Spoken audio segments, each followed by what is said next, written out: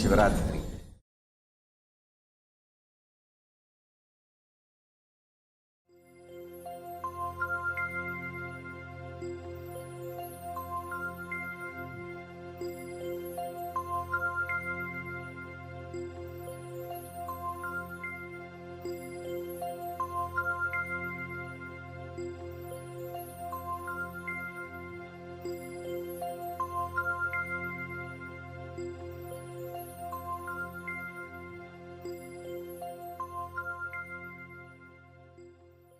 Her her Gange her her Gange her her Gange her her Gange her her Gange Ganga ಅಯಮ್ಮ. Hey Nataraja hey Nityananda her her her her Gange hey Nataraja hey Nityananda her her her her Gange hey Nataraja hey Nityananda her her her her Gange hey Nataraja hey Nityananda her her her her Gange her her Gange her her Gange her her Gange her her Gange her her Gange her her Gange her her Gange her her Gange hey Nataraja hey Nityananda her her her her Gange hey Nataraja hey Nityananda her her her her Gange hey Nataraja hey Nityananda her her her her Gange hey Nataraja hey Nityananda her her her her Gange her her Gange her her Gange her her Gange her her Gange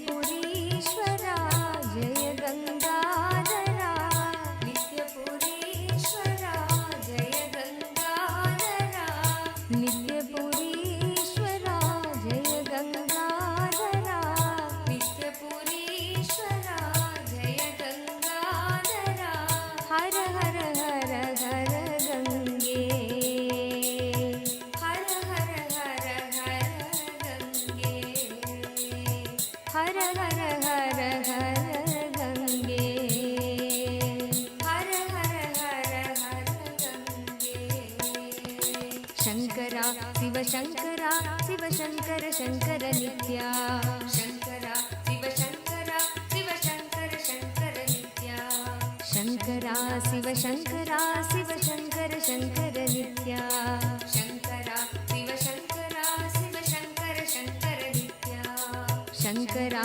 Shiv Shankara Shiv Shankar Shankar Nitya Shankara Shiv Shankara Shiv Shankar Shankar Nitya Shankara Shiv Shankara Shiv Shankar Shankar Nitya Shankara Shiv Shankara Shiv Shankar Shankar Nitya her her Gange her her Gange her her Gange her her Gange her her Gange her her Gange her her Gange her her Gange hey Nataraja hey Nityananda her her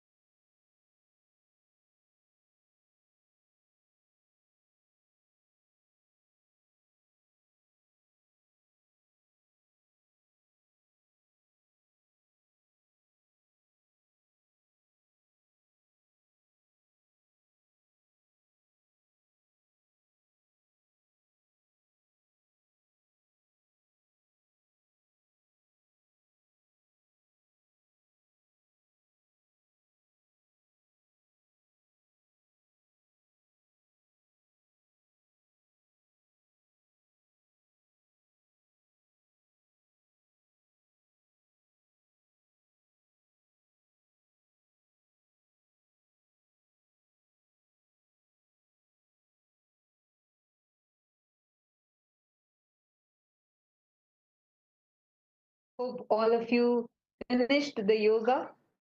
Nityanandam, Anam Bansalaya, Ma Iqbal Bano, Nityanandam. How was the yoga? Did all of you enjoy the yoga? Great. Now let's begin today's day with the Sadguru Vandanam. Nityanandam Paramasukadam Kevalam Jnanamurtim Dvandvatingadana Sudrisham Tattvamasyaadhilaksham Ekam Nityam Vimachalam Sarvadi Sakshi Bhutam Bhavatitam Triguna Sadgurum Tam Namami.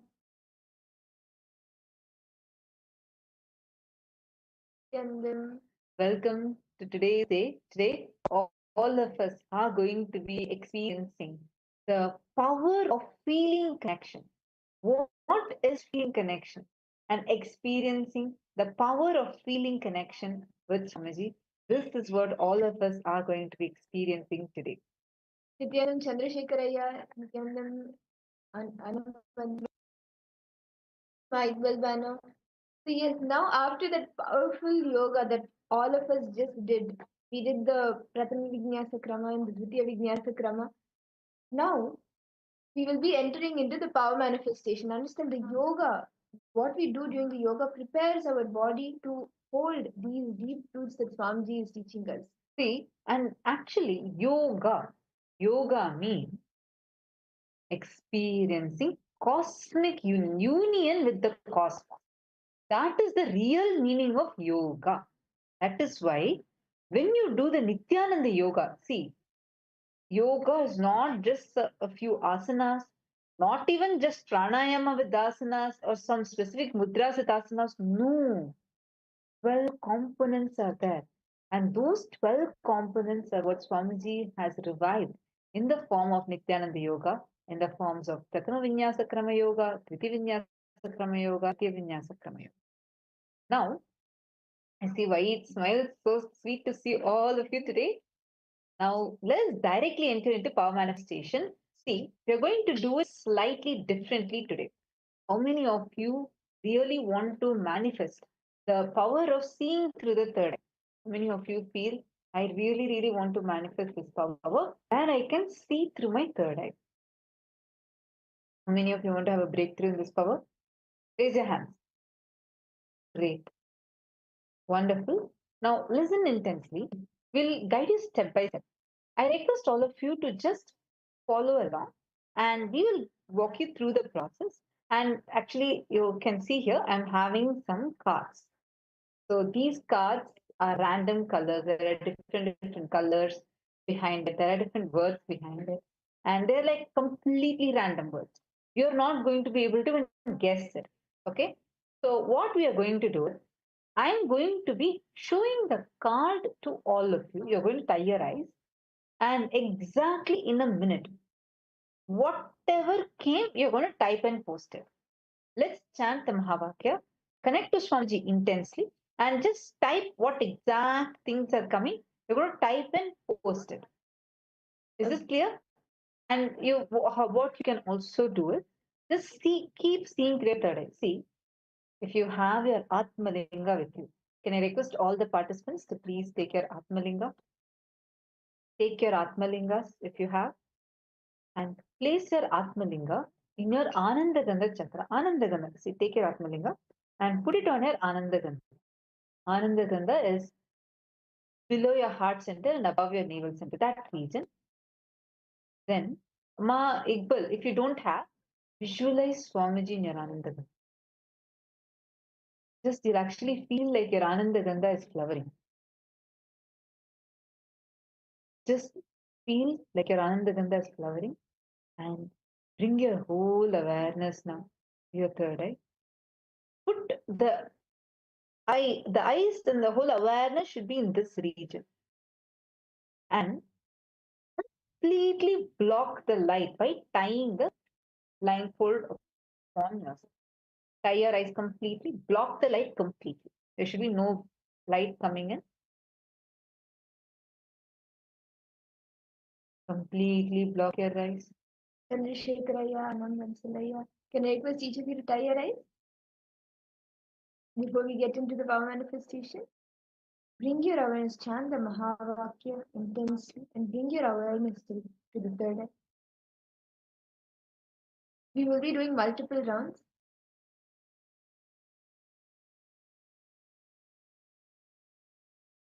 Now, connect intensely with Swamiji. Try your eyes. Remove your specs. No? Anamban Salai, if you're wearing specs, please do it. This power should be done without wearing specs. Tie your eyes and do not wear any specs. Make sure you remove it.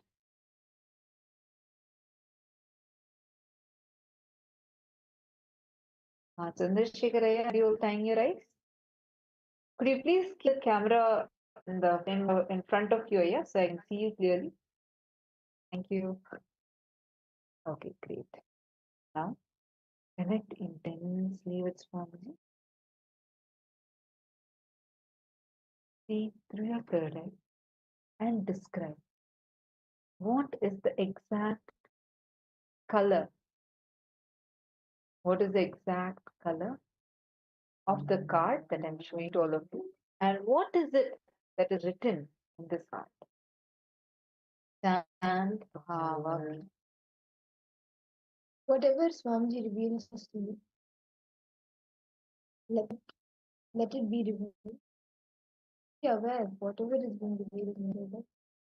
Just start verbalizing everything. Chant the Mahavakya for a few minutes. Bring your complete awareness to your third eye. You will start seeing now in your third eye. Chant the Mahavakya.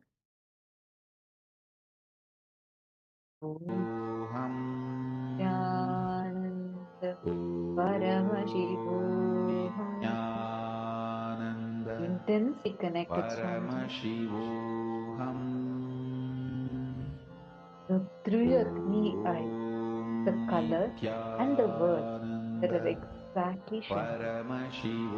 Whatever is revealed, start verbalizing it.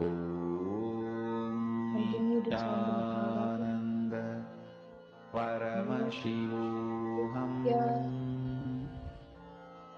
Paramashivoham. Now, I request all of you, please untie your eyeband. And you can post, please remove your eyeband and in the chat. What is the exact color and what are the words that you saw through your third eye? Exactly whatever came posted now. Nithyananda Paramashivoham.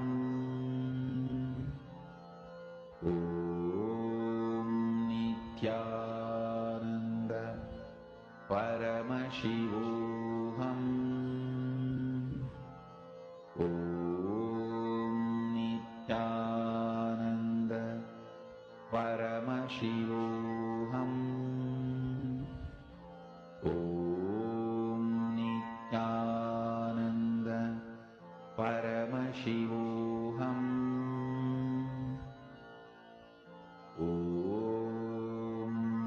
Nithyananda Paramashivoham.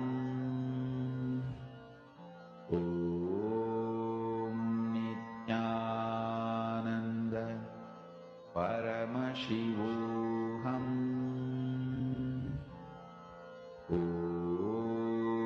Nithyananda Paramashivoham. Okay. So you all have posted your answers. Shall I show you now what the actual color was? Ready? 3, 2, 1. This was the exact card that was shown. This is the pink color card that was actually shown.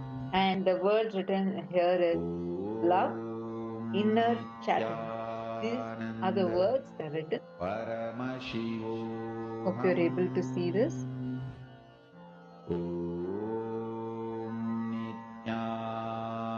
Now shall we move on to the next word, next part? Ready? See, don't worry. Listen. All of you listen. See, don't worry if you're not able to get the answer right. Don't guess. You don't need to be right. You only need to see through your third eye. So right now, do not guess. Just connect intensely with Swamiji. Sit in the space of feeling connection. Once again, bring your awareness to your third eye. Please tie your eyes with the knife hand. All of you, please tie your eyes with the knife hand. Bring your complete awareness to your third eye. And I'm going to give all of you a few seconds to intensely chant the Mahavakya. Chant the Mahavakya now. Bring your awareness to the third and vibrate intensely with the Mahavakya.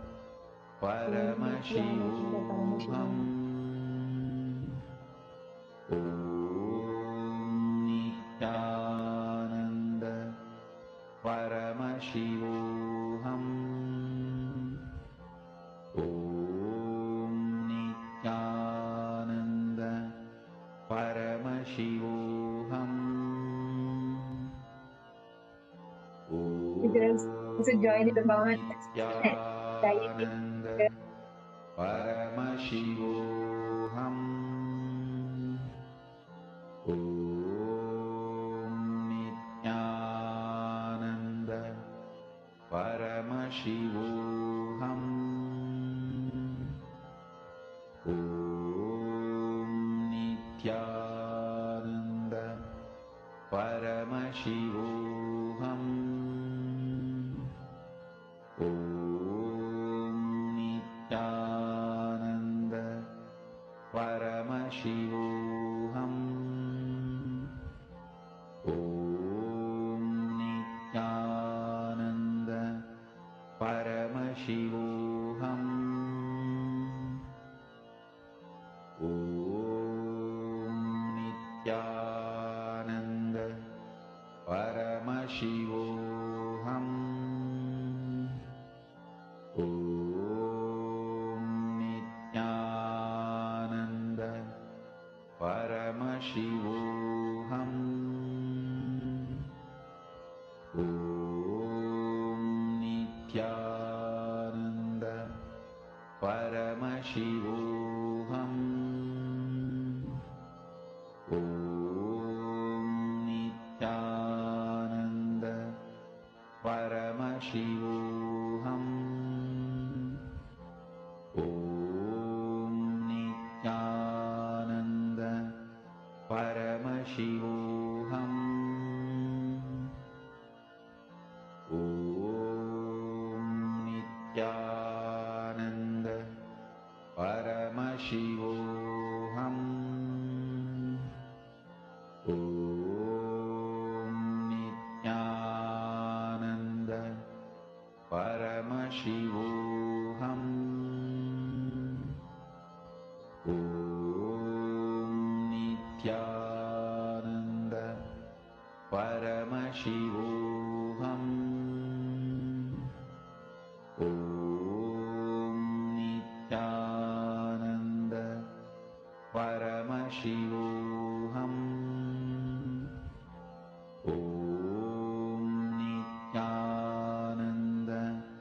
Paramashivoham. Om Nithyananda Paramashivoham. Om Nithyananda Paramashivoham. Om Nithyananda Paramashivoham. Om Nithyananda Connect with Swamiji. Paramashivoham. And now we are going to be showing you a card and you're going to see through your three eyes.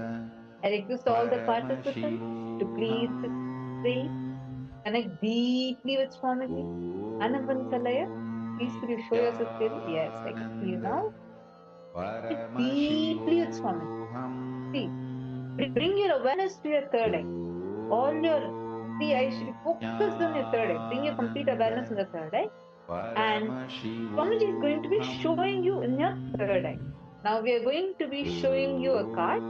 I hope all of you are able to see this card. Paramashivoham Om Nithyananda Paramashivoham. See the card now? Whatever color, whatever word you are able to start verbalizing. Just start telling it out. My equal. Just start telling it. You don't need to even type. First start telling it out. Same way Anand Bansalaya. Just start telling it out. Don't remove your eye band. Do not remove your eye band. Okay. Now, please relax. My equal, it's okay. I think you by mistake removed your eye band. Don't worry. You can do it in next round now. So can I request all of you to remove your eye band now and post whatever Swamiji showed you in your side. My equal, you already saw the card, so now you need to wait. Anand Vansalaya, Chandrasekharaya, Matthew Veskaraya, what were each of you able to see? Please post it now.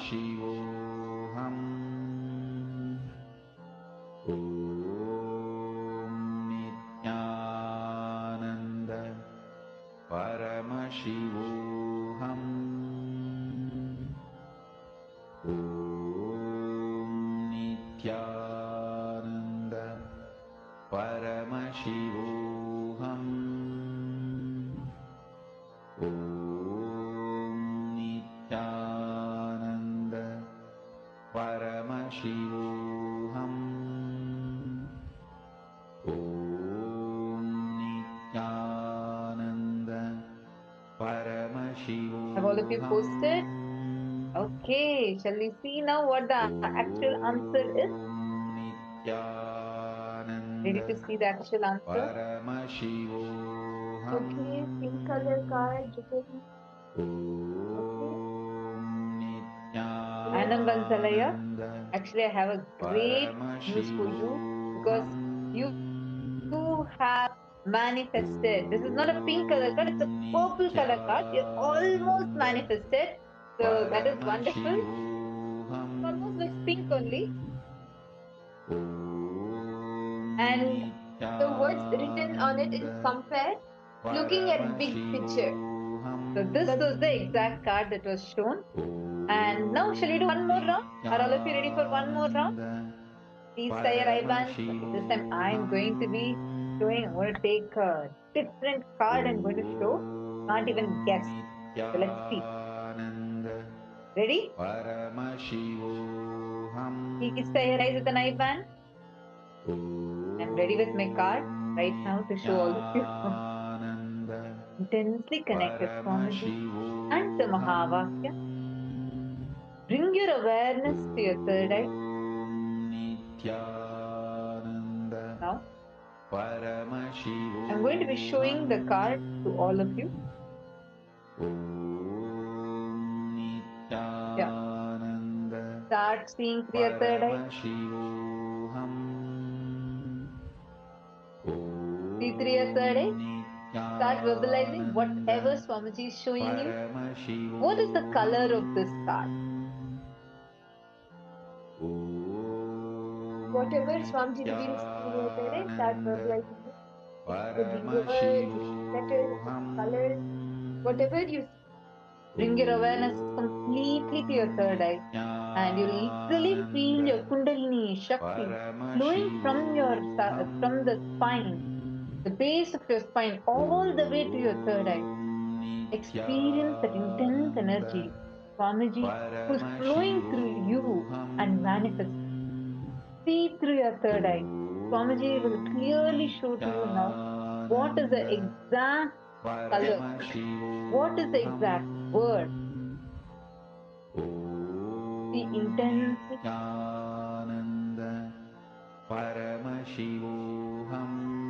Chant the Mahavakya. Om Nithyananda Paramashivoham. Then connect with Swami. Om Nithyananda Just start telling out whatever colors you see. Paramashivoham. Om Nithyananda Keep your third eye. Paramashivoham. Now, please open your eye and post here in the chat what is the exact color and words that you see. I request each of you to post whatever was revealed to you in your third eye. Without filtering it, it was beautiful. Maybe 2 rounds it was pink and purple. Maybe this round also it could be. So, whatever was revealed to you in your third eye. See, Swamiji will always show you in the third eye. So whatever was revealed to you, tell only that without filtering it, without any guesses.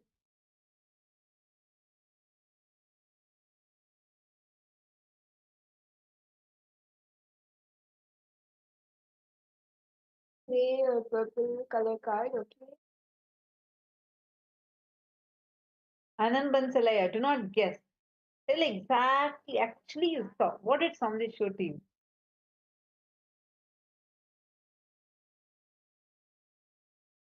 Chandrasekharaya, Matthew Sekharaya, my Iqbal Banu. My Iqbal Banu, you can remove your ribbon and you can post in the chat what exactly Swamiji showed to you in your third eye. He's so afraid that God, by mistake also, I am not going to see the card again.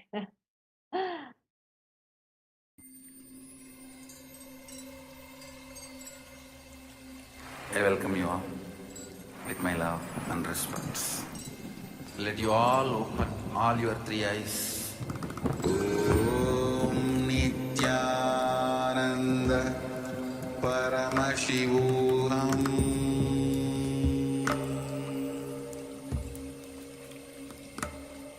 Om Nithyananda Paramashivoham.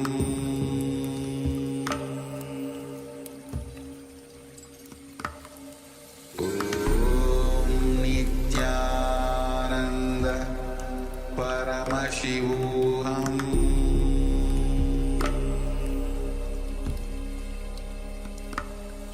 Om Nithyananda Paramashivoham.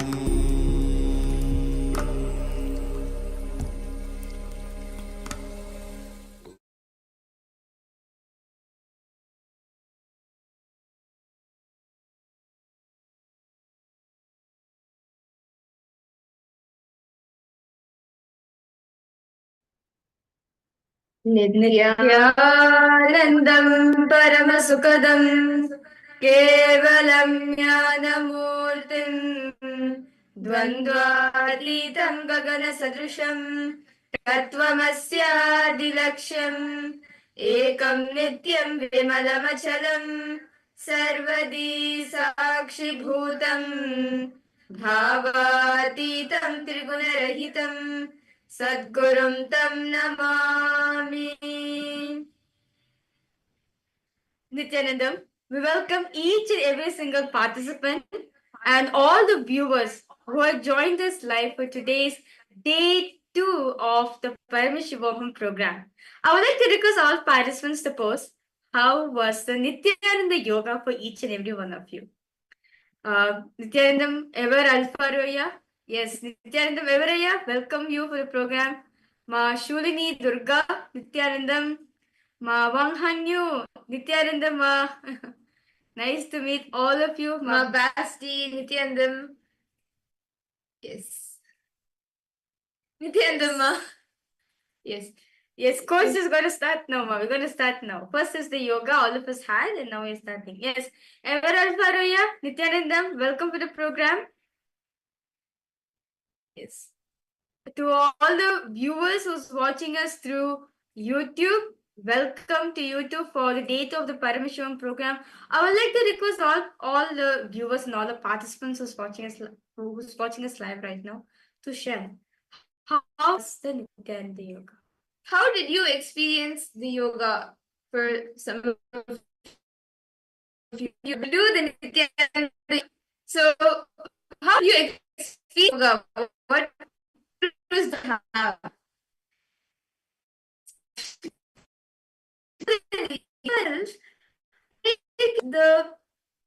the grooves body, the science of enlightenment,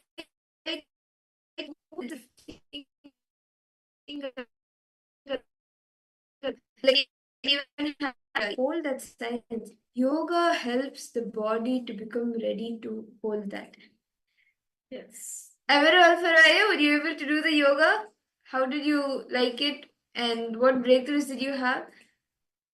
Ma Basdi, Ma Shulini Durga, Ma Sharmain, Ma Wang Hunyu. All of you can post.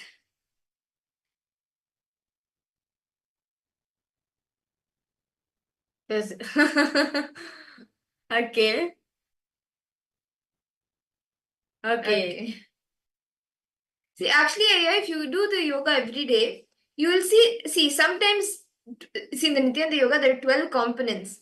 Sometimes one or two, you may be like, okay, I'm doing the japa, I forgot the visualization. I'm doing the visualization, I forgot the pranayama.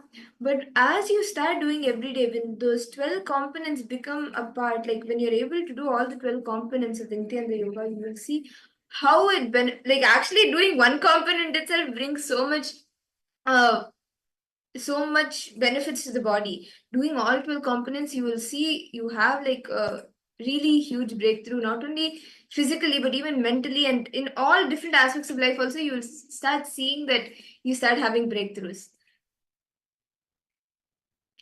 And in that same space that we are in now after the Nithyananda yoga, we will be entering into the power manifestation. Yesterday, all of us were initiated into the different powers. We learned about the science of power manifestation, and we were initiated into the Shiva Diksha. And Swamiji blessed us all with the different initiations. And every day, all of us will be starting our day with power manifestation. Right after the yoga, we will be starting our day with the power manifestation. We will be starting with the power of the third eye reading. And then throughout the day, we will be manifesting different powers. So, can I request all the participants to quickly bring your eye band? You can bring your eye band or a cloth with which you can tie your eyes. And we will be entering into the power manifestation. See, this power of third eye, the third eye reading, it gives you the ability to see anything not only in front of you, but even far off distances with your eyes closed. Actually, throughout the next few days, you will even be learning different powers like remote vision, body scanning. For all of this, see, the third eye is not just limited to something in front of you, it can even see far off distances. And anything, like even if you keep a partition and all of that, you will be able to see. So, with your eyes closed, with your eyes blindfolded, whatever is there in front of you or around you, you will be able to start seeing that. So can I request all the participants to please quickly bring the eye band or any cloth with which you can tie your eyes. Today, all of us will be seeing numbers. So we will be projecting a few numbers to all of you. And what you will be doing is you will be seeing through your third eye what the number is, what number is being projected. So can I request all the participants to now please close your eyes. Sit straight. And intensely chant the Mahavakya. Just connect to the space of oneness with Swamiji. In the pure space of unclutching. Just become a vessel or like a something that Swamiji can flow through you. Just become a vessel for Swamiji to fill you. Become an instrument for Swamiji to flow through you.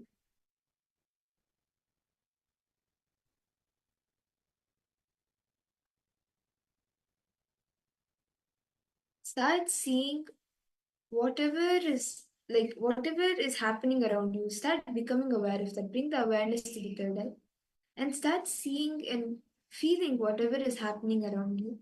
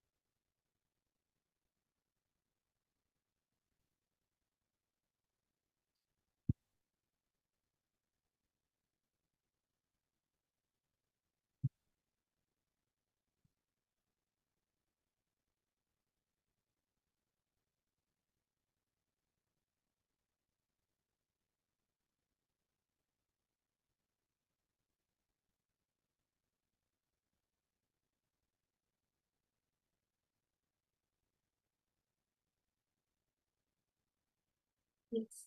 Now we will be projecting a number for all of you.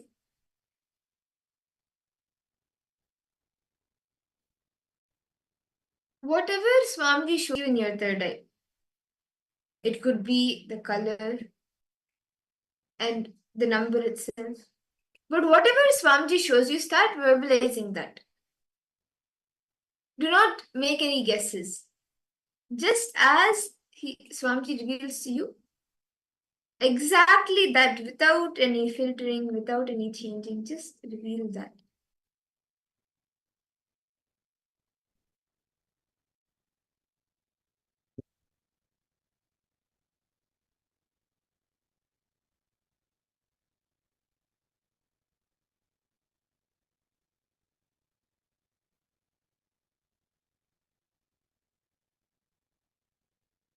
We are now projecting a number for all of you. Intensely chant the Mahavakya.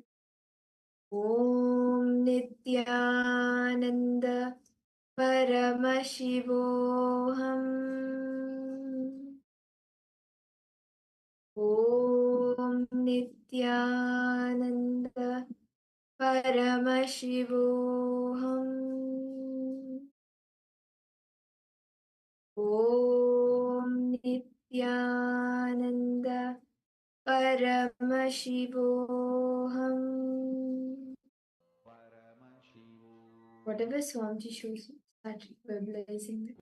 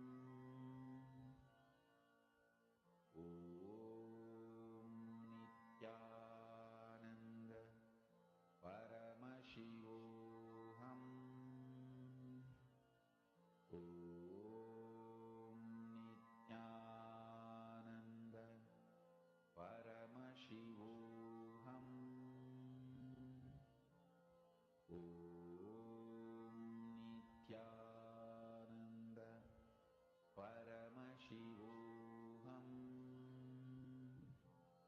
Om Nithyananda Paramashivoham. Om Nithyananda Paramashivoham. Om Nithyananda Paramashivoham. Om Nithyananda Paramashivoham. Om Nithyananda Paramashivoham. Om Nithyananda Paramashivoham. Om Nithyananda Paramashivoham. Om Nithyananda Paramashivoham. Om Nithyananda Paramashivoham. Om Nithyananda Paramashivoham. Om Nithyananda Paramashivoham. Om Nithyananda Paramashivoham. Om Nithyananda Paramashivoham. Om Nithyananda Paramashivoham. Om Nithyananda Paramashivoham. Om Nithyananda Paramashivoham. Nithyananda, Om Nithyananda I request all the participants to now please relax. You can open your eyes, and all of you can detail out in the chat what was the number that you were able to see. What did Swamiji reveal to you? How did he manifest through you? Can I request all the participants to please post in the chat? Ma Wang Hunyu, Ma Ma Basdi, Ma Shulni Durga, Nithyananda, Ma Eberald Farwaya. Okay, 3. What else? Yes, Ma Aghora Rupani, Nithyanandama. Ma Siavu, Nithyanandam. Nice to see all of you here.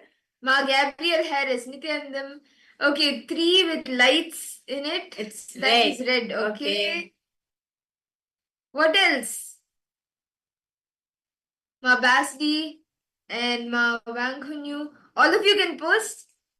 What else did Swamiji share? What else did Swamiji show you?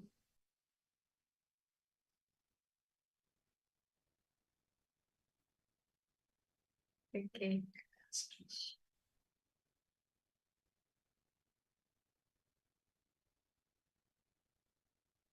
Okay. You're able to see. Okay, 1 minute, Ma Wang Hanyu. I'll just see your message. There's a lot of energy to turn your eyes and body 3 times. Okay. Okay. Okay. Okay. You felt the energy. Okay, that's nice. So shall we all see the answers? This is quite interesting. Shall we see the answer now? What was the number being projected?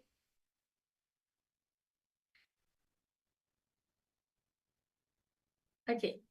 So the number which is being projected for all of you is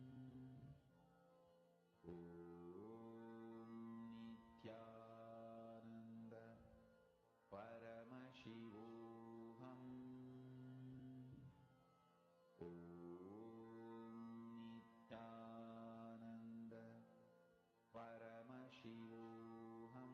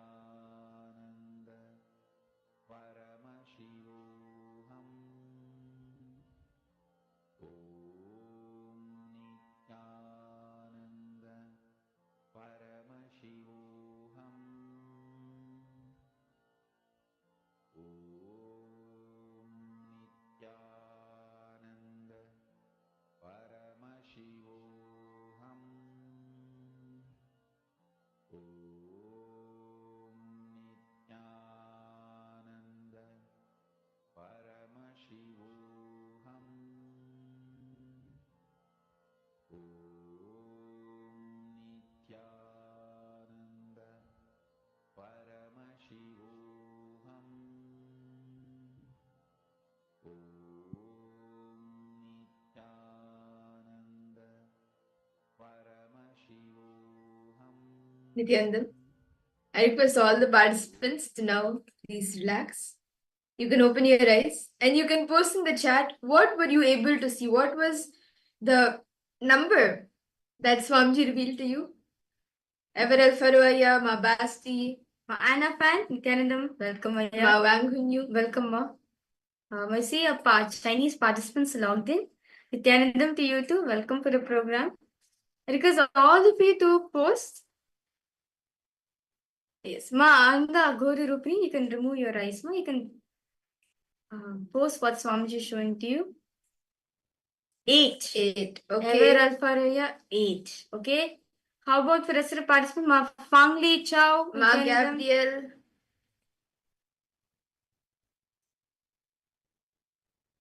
I see 8. Okay. Okay. How about the rest of the participants?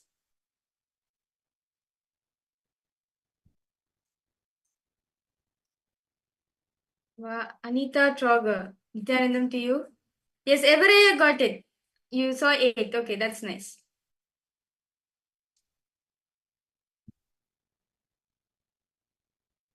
How about for you, Mama Anna fan? What did you see? My Gabriel?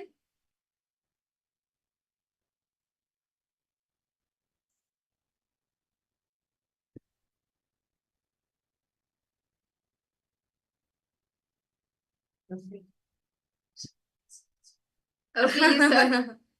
Okay. Okay. No issues, ma. Okay, so shall we all see the answer now? What was the number that was being projected? Okay, so yes, Nithyananda Manandeshwari, welcome. Okay, so let's now verify the answers. So the number which has been projected for all of you was the number 8. The number 8 is in a neon background, it's in light blue color. And this is the exact image which we are projecting for all the participants. Okay, so that's nice. Evel Faraya and Ma Gabriel and Masiavu. Yes, you both have gotten spot on. Yes.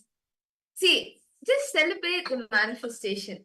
Whenever you manifest any power, just celebrate that manifestation. And Yes. I request all the participants even share whatever you experienced during the power manifestation. Like Wang Kun, you shared how she was able to feel some energy, right? How did each of you experience it? How did Swamiji show you the number? Did it appear to you as a number, or did you see it in a different way? Did you hear it? How did you experience it?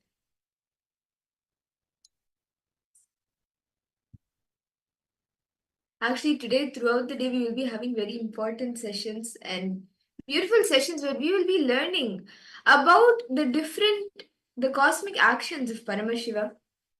And today is actually going to be a very important day where all of us are going to be understanding how to establish ourselves in easiness.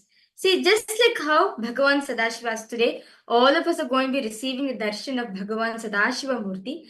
So, Bhagavan Sadashiva, in the Agamas, right, Paramashiva elaborately describes, he does the Panchakrityas, the 5 cosmic acts, which is Srishti, creation, Sthiti, sustenance, Samhara, rejuvenation, Trobhava, putting in delusion, and Anugraha, liberation, not just for this world alone, but for all the multiverse, for all the beings in all the multiverses. So in the first session, Swamiji is going to be expanding about, there's something called as, there's 3 things, called as Jiva, Jagat, and Ishvara. the Jiva is the self, what you perceive about yourself, and everything that you cognize as I, what you cognize as the self.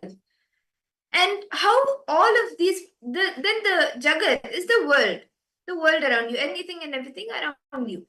And Ishvara is the God. And we'll actually be seeing now in the first session that we will be entering into shortly, we will be seeing how, like what the Jiva, Jagat, and Ishvara is. What is the self? What is Jagat, Jiva, and then the Jagat, and we will be seeing also Ishvara, and how what you cognize and what you perceive as the self in the Jiva also impacts what you think about the Jagat, the world, and about Ishvara, the God. So let us all now listen to these beautiful revelations from Swamiji directly.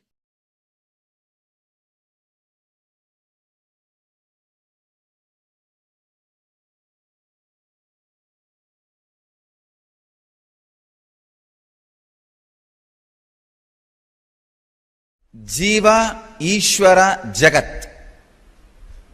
The exact English translation of these three words is self, God and world. Jiva, Ishvara, Jagat. All three are made of same stuff. How you respond to all three will always be same. Please understand. If you are confused about self, you will be confused about Ishvara, God. If you are confused about self, you will be confused about the world. If you are clear about the self, you will be clear about Ishvara. If you are clear about the self, you will be clear about the world. If you have visual understanding about yourself, for example, when you look inside what you are, if you get an idea visually, you will be able to see Ishvara visually. You will be able to see the cosmos, anything, anywhere visually. If you close your eyes and see yourself, you have only verbal idea, what thoughts are going inside. You can see Ishvara also only verbally. And about world also, you will have only verbal knowledge. The basic thing needed for enlightenment is psychological revolution. Clarity about the self, world and God. Jiva, Jagat, Ishvara. Jiva is the self. How you think, how you are driven, what is your inspiration, what makes you run in your life, what makes you move in your life, why you think, how you think. This understanding is Jiva. Then Jagat, how the clarity which happened in me, or the desires and fears I feel in me, how I am going to connect it with the world. If I have some desires, how am I going to get it from the world? If I have some fears, how am I going to avoid it? Avoid those things being forced upon me by the world. That relationship is Jagat. Ishvara means the source for both. The source for individual self and the world is the Ishvara. Achieving that source, all these three is what is called enlightenment. First, having clear understanding about Jiva. Why you think, how you think. This clarity will give you the experience about Jiva. Then, how to connect with the world through your fear or through your greed. Achieving what you want to achieve or keeping away from what you don't want. This is the realization about the Jagat world. The third, Ishvara, which is the source of these two, experiencing it. Actually, it's a very subtle truth, but very strong truth. Just by understanding, it can liberate you. Just a simple understanding, it can solve so many problems, so many things. The click will straight away happen just by understanding. This sutra is the Nitya Sutra. Nitya Sutra means you need to practice it eternally. 25 states of consciousness, Jiva, 11 dimension of the universe, Jagat, 5 operations of the Sadashiva, Ishvara, Jiva, Jagat, Ishvara.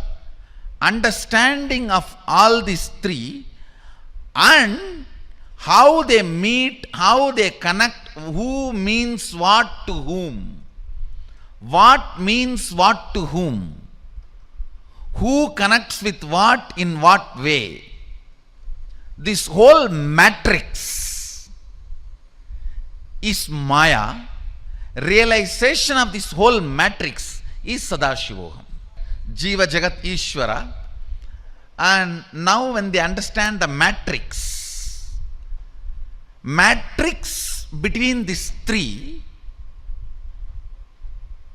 the experience of Sadashivoham starts as a everyday happening. Please understand, happening means how the 9 body fluids are happening as long as you are alive in this body.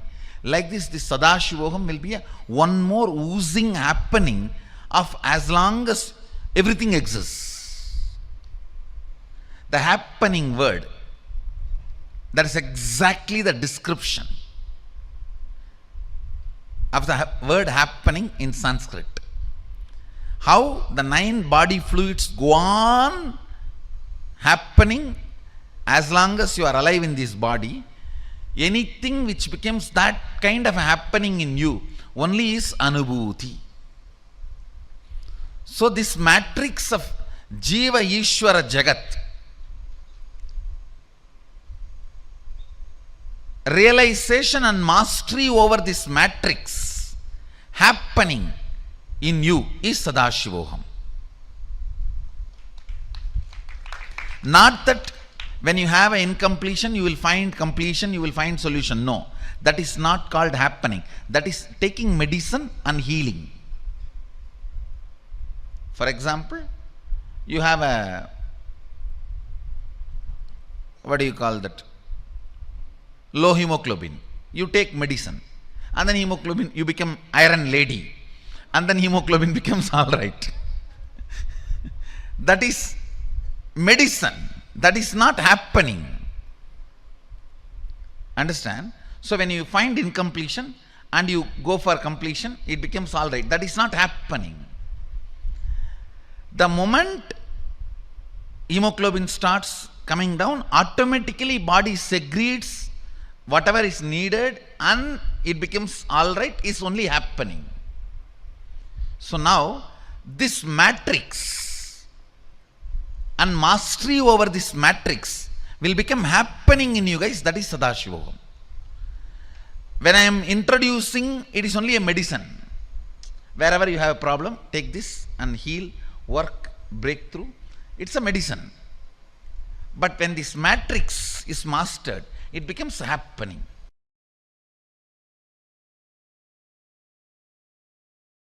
If your idea about you changes, your idea about the world and the God will change.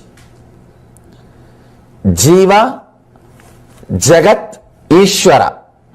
Jiva is idea about you. Jagat is your idea about the world. And Ishvara is your idea about the ultimate.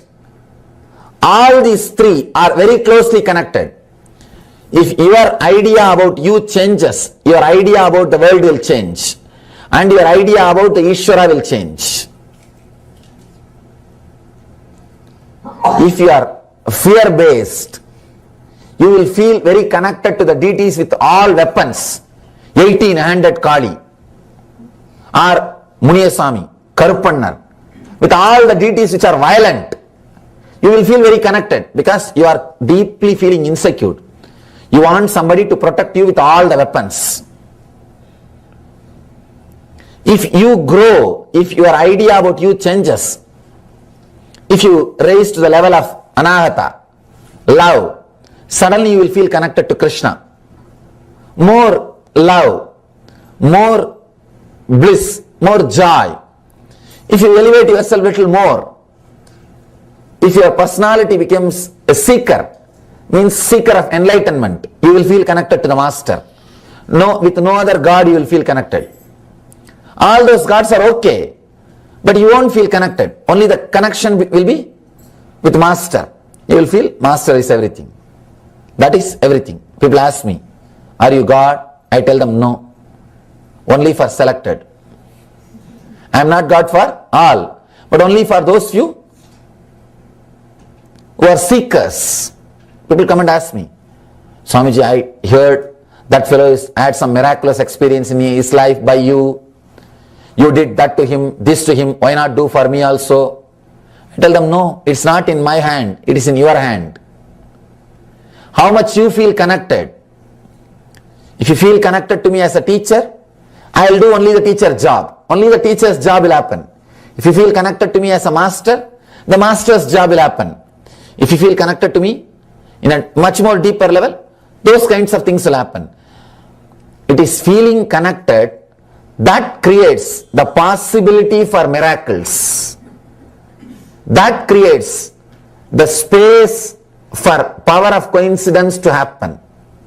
Understand? It is you feeling connected. You are feeling connected. That creates a special space where miracles just continue to happen. Miracles are not done, it happens. If it is done, it is a work. Only if it happens, it is miracle. For you to become your Ishvara, only Jagat is created. Jagat is generated for you to become your Ishvara. For Jiva to become Shiva, Jagat is generated. Now know your goal and know you and generate your Jagat around you. For generating the Jagat, understanding about wealth and relationship, health, all this jnana vrata is required. You want to become very healthy. It means you have to attract a kind of people who are inspiring you every morning to get up and do yoga and do Panchakriya and eat healthy. You can't attract the fellows morning itself, hey, come on, let's go to bar. You can't afford to attract the fellows, come on, let's go to McDonald's. Eat that 7-layer burger, Texas size, Starbucks coffee, 2-liter Coca-Cola.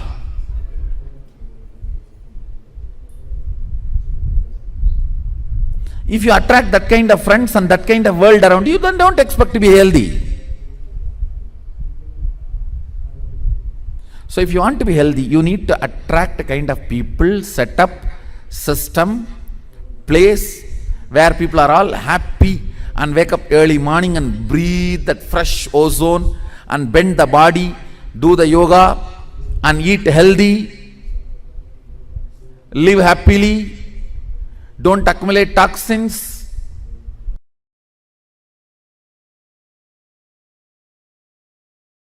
Jiva. Listen, first let me define Jiva.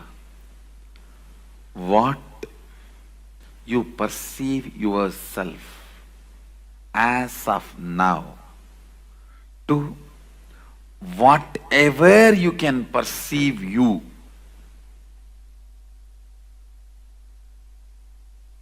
Till that level, you are called Jiva. When you cannot perceive yourself anymore individually, separately, you are Shiva. Listen, let me repeat once more. Whatever you perceive as you, as of now, from this point to whatever you can perceive as you,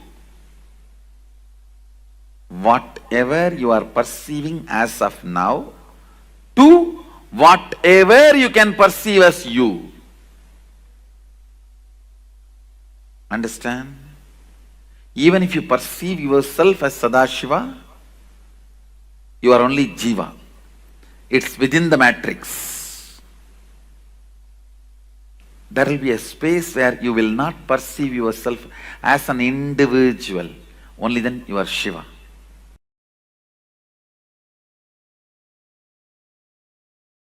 Sadashiva. Please listen. What Vedas describe as Brahman, Agamas describe as Sadashiva, is not what English word God means. God means generator, operator, destroyer, three.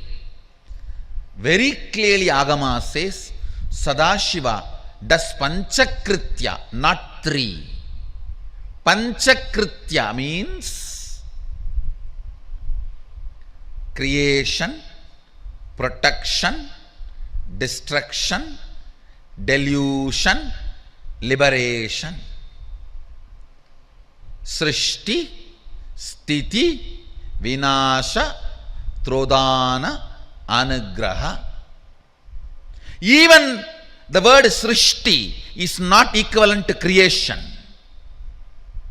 Even the word Sthiti is not equivalent to operation.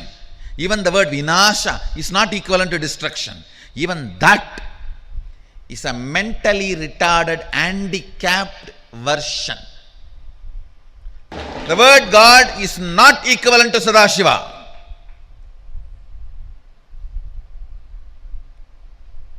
The very scope. West does not understand something called delusion and liberation. It understands only creation, operation and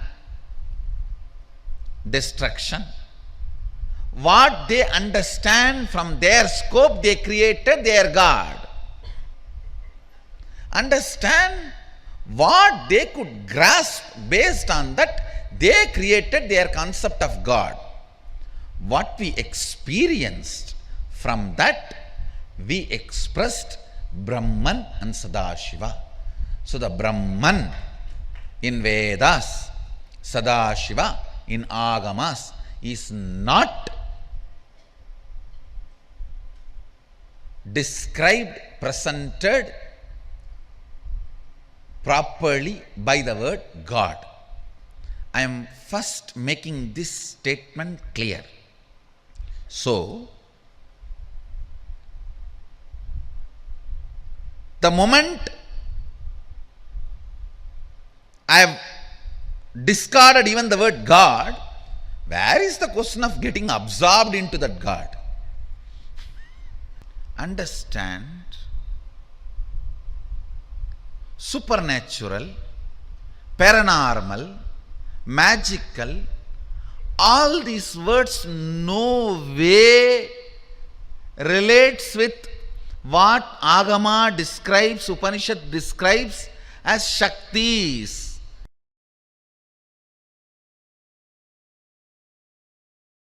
Let me enter into the satsang. Listen. Hindu tradition has only 3 steps for ultimate realization, manifesting Sadashivatva. 1. Shravana, listening. 2. Manana, internalizing. 3. Nididhyasana, manifesting, living. Listen carefully. Any great truth you listen, Shravana, which goes into your length logic dimension, should become part of your depth cognition. Once it becomes cognition, you start living it. That's all. Logically, you all heard millions of times from me, you are Mahasadashiva. You are the same pure consciousness. But it has not yet become your depth, cognition. It is sitting there, but not into your Anandagandha. Listen carefully. What is the way? All your great ideas, see, as long as it is only a length logic, it's an idea. When it becomes cognition, it is life. Ideas you have about your soul. What is individual soul? What is Jagat? Means universe, human beings, life, nature. What is Ishvara? Listen carefully. You have all the right ideas now. Nothing more need to be taught. That is why no guru can stand in front of my disciples. You guys know too much. No doubt. Amazing ideas about self means Jiva, Jagat, universe, Ishvara, God. You know too much and it is in your logic, in your length. But it has to become your cognition, depth. How? How? Understand, when all the great ideas about Jiva, Ishvara, Jagat, self, universe and God is sitting in your logic, it is yet to become your depth cognition. You all have all the right things. I have seen many people, when they advise others, the way they advise, oh God. Understand, it does not need to be our weakness. It can become sadhana. Listen. How many of you feel when you solve others' problems, so many clicks happen inside you and many of your problems are solved? Raise your hand. That is all is the technique. Start causing others. That is what I am saying.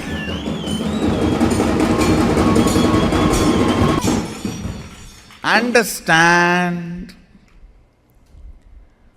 All the great understandings you have about each self, universe and God, Jiva, Ishvara, Jagat.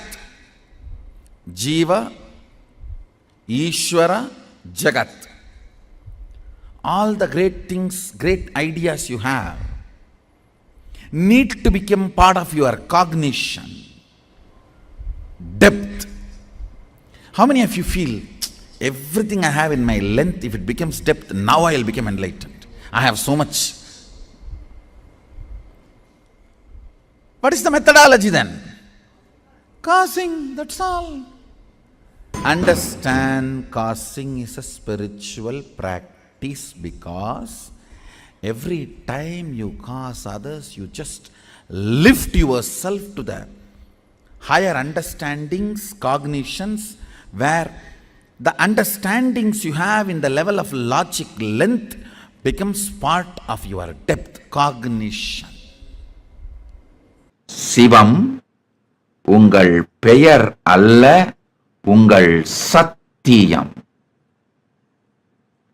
Shiva is not just your name, it is your Satya, it is your Satya, it is your existence, it is you, it is you, it is your very you, the core of your existence is Shiva. Shiva, Shiva, Shiva. Listen. Even when you have self-doubt, see, always, all of you move from one thought to another thought, because your mind moves from one thought to another thought. You get self-doubt about anything you try to understand. Understand? The believers will have a self-doubt about their bhakti. Non-believers, even atheists, will have a self-doubt about their atheism. any philosophy you try to believe, you will have a self-doubt. Only when you experience, your self-doubt will be burnt. Self-doubt, when it is unattended, becomes self-hatred. Self-hatred, when it is unattended, becomes self-denial. That's what I call SDHD, just like ADHD. How kids have ADHD, adults get into SDHD, self-doubt. Unattended self-doubt becomes self-hatred. Unattended self-hatred becomes self-denial. The SDHD leads to doubt about life. Doubt about your own life. Doubt about your life becomes hatred for life and denial of life. LDHD, life doubt, life hatred, life denial, only becomes frustration, anger, depression about life. All the problems you face in your relationships with the external world, with the outer world, is LDHD. Listen. All the pasa you experience, all the mithya you experience, all the maya you experience, all the delusion you experience is LDHD. Life doubt, life hatred, life denial. All the insecurity you experience about life is God doubt, God hatred, God denial. Listen. What starts as SDHD starts manifesting as LDHD and goes to GDHD. Once you don't attend to your self-doubt, self-hatred, self-denial, it takes the form of LDHD and GDHD. Listen.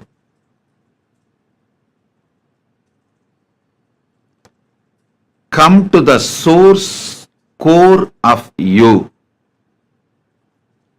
The source of you through experience. How you experience, you exist with that same strength, power. You can experience Paramashiva exists today. With that experience of Paramashiva, your SDHD, LDHD, GDHD, all of it will disappear, dissolve. You will experience Paramadvaita. Parama Advaita. Understand that first. You always think, only if I can visualize the great truths inside me and concentrate on it without getting oscillated, I will get enlightened, I will experience Paramashiva. No. Paramashiva is larger than your ability to visualize. That is why Upanishads declares.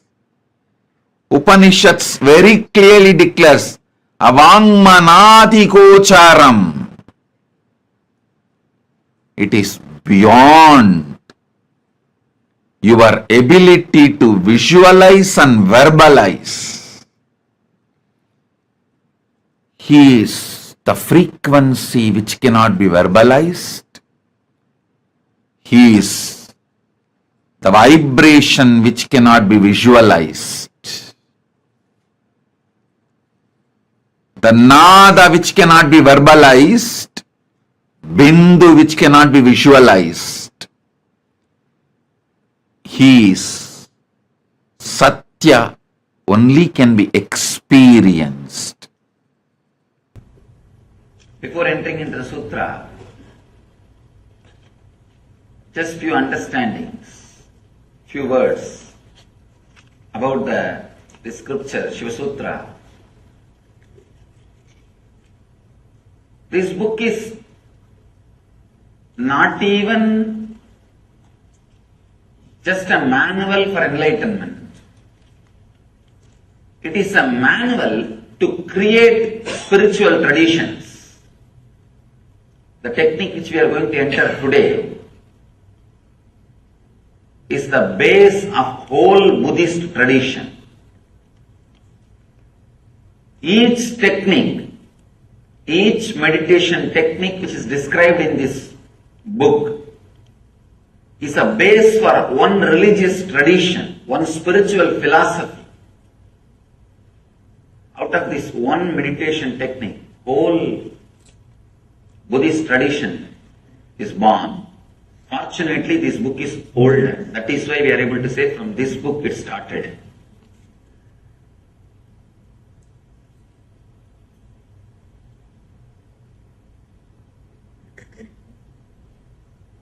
People ask me, how can you keep Buddha also along with gods? Because Buddha did not accept Vedic gods. If you read deeply, Buddha never said there is no God or God does not exist. Whenever he was asked the question, he just avoided. Just not to waste the time. Because whenever you say yes or no, you have enough arguments. You will come and ask me, Swami, is there God? Atheism with a decent, cultured, responsible is straight path to enlightenment. There are many masters who led people to enlightenment through atheism. Very rational, logical, responsible. There are many masters who never accepted God but led people towards godliness. People ask me, is there God? I tell them God is not the thing to argue by saying yes or no. The moment I say yes, I'll have 1,000 more questions. The moment I say no, again 1,000 more questions. Both are not going to help you. Neither yes nor no is going to help you. Just give a technique through which he will realize. He himself will achieve the truth. Buddha did the same job. He never said yes, never said no. He just gave the method. He just gave the technique and led people to achieve the enlightenment, achieve the truth. In a very beautiful way, without accepting the authority of the Veda, he contributed to Vedic tradition. See, there will always be 50% of the people saying no for everything. See, when you say no, it feels very juicy. Saying no is really very juicy. That is why, kids, why do you think constantly kids say no for anything and everything? Because it gives them the feeling that they are grown up now. Only when you say no, you feel you have freedom.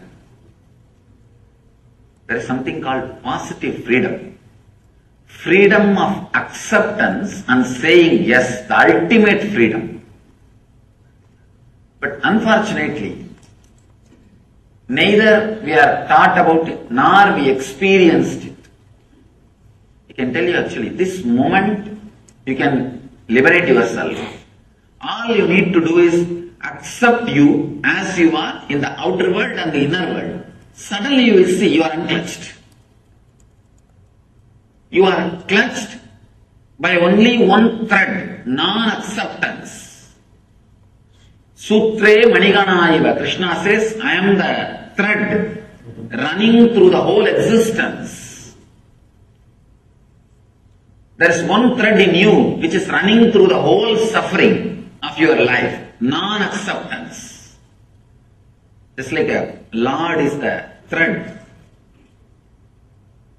Krishna is the thread running, connecting the whole existence.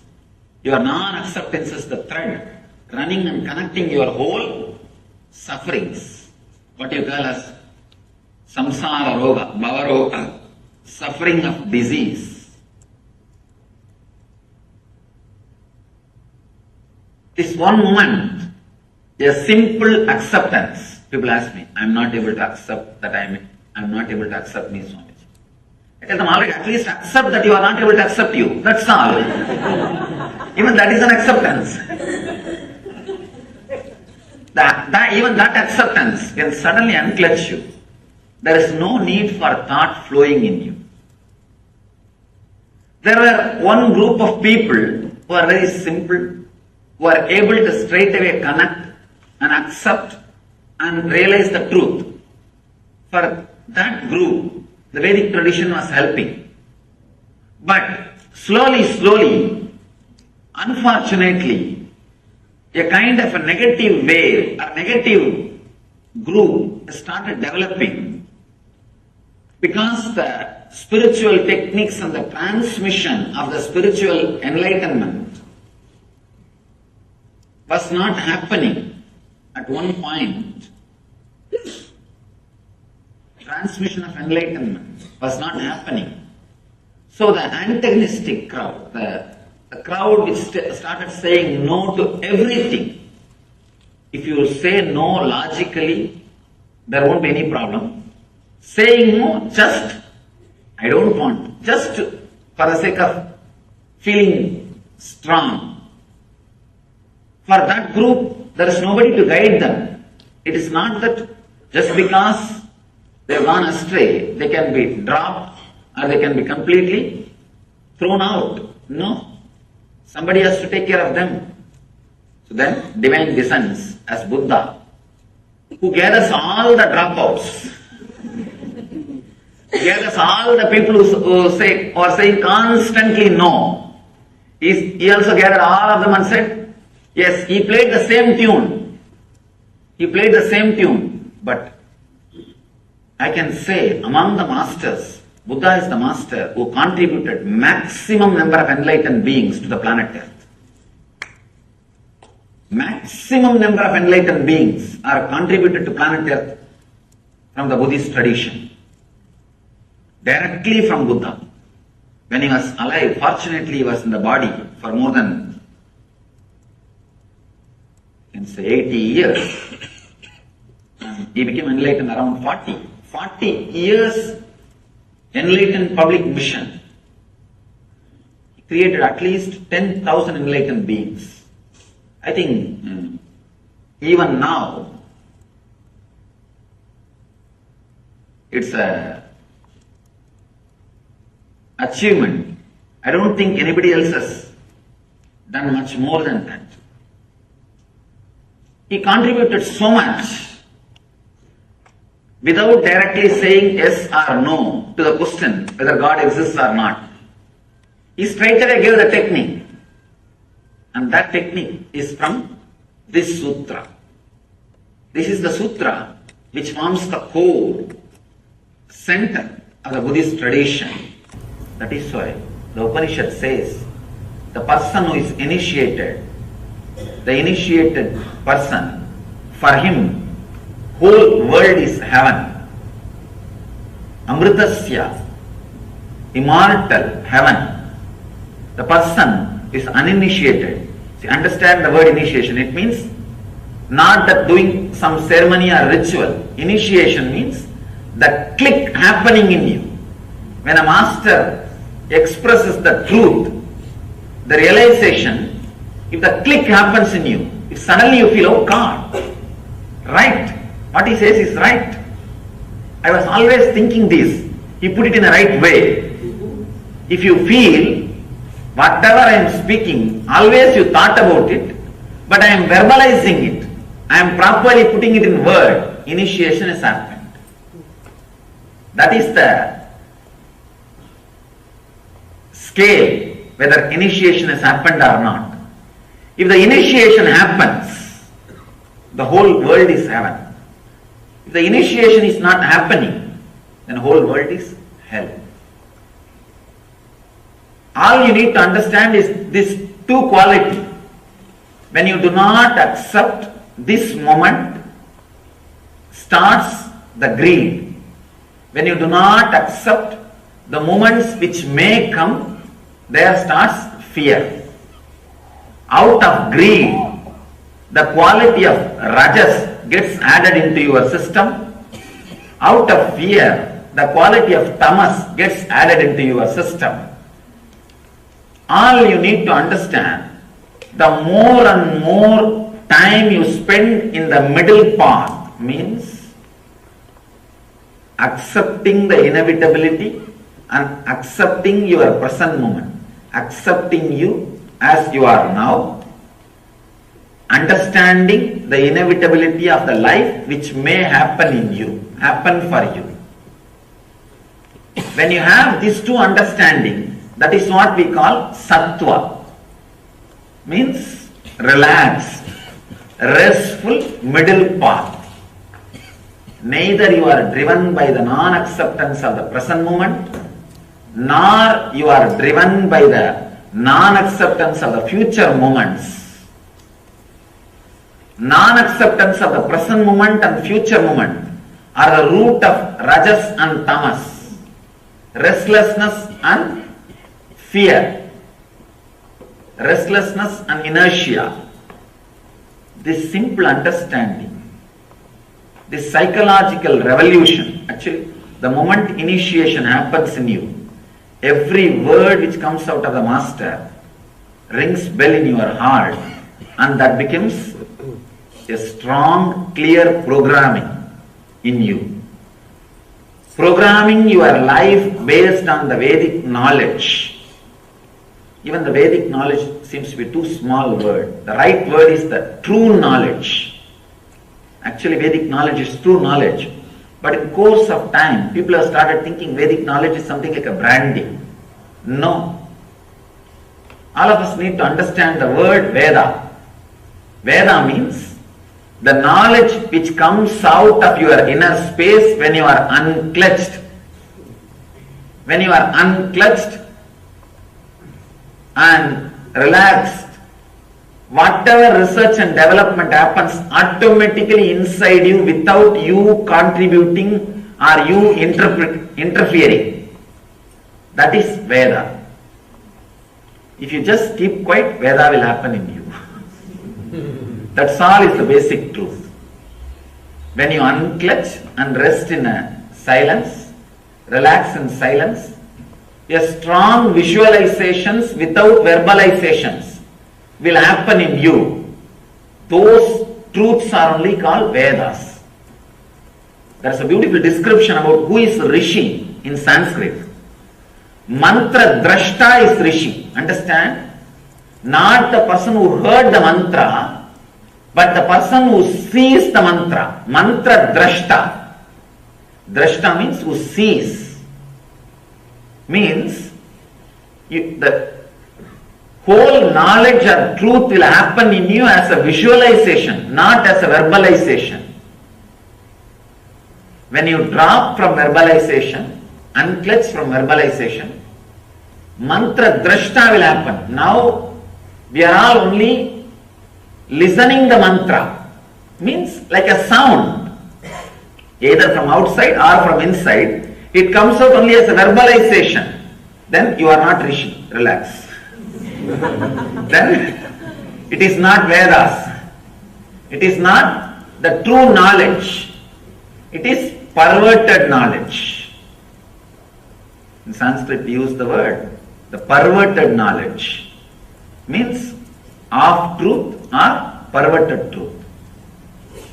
When you unclutch from the verbalization which is constantly happening, your strong visualizations beyond your verbalization will come out. All you need to do is put all your effort and relax from unclenching. Suddenly you will see a very strong visualizations will start happening in you. Those visualizations are only called as visions. Mantra drashta. You will see the mantras. Mantra means knowledge, truth. You will see the mantras. You will see the truth. That is what is called Veda.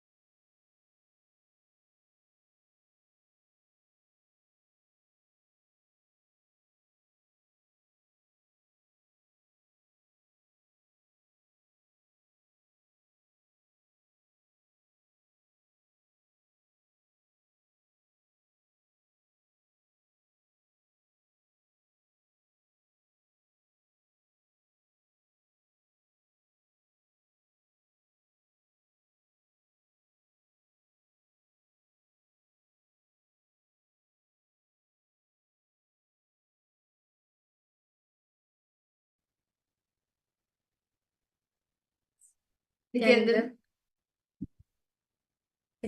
to all the participants, that was very beautiful session. Revelation. Swamiji spoke on how to basically it's very elaborately Swami the Jiva Jagat Ishvara in each and every one of us. Okay, Nityanandam Chandrasekharaya. Yes.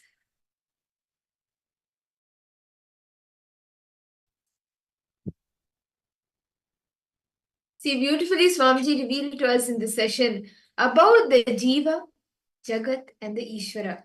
How the Jiva, the self, affects or like what we perceive about ourselves, about you, within you. What you cognize about the self, the Jiva, is how you see and you perceive even the Jagat, the world, and Ishvara.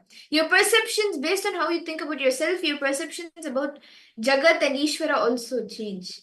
How many of you are able to see this actually happening in your life? When something within you changes, when a thought current within you changes, or within you feel a certain way, then the way you, like, if you feel very positive inside, very happy, then even the situations around you, the Jagat around you, you start seeing it in a different way. You start feeling life is auspicious, life is showering me. But the moment you start using life negative words towards yourself, or you start feeling powerless, even the Jagat around you, the world around you, you start feeling as if life is bad, life is unfair. How many of you are seeing this actually happen? You see that what you think about the self, the Jiva, affects your perception you have about the Jagat and about Ishvara. And how many to answer any questions, any ask. In this session, right, all of us let Jiva and Ishvara. Jiva is the individual consciousness. Jiva is the 25 states of class. Jagat is the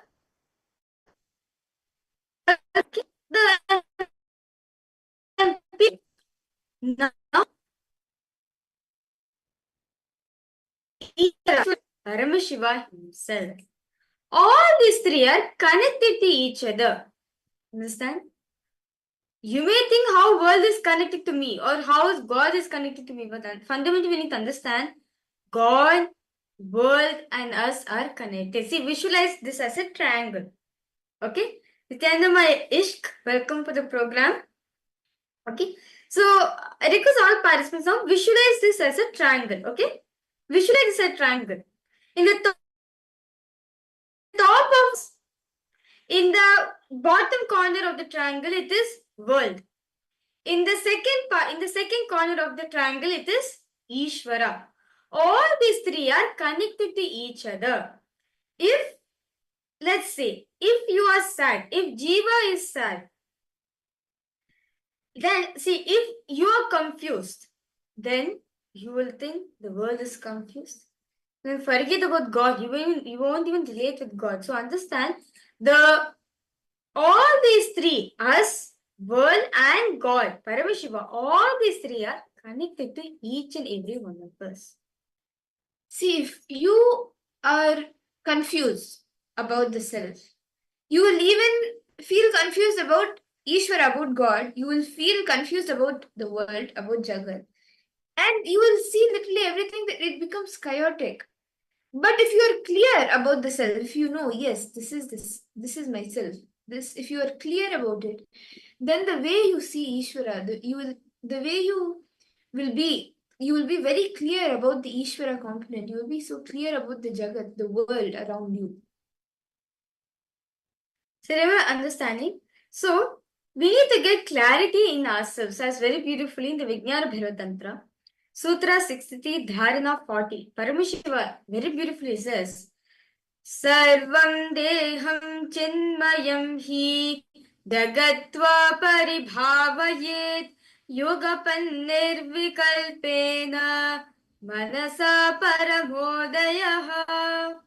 He says, your body, Jiva, is filled with consciousness. Who is Sadashiva? Yourself is Sadashiva indeed. The whole universe, Jagat, is also Chinmayam. The essence and nature of consciousness. Expand your cognition to the whole universe with its many planets, galaxies, and space, and beyond all is Paramashiva. Now, can we all take a few minutes? I request all the participants to please take a few moments. We will be doing a small internalization exercise where we will be exploring the world, the Jagat. So, what all of you will be doing right now is just think about, look in and think how you perceive the world around you, the people, the society, everything around you, how life as a whole, how do you perceive it? List all the perspectives about life that you have, life, society, nature, everything, all the perceptions you have about the world around you. You can maybe ask questions to yourself like, how do I relate to others? What do I view, like, how are my views about the universe? For all of these different questions, these are just two examples, but you can ask questions like this to yourself and write down the different perceptions you have about the world, the Jagat around you. Let's take a few minutes to write this down.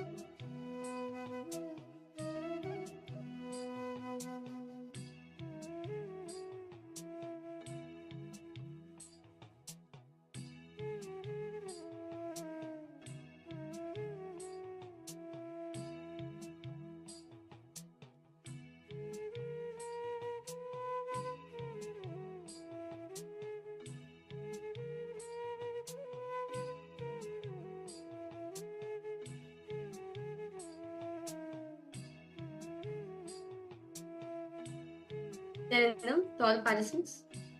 Hope all of you are done writing.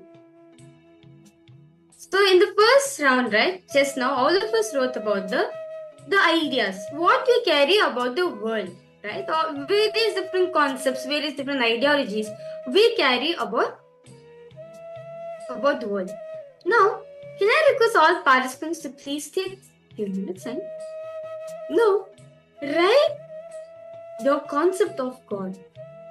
All the ideas, beliefs that you have about the higher power or about God, about the Ishvara. Write down your thoughts about the divine.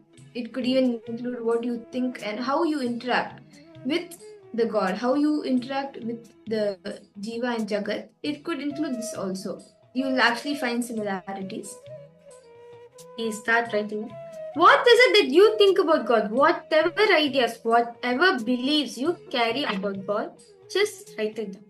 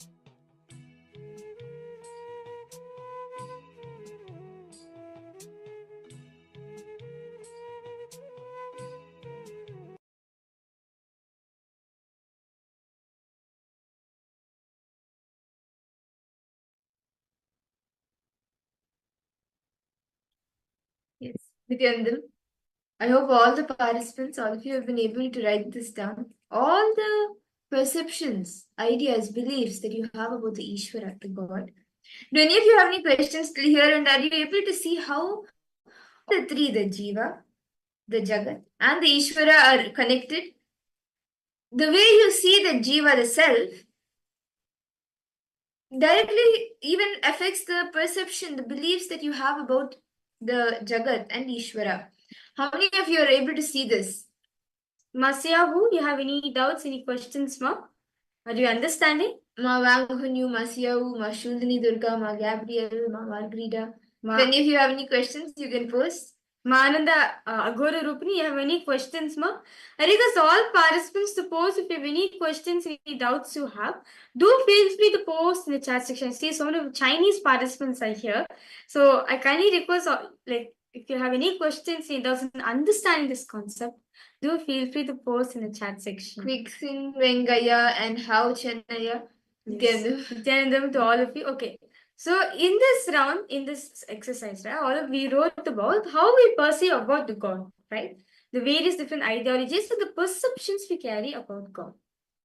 Now, let us analyze the situation. Now, I request all of you now, let's create a mind map with 3 circles. Jiva, Jagat, Ishvara. Can I request all of you to get 3 circles, draw 3 circles and come?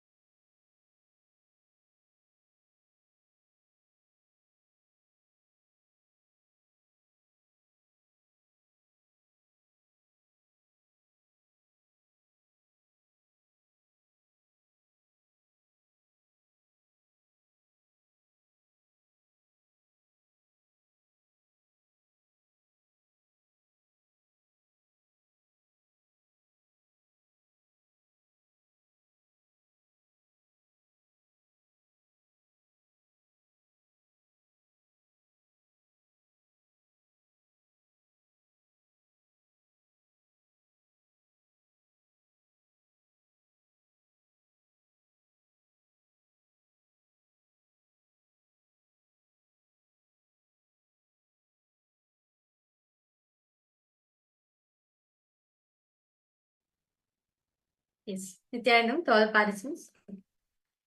Sorry for technical glitch. So, we are going to make each and every one of you understand this Jiva Jagat Ishvara. Can I request all of you to get the paper and come? Okay, so what we're going to be doing is, let's create 3 circles, okay? So we can create 3 circles. So you can see one circle over here. Jiva, Jagat,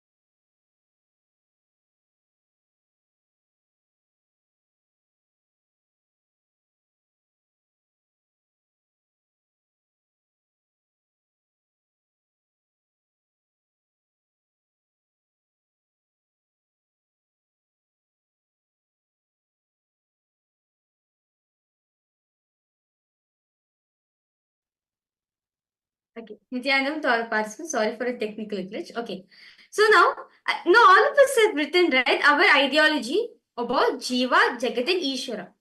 So can I request all of you to draw 3 circles, please? You can draw it as 3 circles. One is Jiva, second is Jagat and Ishvara. So you can see that all these 3, you can see it's like a triangle, right? See, all these 3 are connected each other. Swamiji says that Jiva, Jagat and Ishvara, all these 3 are connected to each other. That we need to understand fundamentally. Now, for example, let's say I write here I'm confused.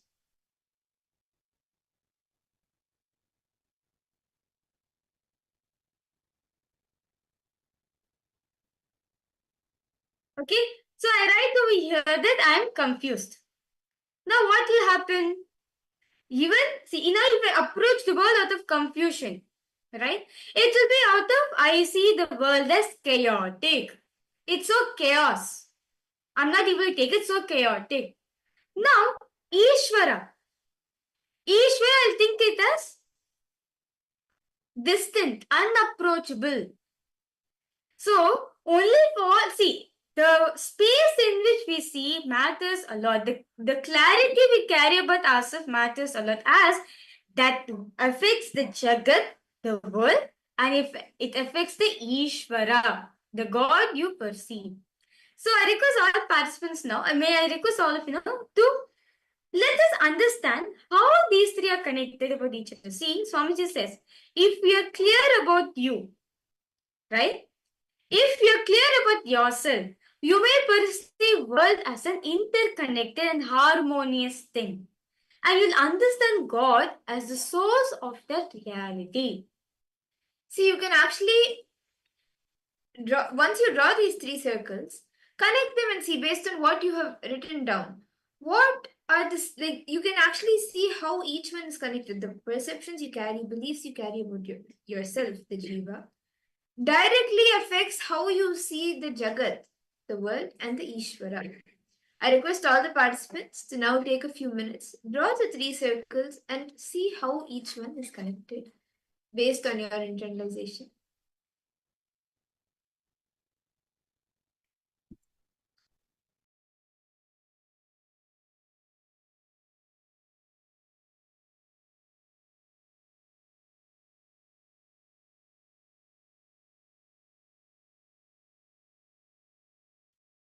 Based on your internalization, the different connections that you see, how your perceptions affect the Jagat and the Ishvara, the way you see the Jagat, the world, and the Ishvara.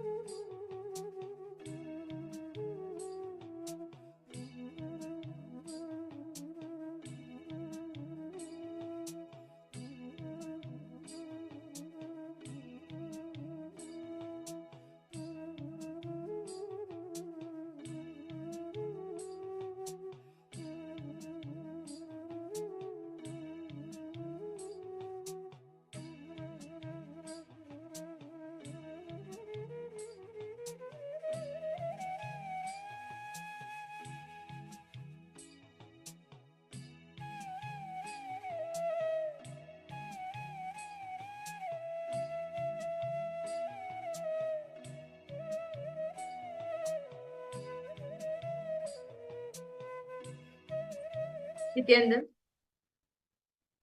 I hope all the participants, all of you have been able to write down these things and do the connection of how the Jiva, Jagat, and Ishvara are connected, and you've been able to understand how these three are interconnected and interlinked. Do any of you have any questions? Please feel free to post it in the chat. Ma Siawu, Ma Wang Hunyu. All of you can post if you have any questions. Ma Ananda Gorni, Ma Basti Malita Nityanandam, Ma Gabriel.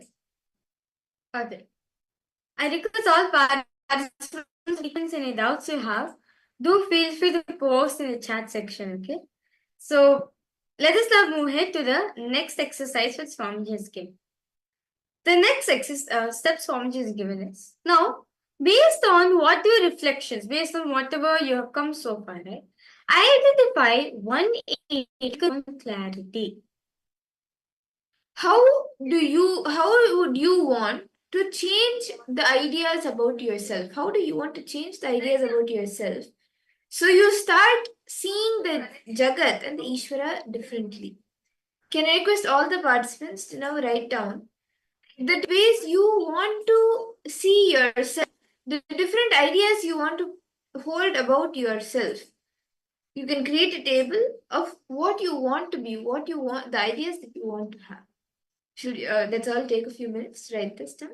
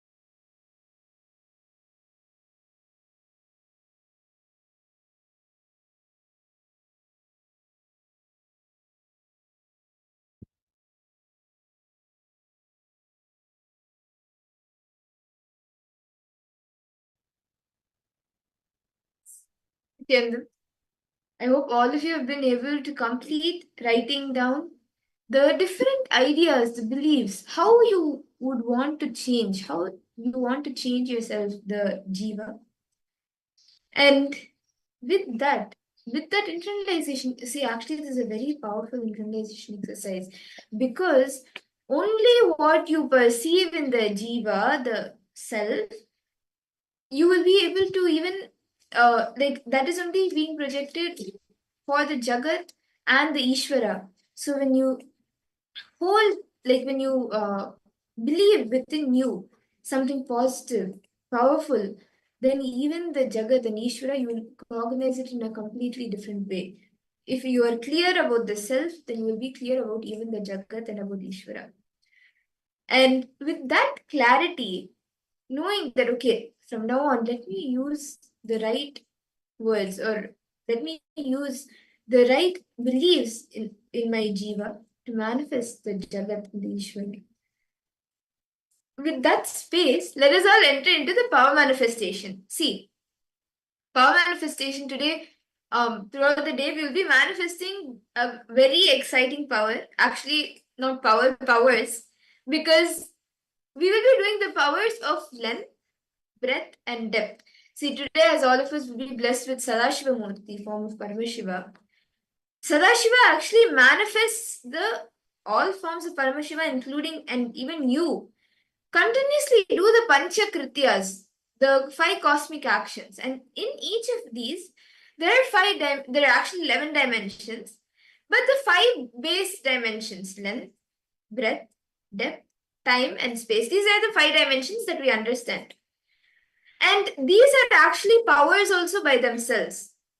So we will be manifesting the power of length, which has everything in the logic, anything and everything that comes in the logic, under the level of logic, whether it is 2 plus 2, or whether it is like Ganga flowing from Gangotri, starting from Gangotri, all of that, anything in the logic dimension comes under length.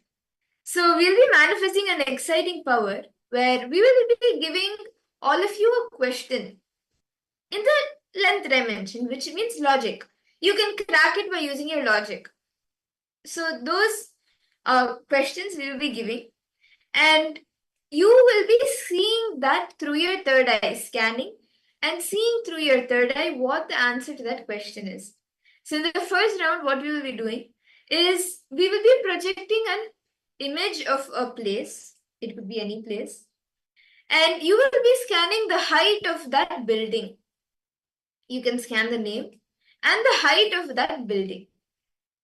So this is what you will be doing. Now, can I request all the participants to please settle down and you can sit straight. Intensely chant the Mahavakya.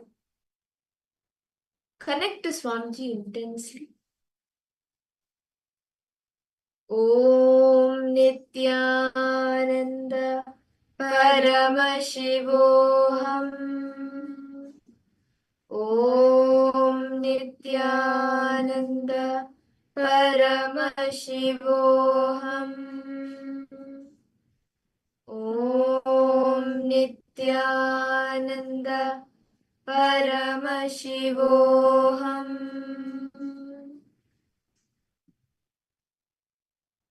Now we will be projecting a question for all of you, a building for all of you. All of you can start scanning and seeing what is the height of this building.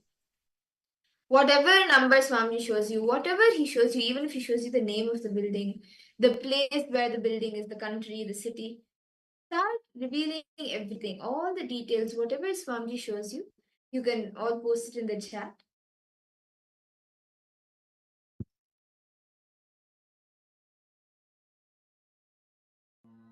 Nithyananda Paramashivoham. Om Nithyananda Paramashivoham. Om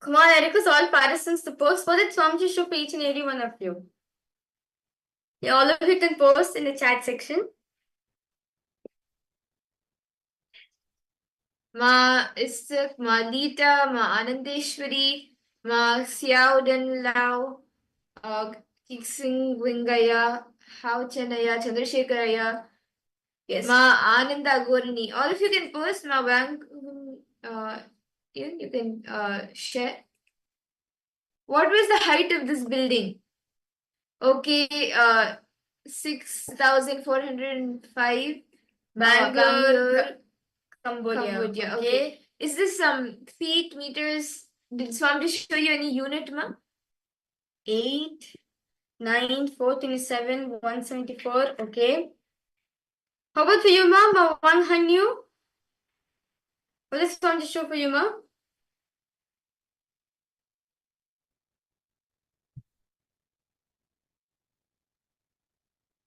Okay. So let's now verify the answers for all participants. So this tower, this building, this power was this building. Yes. So can you request all the participants to please post the answer? Whatever you were able to see, this actually is a tower. It is a building in Chindia Tower. It's called Chindia Tower, and it is in Romania. The height is 27 meters, which is 89 feet tall. Okay, let's see. I think someone posted over here. I think my Ishq, if I'm not wrong. Just felt the energy, no problem. Yes. My Ishq, you got the first letter, 8. Wow, we got the first number. Yes, no. Yes. So, see, actually, as throughout the day we'll be manifesting this power, try going more deeper. When you see one number, ask Swamiji, Swamiji, is there anything more? Just continue to remain in that space of oneness and go more deeper into more details. See what is the next. And as you see, start revealing it. You will actually be able to see you start manifesting the power more.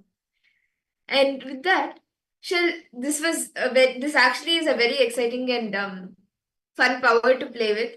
Then, like if you go to school, you go to work, you go to anything, you'll be able to crack anything in the logic dimension.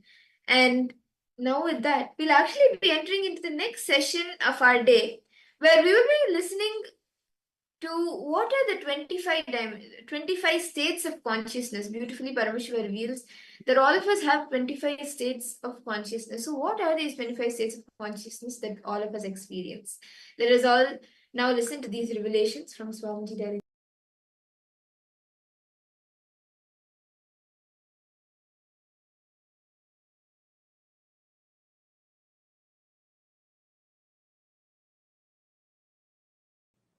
Let me define consciousness. Consciousness is the strength, power of your experience about your first person, the source of your first person. How powerfully you are grounded into the experience of your first person. Who am I? What am I? Why am I? How am I? From when am I? From where am I? To where am I? Everything about your first person, the source of your first person,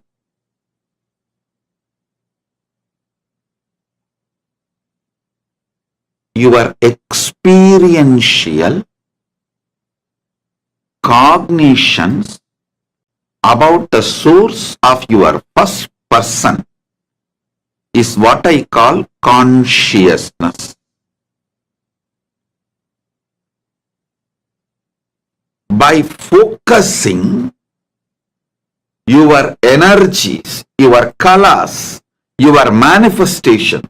What are your manifestations? Your emotions, your ability to cognize, your ability to think, means your manaha, chittaha, buddhihi, your intelligence, your manas, your chitta, your buddhi, your body. All these are different manifestations of you. Panchakoshas. Annamaya, Pranamaya, Manomaya, Vijnanamaya, Anandamaya. These are your manifestations. If you make all these five focus on the source of your consciousness and raise the frequency of your existence, that is only strength going to come with you, for you, save you during this whole AI revolution. I wanted to reveal some of the sacred secrets, nuances of this 25 states of consciousness, 5 aspects of Sadashiva, 11 dimensions of the universe. Please understand. The moment I utter these big words, you think this is going to be useful for me after my death. Let me accumulate it and keep it like a death insurance. No, please understand. Understanding 25 states of consciousness will directly help you even your day-to-day dilemma. Should I smoke or not? Should I live with this husband or not? Should I divorce this wife or not? Should I go for this diet or not? Even as simple as these dilemmas. In this situation of my life, given the time, intelligence, money and future I have, is this decision right? Is this decision going to be the best possibility for me? Even in your day-to-day business, career, life, relationships, everything. In every level, the 25 states of consciousness can give you an amazing breakthrough. Understand? All dilemmas and doubts are nothing but your dream state interfering with your waking state without you calling it or invoking it. Your waking state, Jagrat. Without you calling, dream state comes in attacking you, interfering with your waking state, constantly keeping you in a very low frequency, overlapping or unnecessary interference. Actually, whenever you are in dilemma, confusion, very simple, just sip 30-40 ml of neem juice. No, because of the taste of the neem juice, you may never fall into dilemma and confusion afterwards. That is secondary. Very simple. I'll give you, it's like an experiment, try. Because neem juice rudely brings you to the waking state.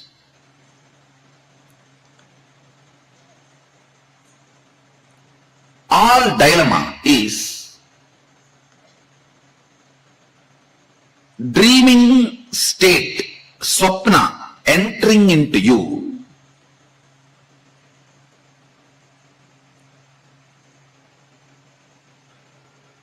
and convincing your waking state that dream state is part of your waking state. So the deluded information, less informed, frequency of you, actually, less informed frequency of you is your dream state. Little more informed frequency of you is your waking state. Completely, fully informed, awakened state of you, dimension of you is Turiya state. Not only fully informed, all empowered to manipulate, manifest, play with any of the, where knowledge is power, that state is Turyatita. Understand, this less informed dream state entering into your waking state and convincing your waking state that your dream state is part of your waking state. So it is like a less informed person and more informed person having a debate. How it will be?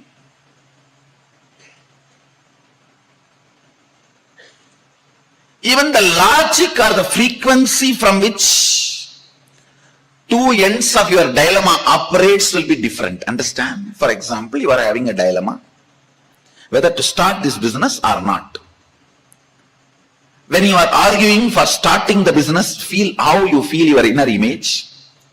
When you are arguing for not going for that business, how you feel your inner image. Or you have a dilemma whether to become a sannyasi or not. See, please understand, when you have this kind of debates, dilemmas, whether to go for divorce, whether to go for having a baby, whether to go for sannyas, whether to go for starting a business, or whether to go for having an affair, whether to go for building a new home.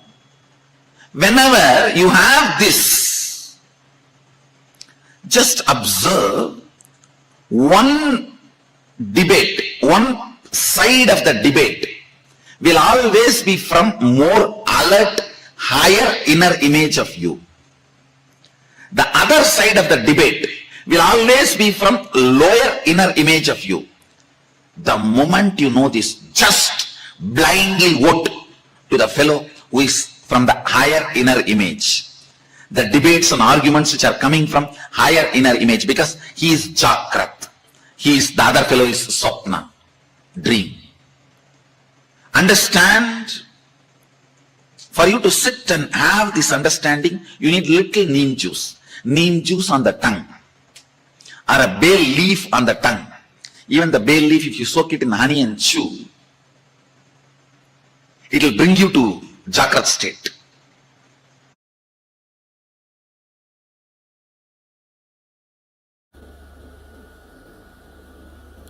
You have two levels of existing. Listen carefully. Two levels of existing. One with the thought currents, without the thought currents. With the thought currents means an active inner image, constantly spitting thoughts.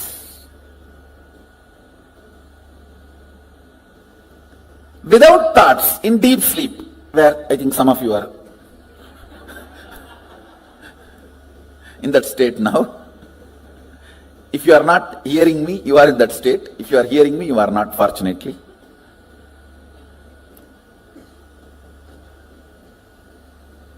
I'll repeat, listen. With thoughts, without thoughts. With thoughts, all of you know, constantly picking fight with everyone, everything. Actually, with thoughts is nothing but constantly picking fight with everything. When you stop picking fight with everything, there will be no thought. Thought is Tan in your existence. When there is uneasiness and you decide to pick fight with some part of you or the other, then comes thought.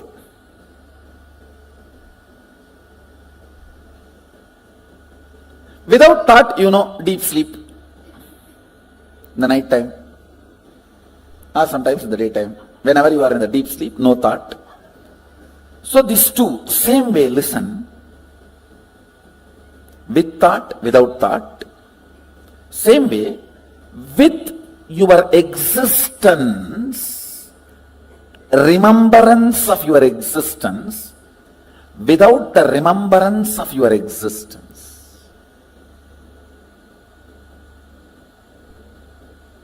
Listen. Listen. You need to listen to these words very carefully. With the idea, I exist, I consciousness. Without the idea, I exist. How many of you are able to understand? See now, all of you have the idea, I exist. Am I right? The deep sleep, do you have that? That is why it is sleep.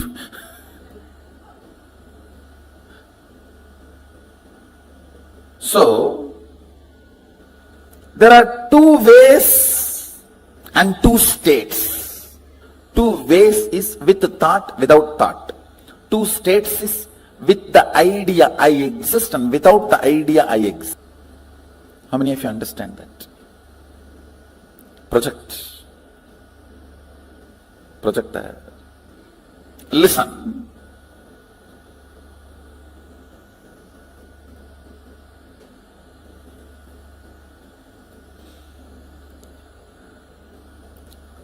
With the idea,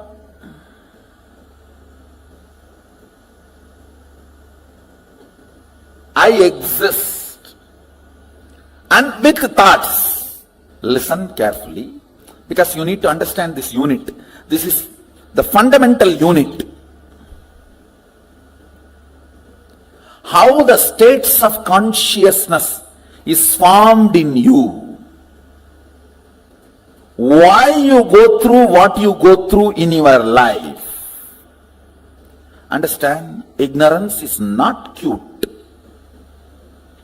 Ignorance of traffic rules is not going to save you from the traffic ticket.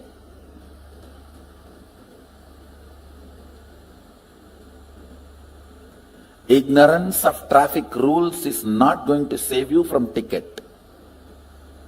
Ignorance cannot be a reason for not following. Same way in the cosmos, ignorance is not cute.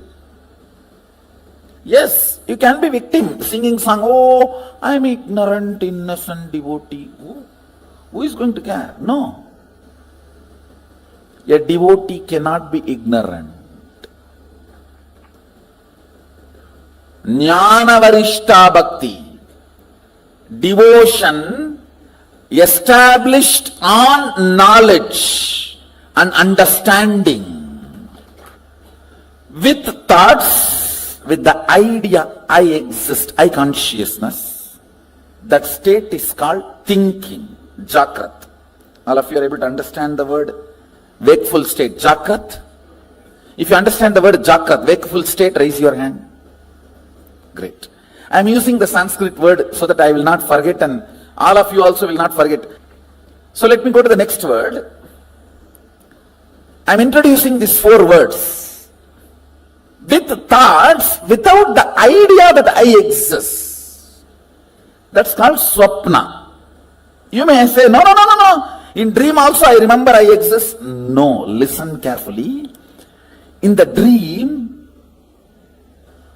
you will be writing your college examination sitting with your son. How can that be? College exam you wrote much before the marriage. How many of you had this kind of a completely overlapping dream? You need to know the identity I you feel in the dream does not have independent understanding. It is just overlapping, crisscrossing of few thought currents. See, like laser beam, if 4 or 5 beams cross, that point looks like a independently shining, which is not. same way, in the dream, few thought currents crossing, you feel as if your identity exists, but it is not. It does not have consistency. In one dream itself, that will change 20 times. How many of you have observed it? In the waking state itself, it changes. Why? Dream state. How many of you say that? But in the waking state, at least little decent. In the waking state, it's more like an unstable spouse. Every half an hour divorce. And every 1 hour patch up. But in the dream state, it doesn't even behave like an unstable spouse. It behaves like a 10 minutes son, 10 minutes boss, 5 minutes brother, 5 minutes enemy. You just don't know how it behaves. Listen carefully. The number of thoughts gives idea that you exist for a spark. That's what happens in the dream state. How many of you are able to understand what I am saying? That is why the idea of I in the dream state is so illusory. Many times you don't even remember you when you come back from dream. What was your idea about you? Seen but does not exist. That's a direct translation of the word swapna. Seen but does not exist. Where the idea of I does not exist, but the thoughts exist. Means the frequency of the thoughts is much higher. The idea of I, it has no existence. That frequency is almost like a zero. Then third word I am introducing, listen, where neither the idea I exists nor the idea thoughts exist. That is what is called deep sleep. Sushupti. These three all of us experience in our day-to-day life. The fourth word I am going to introduce, it has no word. That is why it is called Turiya. Turiya means fourth in Sanskrit. In Sanskrit, the word Turiya means fourth. That's all. Because there is no word for it. Where the idea that I exist is there. I am there, but there is no thoughts. That is called the fourth state, Turiya. With the idea I exist, but without thoughts, is Turiya. With I plus with thoughts is waking state. Without I but thoughts is dream state. Neither I nor thoughts is deep sleep state. Only I, no thoughts, is Turiya. Now I want you to remember these four words. Let me repeat. Jakrat means waking state. Swapna means dream state. Sushupti means deep sleep state. Turiya means fourth state, awakened state. There is a fifth word Mahadeva introduces in Agama called Turiyatita, means not only you are awake, you are alive, you can move anything you want. See, if you have manifested the powers of moving a matter, how many of you are successfully able to move a matter? You have seen the glimpse of Turiyatita. Turiyatita is the state where awakening becomes power manifestation. Means you are able to play with your awakening. These are the 5 states. Listen, let me repeat once more. Jakrat, waking state. Swapna, dream state. Sushupti, deep sleep state. Turiya, awakened state. Turyatita, alive state, where you are awakened to the higher reality and you are able to manifest it as you want, alive with your awakening. Where when you say, hey, static matter, dynamic activity and strategic existence is one and the same. Move, you are a static matter, I am saying, and it moves.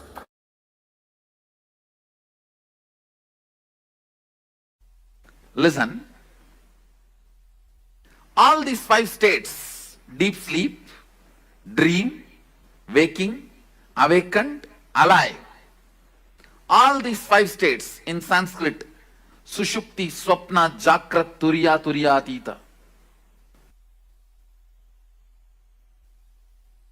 All these 5 states cross each other. You may ask, how? Because you are no more a single integrated being. All the time, one part of you is planning, strategizing about your future and possibilities. The other part of you is just interested in denying you, which is strategizing. The part which goes on strategizing about you and your future is called mind, head, intellect, logic. The part which goes on denying you does not want the direction. Not because it is right or wrong, just it does not want. It's like a tantrum throwing child, what you call as heart emotion. Please understand, you have been given a very wrong idea, your heart and emotion is always right. No. Both are corrupt. Understand, both are corrupt. Both carry deep incompletions. Heart wants something just because it does not want that. Heart denies something just because head wants it. It's not that always heart is right. No. If you feel heart is right, no. You are wrong. Head is wrong. That does not mean heart is right. Head is wrong does not mean heart is right.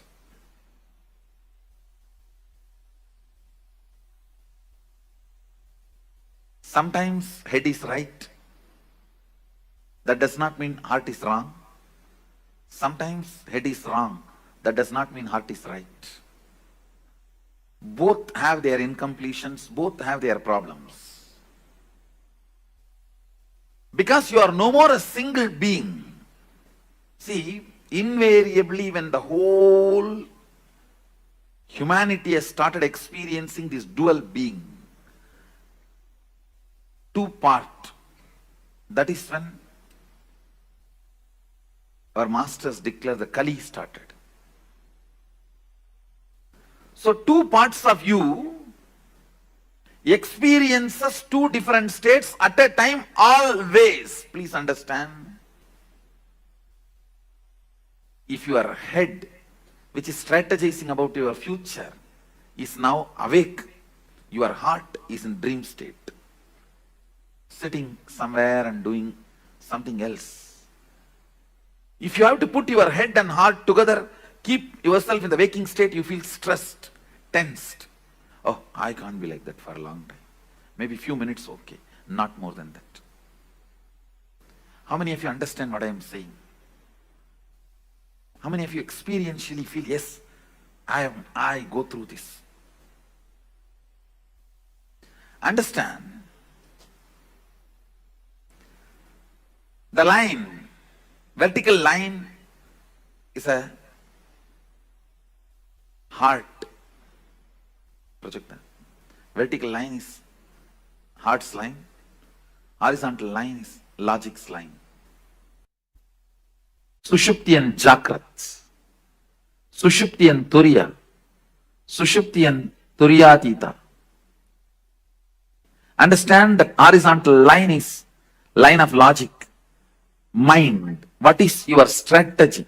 See, one part of you constantly strategizes about your future, your life, logically goes on analyzing right, wrong, how to get the maximum out of everything. The line of head, logic line. And the other part, heart, emotion. Even the word heart may not be right word, because somehow unfortunately you have that very good idea about heart. I will develop some other word. The crying child, the immature child inside you, which goes on throwing tantrum. Whatever your father says is wrong. Once you decide, just goes on saying no, no, no, no, no. That becomes mantra. The no becomes mantra for one part of you. A complete frustration about everything. Anything which can be seen and which can't be seen. People get frustrated because they can't see Sadashiva.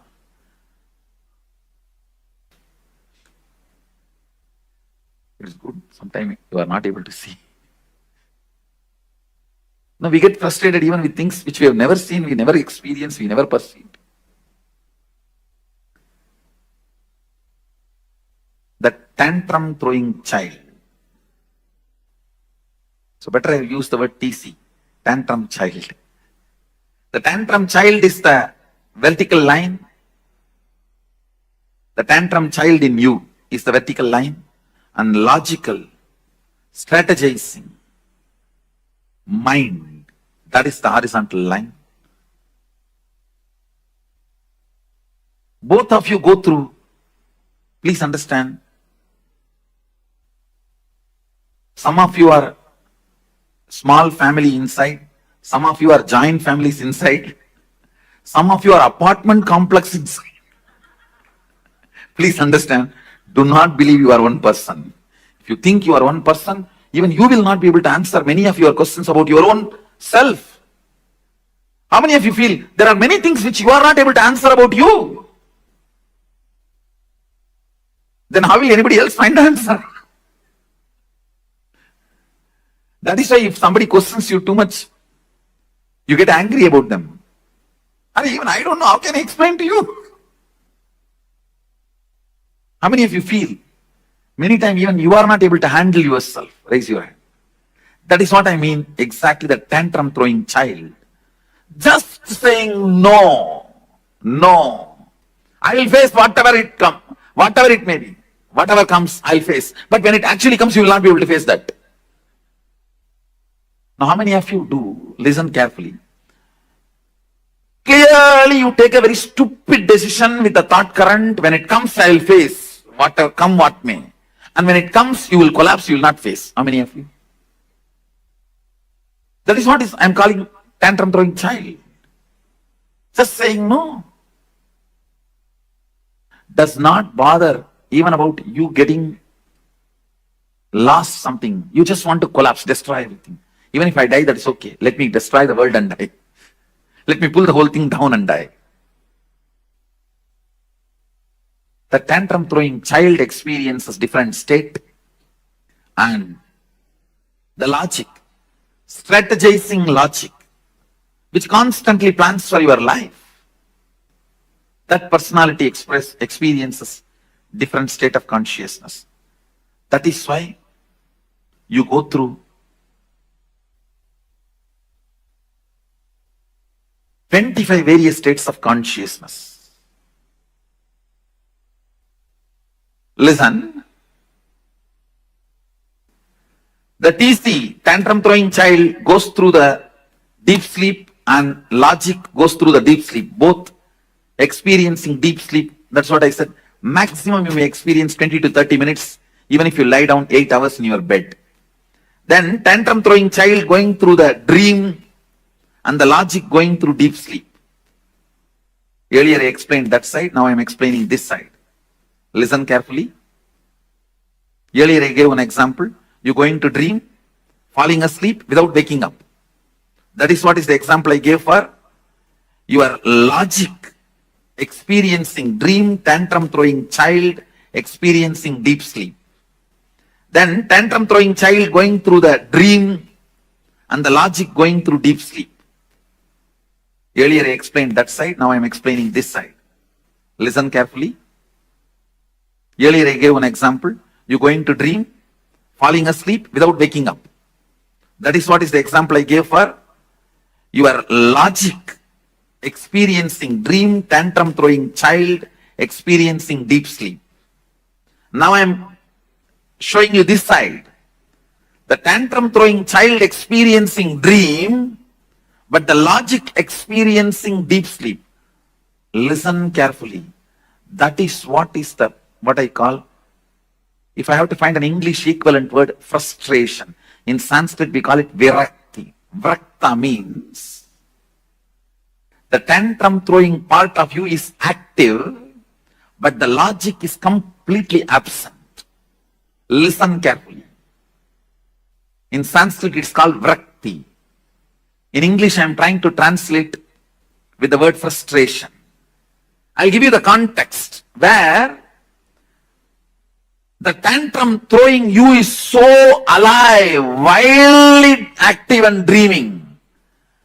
But the logic with which you need to control you, that reins are not in your hand. It's like you are sitting on a wild horse and the horse is running on a hill.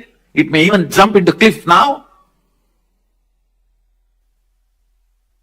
I'm talking about this part. Where, see, this is TC, means TC, tantrum throwing child, this whole line. This whole line is logic. Your mind.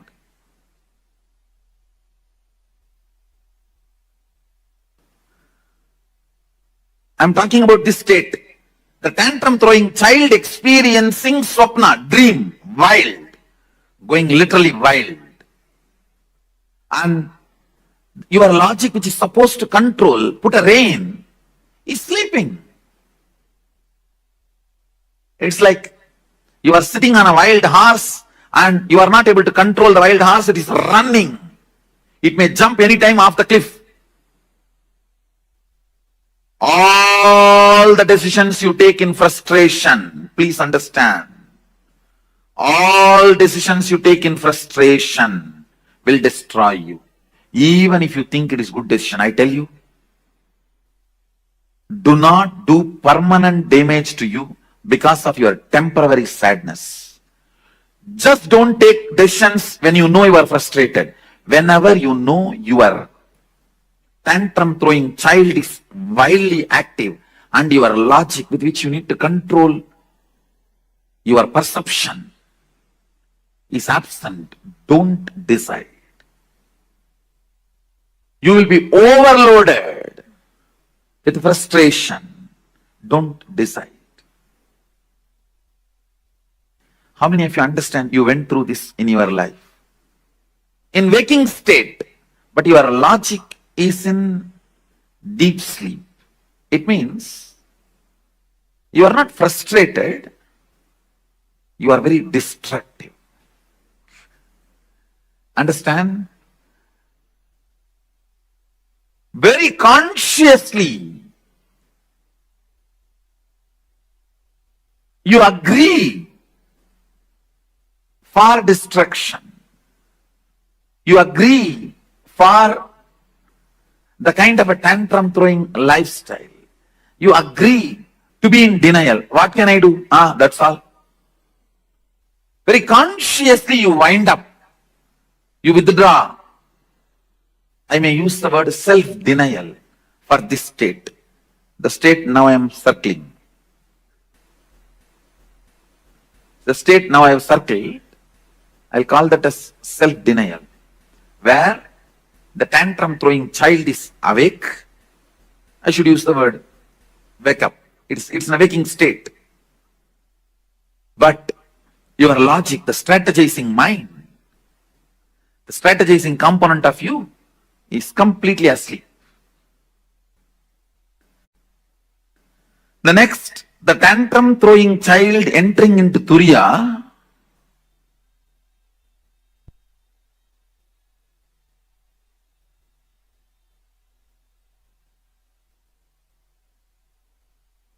tantrum throwing child entering into Turiya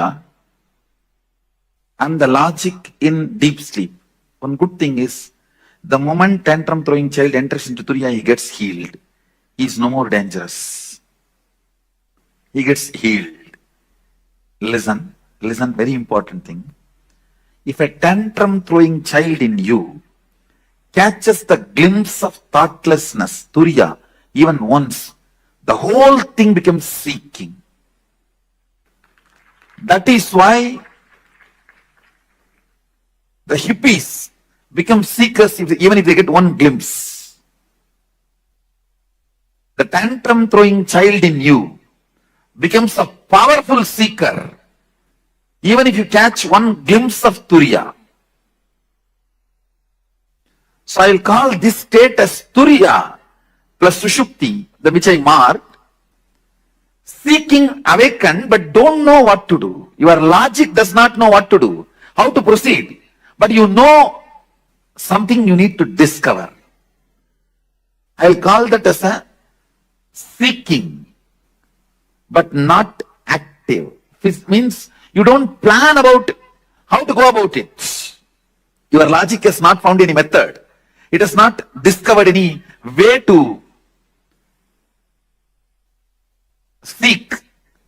But the tantrum throwing child is now throwing tantrum about everything which is seen and or felt, which is not matching with the reality of the Turiya. See, now the Turiya becomes the benchmark. The awakened state becomes the benchmark. Anything which is not matching up to that mark, you throw tantrum about it, but you don't know how to make everything match up to the standard. Understand? At this state, you will say big capital letter no to everything external. But you don't know to whom you should say yes. You only know to say no to everything, but you don't know to whom you should say yes. How many of you think you got this? Your tantrum throwing child experiencing deep sleep and your logic experiencing dream state.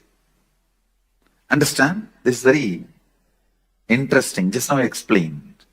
Where you dream, but go back to the deep sleep, again dream, and go back to deep sleep. You need to know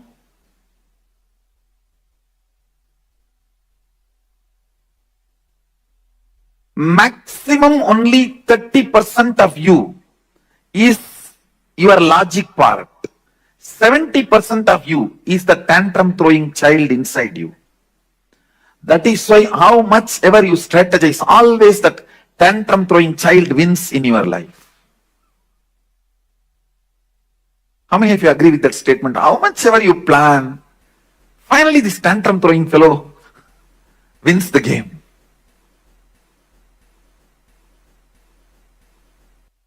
Even if your logic, for example, tomorrow you have to give a presentation. Your logic is planning for your presentation even in your dream. But the tantrum throwing child pulls you back from the dream to deep sleep state. That is what I will call this Sushupti Swapna, what I marked.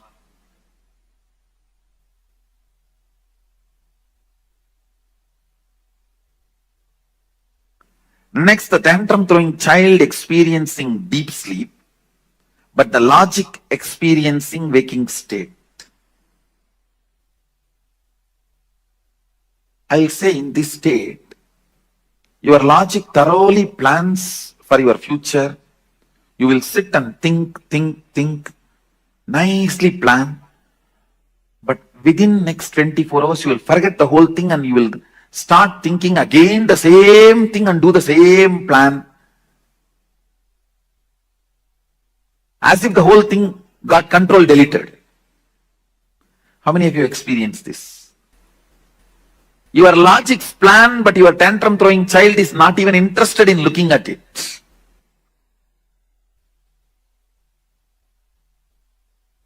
That is what this state, where 70% of you are sleeping and 30% of you is strategizing.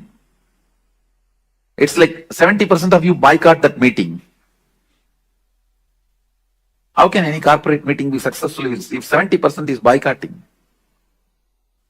What you desire is your logic. What you believe is your tantrum throwing child. You will never get what you desire. Please understand. You will get only what you believe. You desire always to have wealth, but you believe you will never going to get it. You are never going to get it. You desire to have health, but you strongly believe that is not part of your life. So you will not manifest what you desire. You will only manifest what you believe. People always confuse between desire and belief.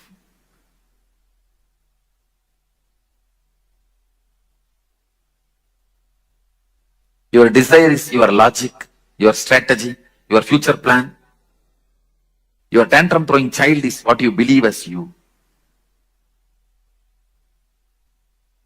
I think now it's too clear. How many of you are catching what I am saying, this statement? Understand? Next, your tantrum throwing child is in deep sleep, but your logic is in Turiya. During these moments only you get the darshan, vision, but it goes away. It doesn't stay permanently, because anything only if your tantrum throwing child also cooperates only stays with you.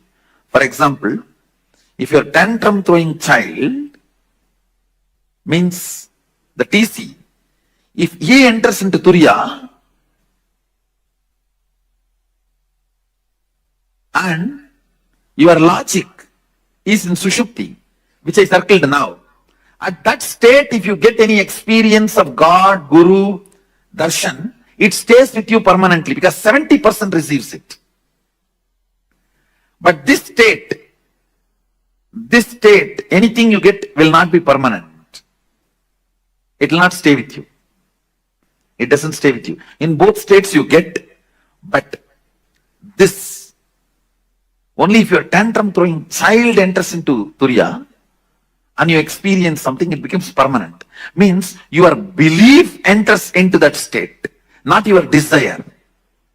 When your desire enters, your belief will pull you back. Ramakrishna gives a very beautiful example. All his examples are completely from Bengali villages, because he lived his whole life in Dakshineswar, which was a village in those days, and he was born in Kamarpukur, which is a remote village. He gives a very beautiful example. These boys will catch the mongoose. Am I right? The pronunciation? Mongoose or mongoose? How you pronounce? Whatever. The boys, when they play in the paddy fields, they catch the mongoose. If they catch more than 5, 6, they can't keep them under control. So they will tie a rope in their tail and put a brick in the other end and leave them to go for further hunting. These fellows, they will enter into their home, which is like a dug below the ground.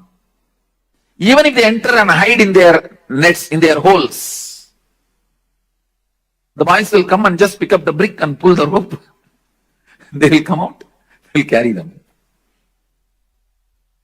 Just like the mongoose, whose tail the rope is tied with a brick, can never hide, can never rest in his hole. If your belief is holding you back, just your desire cannot take you anywhere. Because the belief is a rope and brick. It will just pull you out. Listen, here, your belief is in deep sleep, only your desire experiences higher awareness. Then it doesn't stay permanently. If your desire, even if your desire is in deep sleep, If your belief enters into the higher consciousness, you don't lose it. The tantrum throwing child in Sushupti, and you enter into Turiya. The logic enters into Turiya. Again, this state also will not be permanent. It will not be permanent because the tantrum throwing child is 70% of you. That's more powerful. It will pull you out. But very good introduction, because with your logic, deep seeking, sometimes you catch the glimpse of unclutching. You caught the glimpse of unclutching, but you lost it. How many of you have that experience? This is the state you experienced. The state I have circled now, that's the state you experienced. If you got, unclutching comes by your desire, not by belief. Bhava Samadhi comes by your belief, not by desire. Understand? Unclutching comes by your desire, logical seeking. Bhava Samadhi comes by your belief, a deep feeling connection. The tantrum throwing child, when he feels connected, you experience Bhava Samadhi. Belief is in deep sleep and desire is in Turiyatita. That's the state I have circled. You do catch Satori, but which does not stay back. It doesn't stay back. It goes away. But if your belief catches Turiyatita, desire is not cooperating. That is, I can say, this state. Your belief means tantrum throwing child is catching Turiyatita, but your desire, logic, is in deep sleep, Sushupti. It's not cooperating. This will become permanent, but this will not be permanent. If you achieve this, you will always lose. Achieving this is very easy, but you will lose it. Achieving this needs little practice, but you will not lose it.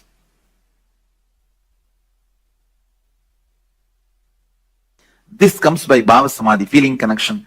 This comes by unclutching, your own effort. If both happens, that is what. If both happens, that is what is called Turiyatita, which becomes permanent. Few basic truths. 25 states of consciousness is multi-dimensions of you. Listen. All the 25 states are part of you. Nothing is good, nothing is bad. Deep sleep is as much you need.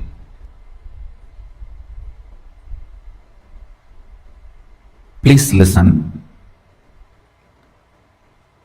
Deep sleep is as much needed to you as you need Turiyatita. The whole 25 states is your 25 dimension. Only thing, you becoming powerless during the deep sleep or the dream state is the problem. But if you decide to become powerless, you can be powerless anywhere. If you decide to become powerful, you can be powerful anywhere. Fundamentally, this whole 25 state is 25 phases of you, 25 dimensions of you. Nothing is bad, nothing is good.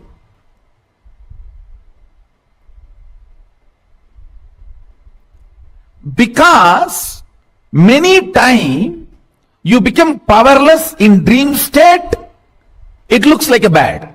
Not the state is bad, but your habit and pattern of becoming powerless there is bad.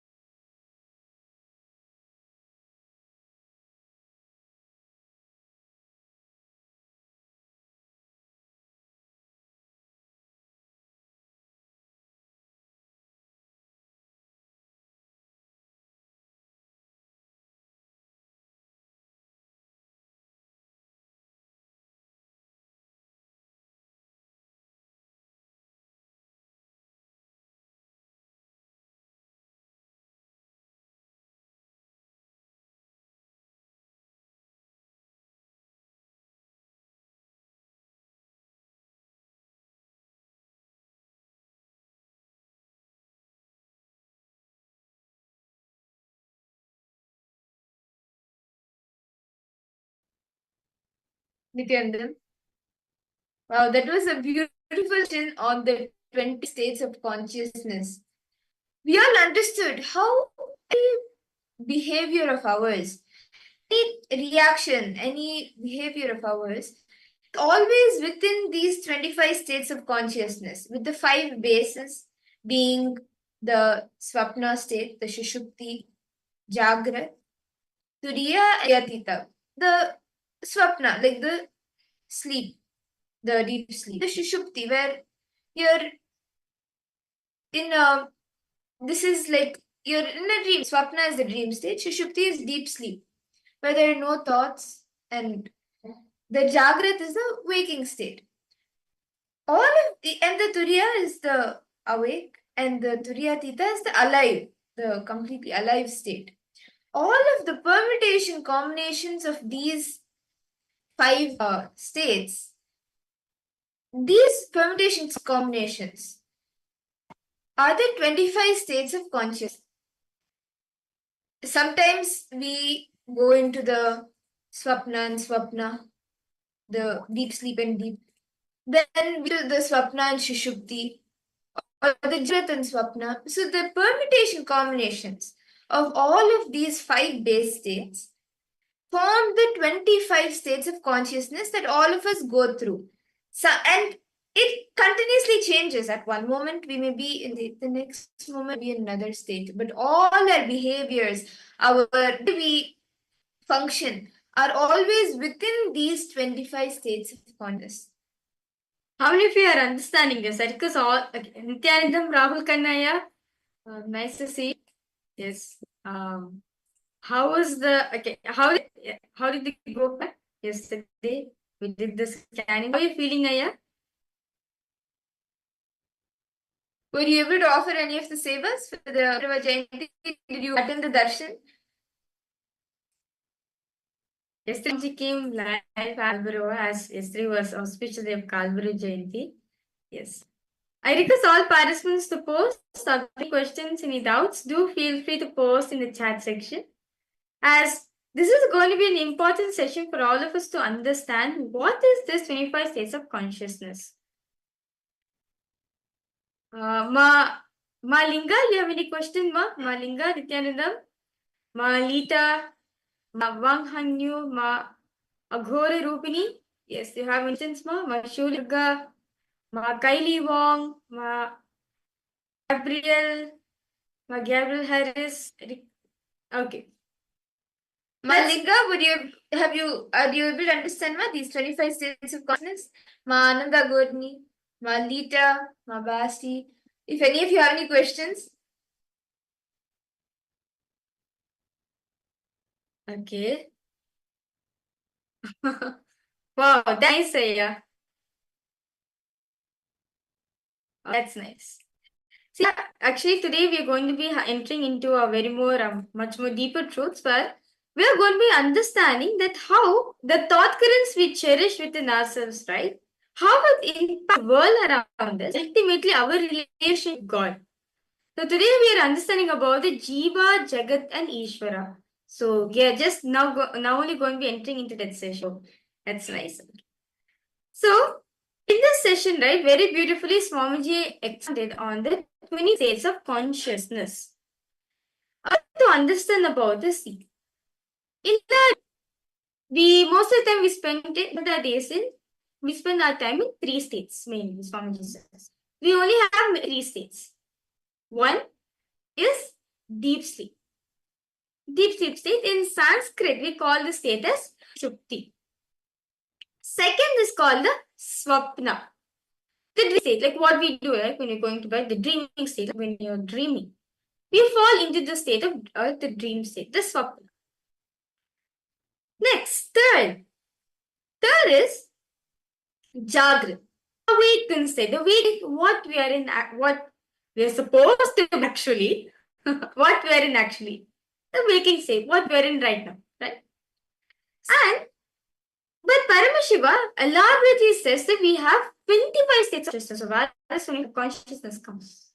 There's 2 more states. See, above the waking state, we have the next, above that we have Turiya state, which is the awakened state. state is the awakened state.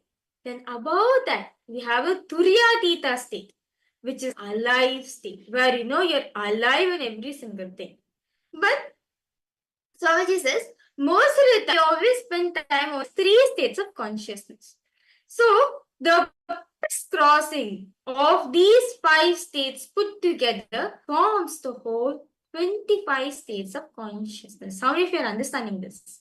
Very beautifully, Swamiji explained this truth with a diagram also. So it's actually very easy to understand. See, these 5 majors, right? Crisscrossing each other makes the whole 25 states of consciousness. See, when you go to sleep every day, you usually enter into the swapna state. When you have dreams, when you go to sleep and you have dreams, you're usually in the swapna state, where you're in the dream state. You have the thoughts. In the Shushupti state, neither the thoughts are there, nor the idea of other. And in Jagrat, you have the sleep state, you have the idea of I. And these are the 3 main states, as I was sharing, and of course, what's field. These are the 3 states that usually go in. So either it is either only swapna or only jagrat, or permutation combinations of these. And with the initiations of the power manifestation that he is initiating us into, we tap into the Turiya state. Then the Trita, the ultimate state, Swamiji always in that state. And to understand about these 5 states of consciousness a little more, actually, 25 states of consciousness, understanding itself will help you in your day-to-day dilemma, because any frustration, any confusion, any dilemma that you're through, it is within these 25 states of consciousness. For example, have the question, what should I eat today? What diet should I follow? What is the best for me in my day-to-day business, my career, my life, my relationship? When you have all of these questions, these questions come to you in these different states of consciousness. And when you, based on which state you are in, you will make the decision. If you're in the Jagrat state, your decision will be different. If you're in the Swapna state, your decision will be different. Or if it's in the permutation combination, Jagrat and Swapna, it will be different. Now, so very beautifully, all of us very beautifully explained. Now, these 25 states of consciousness, right? Especially these 5 main states, right? The 5 main states. These states are split into 2 categories. One, actually totally 4 categories. One with I consciousness. The feel I exist, that I consciousness, that I exist. Thoughts, with thought and without thoughts. With I consciousness and without consciousness. Okay, so far is all participants understanding? Is everyone with me so far? If you have any questions, any doubts, feel free to post in the chat section. So this whole 25, this 5 states of consciousness is been split into 4 parts. I conscious, without I consciousness, with thoughts and without thoughts. Now, what are these? Now, the state where thoughts exist and that I consciousness exists is the thinking Jagrat. What we are in right now, you know for a fact, the I consciousness, you can, okay, I'm there, I'm aware of it, you're aware of the I consciousness, and the thinking is happening, the thoughts are happening. This is thoughts plus conscious. Now, what about minus I consciousness? Swapna. In Swapna, if you are aware, the dreams which we are getting to bed, it's nothing but thoughts. Your mind is awake at the time, but the I consciousness, the body is fast asleep.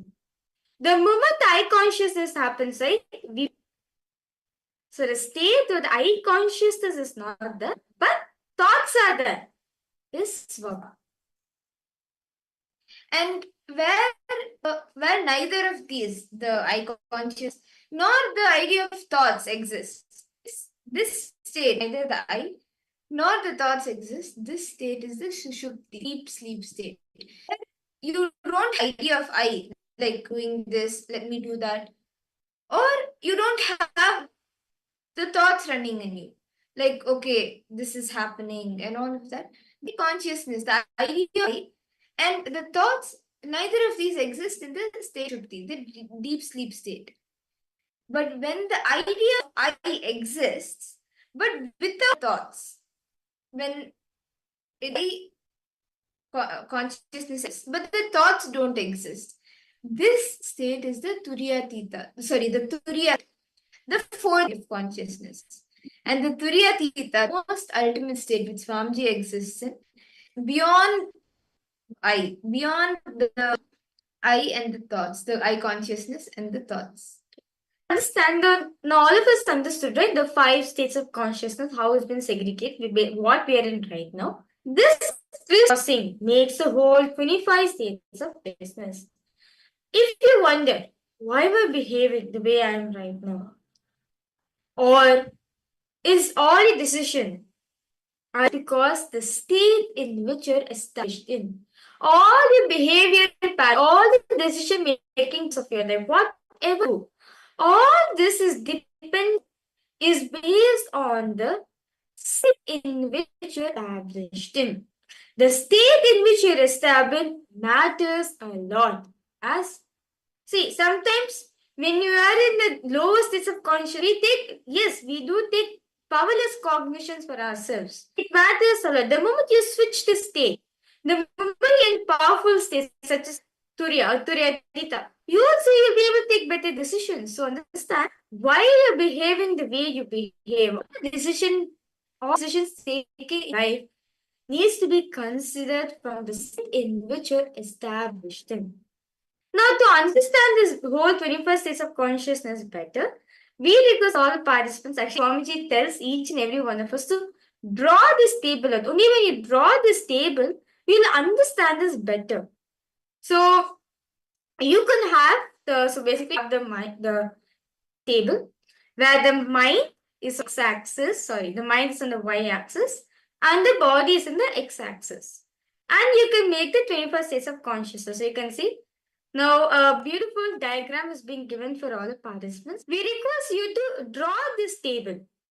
We request all of you to draw this 21st states of consciousness table. It is only for your understanding. It is only for your preference. So that, like, even though after the program is over, like, even though when you're outside the program, right, you can see, hey, I'm in this state right now. Let's change my state right now. So we request all participants take few and please start doing this.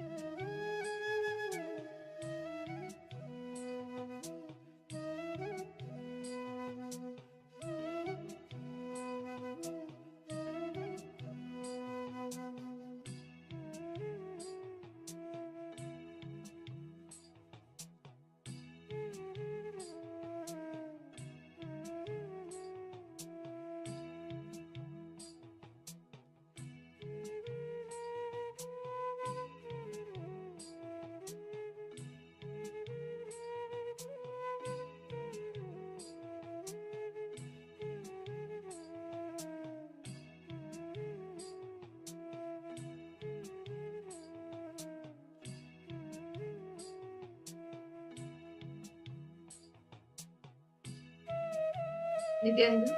I hope all the participants, all of you have been able to complete writing down the 25 states of consciousness, this manna, where all the permutation combinations of the 5 base states, along with each of the permutation combinations, are shown. Yes, so Rahul Kanaya, Ma Ananda Agorini, Ma Wang Hunyu, Ma Lita. I hope all of you have been able to complete writing this down. Ma Ishq. Okay. Ma Ishq, I would like to say something, Ma. Just connect to Swamiji wherever you go, Ma. Swamiji will bless you. Okay. Swamiji will always be there. Okay. So all the participants, all of you are done writing. Okay, Ma Wang Hanyu, are you done writing it, Ma? Ma Linga, Ma Shulini Durga, Ma Ghora Rupini. Okay, that's nice. Everyone's done writing. Now, let's do a small test. Whether we actually understand it or not. So the first question for all the participants. Okay, actually you can have the table in front of you and you can do this, okay? So the first question is, if you are tired, if you're experiencing tiredness, which state of consciousness are you in? Can you guess all the participants suppose? If you are experiencing tiredness, which state of consciousness are you in? Come on, let's see. Swamiji actually told this answer in this session.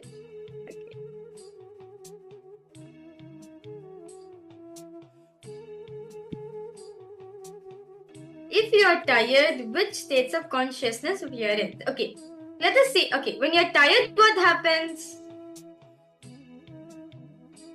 What do you usually tend to do when you're tired? Okay, body. Okay, you can say the body is in this, mind is in this. You can say that. If you are tired, which states of consciousness are we in? Malinga, come on, give a try. See, even if you missed it when Swamiji was revealing it, now from the mind map that you've drawn, you can map it. Okay, Rahul Kanayas would want to sleep and take rest. Okay, so which state is that? Any guesses, Aya?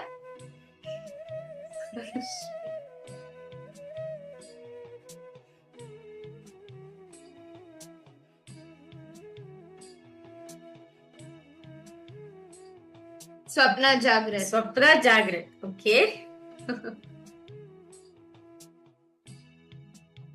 Okay. So let's now reveal. Okay. Anyone else would like to guess? If you're tired, which states of consciousness are we in? Malinga, Ma Ananda Gorini. Okay, Jagrat Swapna. Okay, Jagrat. Body is in Jagrat, mind is in Swapna. Okay. Okay, that's nice. Okay, let's now verify the answer. So, when you are tired, Swamiji says, right, when you are tired, when experiencing tiredness, your mind is in waking state. Your mind is in waking state, but your body is in the sleep state. In the deep sleep state. So, like, for example, if you logically see, if you're tired, right? When you're tired, it's only your body which is exhausted. Your body wants to sleep, but your mind is very much active. That is why you are in the Jagrat state in the mind, and you are in the sleeping state, in the deep sleep state, in the body, in the Shushupti state. Okay, so that's nice. All of you gave a nice try. Yes. Yes, I think actually Rahul Kanaya and Malinga, both of you have shared this. Both of you manifested. Both of you got it next. Okay, the next question is, if you are bored, okay, if you are bored, which states of consciousness are we in? What is the mind in? What is the body in? See, if you can just visualize that action, right? And if you just see yourself doing that action, when what is the body going through, what is the mind going through, then it'll be easy for you to catch the state in which you are in. So, if you are in boredom, right? If you're experiencing boredom, which states of consciousness are you in? Okay, let's see who will answer the right answer now. When you're bored, how do you react usually? Just look into that space and see what your mind experiences, what your body experiences.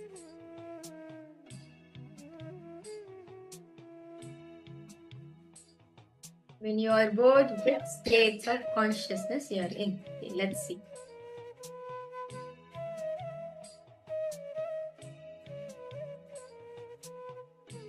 Okay, Mind is asleep, body is active. Okay.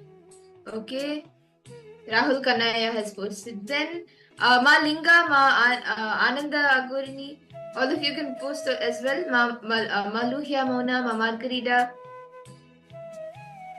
When you are bored, what state are you in?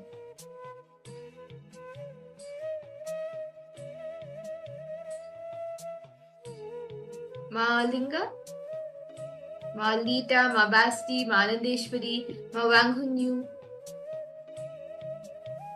Each of you can post.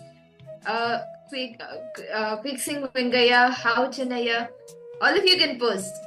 What is the state that we are in when we are bored?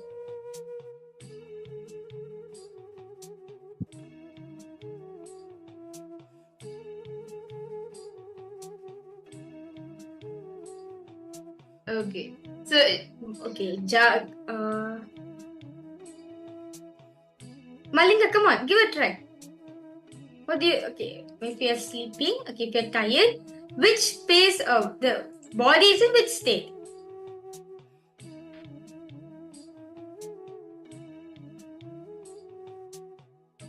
How about for you, Ma Margarita?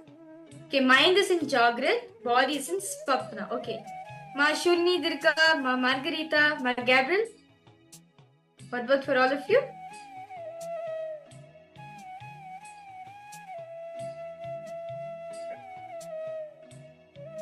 Okay. That's nice. Let's reveal the answer. okay. So, once again, Rahul Kannaya and Ma Linga, both of you have gotten it right.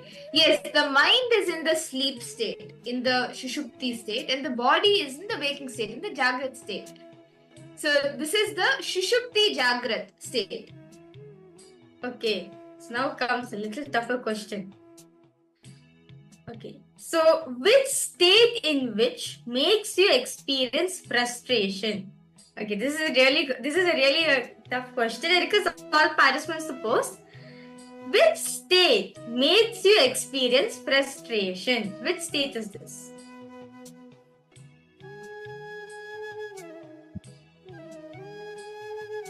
When you're frustrated, what happens? Observe yourself. Okay, just imagine you're frustrated. Imagine, okay, what is body is going through and what is mind going through.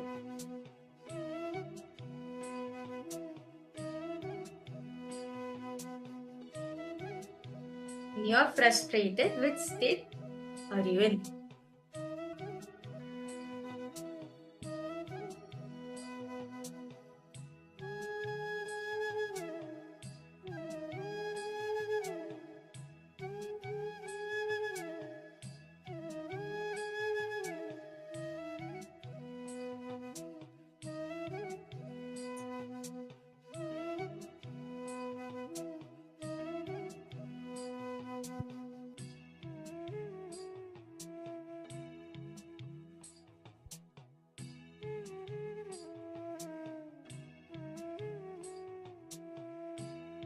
Malinga, Rahul Kanaya, Ma Basti, Ma Lita, Ma Maluhya Mona, Ma Margarita.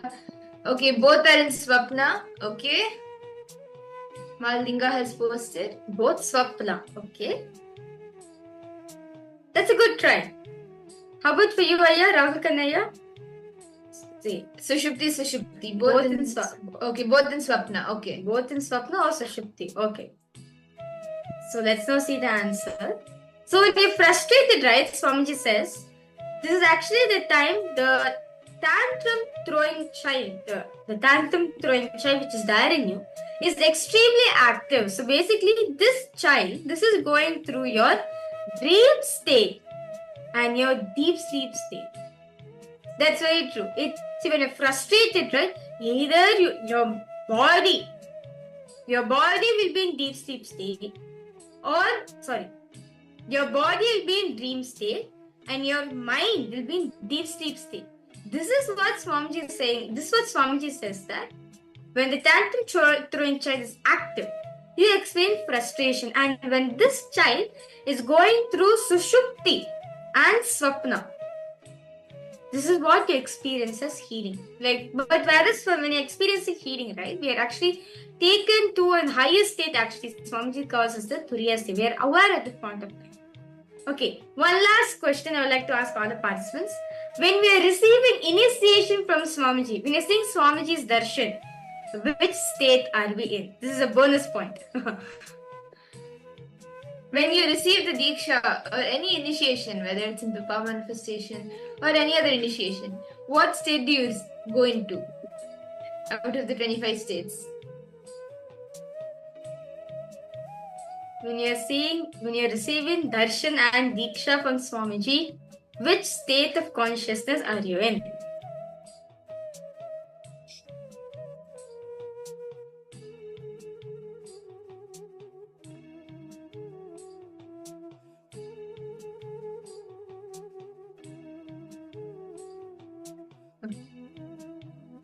Okay, Jagrat, the body's in Jagrat, and Turiya, the mind. Okay, Malinga. Okay.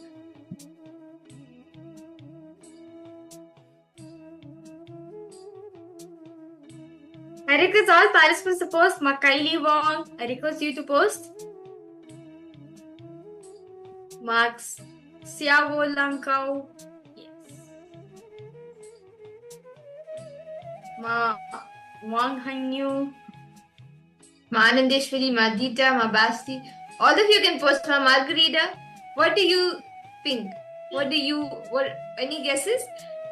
Okay, the Rahul Kannaya has posted Turiya Tita and Turiya. Okay. Actually, Swamiji shares, right? When we are experiencing darshan from Swamiji, when we are experiencing darshan, we are in the Turiya Tita state. Turiya Tita state, the ultimate state of samadhi was Swamiji is in. But for us, especially when we receive initiation from Swamiji, our mind, our eye consciousness is there, right?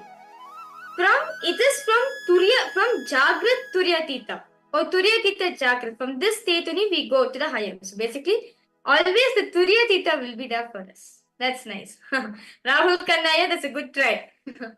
Yes. Okay. Actually, Swamiji shares that only when we come to Jagrat state, see, when Swamiji is always established in the Turiya Tita state, right? Swamiji needs to come to the Jagrat state to talk to us. And say, even for us to receive from Swamiji, we have to touch the Jagrat state. If we are in Swapna or Sushupti, you can't receive Swamiji. Only if we are in Jagrat state, only we can even receive Swamiji. Swamiji say, both of us have to come to Jagrat. Only when both of us in Jagrat, I can take you to higher state of consciousness. Okay. So that was a very beautiful quiz all of us had. So with that beautiful session, let's now enter into power manifestation. So as today all the participants, we are continuing to manifest the power of length dimension. So all of you are going to be scanning a height of a particular building. So basically, we are going to be showing a particular building of many buildings. It will be a random building. And what you will be doing is you will be scanning the height of the building. It is a random building. You can scan the height of the building and also the place, the name of the building as well. See, the length dimension is anything in the logic dimension. Swamiji beautifully says whether it is 2 plus 2 or whether it is Ganga flowing from Gangotri all the way down. All of this comes under the length dimension, under the logic. So, knowing anything that you can cover in the range of logic is length, and length by itself is a power. That is why we will be actually manifesting these powers today. And in this round, we will be showing all of you a random image, a random building. What you will be doing is you will be scanning the height of the building, and you can even see the name, the area, the country, the city where it is. But whatever Swamiji reveals to you, you will be telling that and sharing that. Okay. So let's now start. So I request all of you to please sit straight. Close your eyes. Visualize Swamiji in your inner space.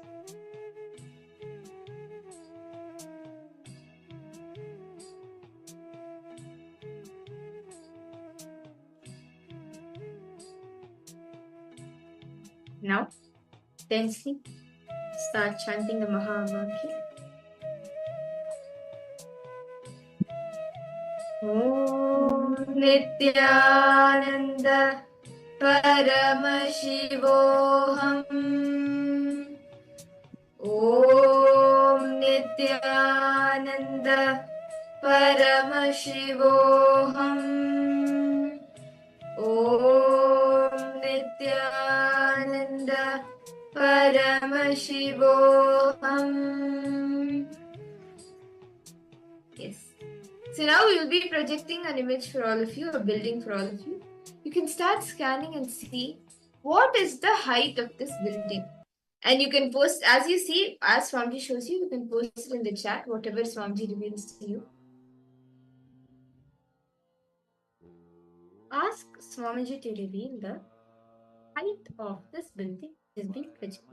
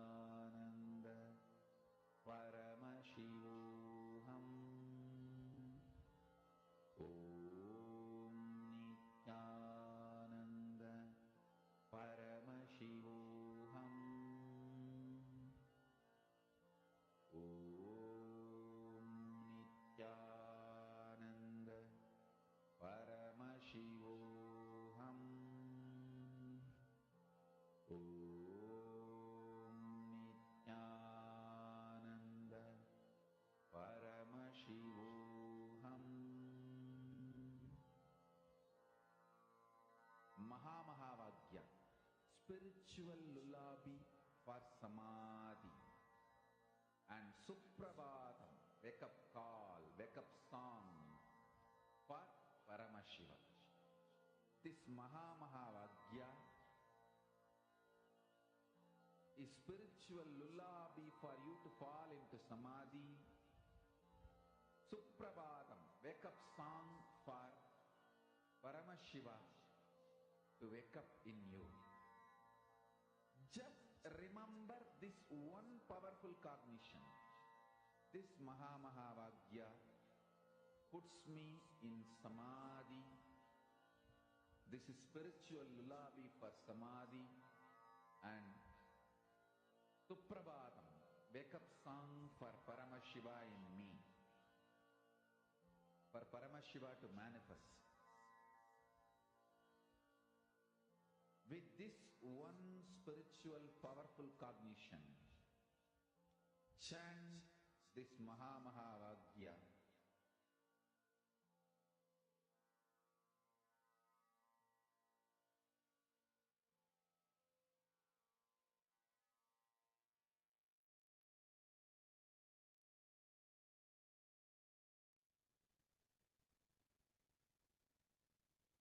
Nithyananda. I now request all the participants, please relax. And you can post in the chat whatever Swamiji revealed to you, however Swamiji manifested and showed you the answer. Can I request all of you to post what the height of this building that was being projected is? Rahul Kanaya, Malita, Ma Wang Hunyu, Ma Basti, Ma Margarita, Ma Kalidi Wong. All of you can post. Okay, Aya, you requested for the answer. Okay, sure. I'll repeat the answer, Aya. So, when we are receiving initiation from Swamiji, right? We are actually from Jagrat Turiya only, from either like we are only in the Jagrat state only we can experience the darshan. So it should be in either Jagrat Turiya Tita. Jagrat Turiya Tita only we experience in darshan time. Because Turiya Tita says the ultimate samadhi space which Swamiji has established. Yeah. So for us to experience darshan, we have to come to Jagrat state. Only if you're in Jagrat state only we can experience it. Okay. Yes. So Aya, what were you able to see as the height of the building?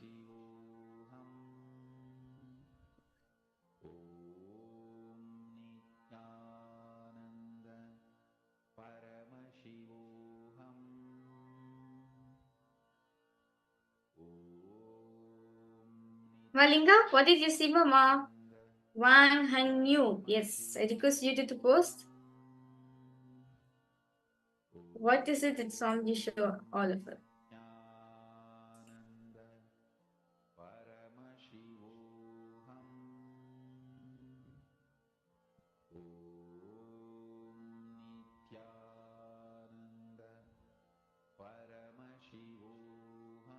Okay, I have posted 212. 212, 457.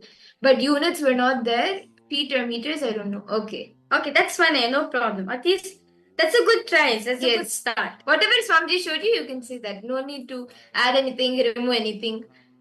Whatever Swamiji showed you that's great. What is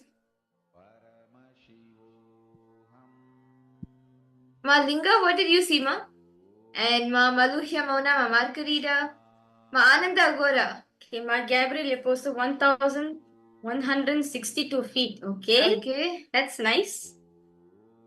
Ma Ananda Agora. Ma Ananda Agora Rupni, what did you see, Ma?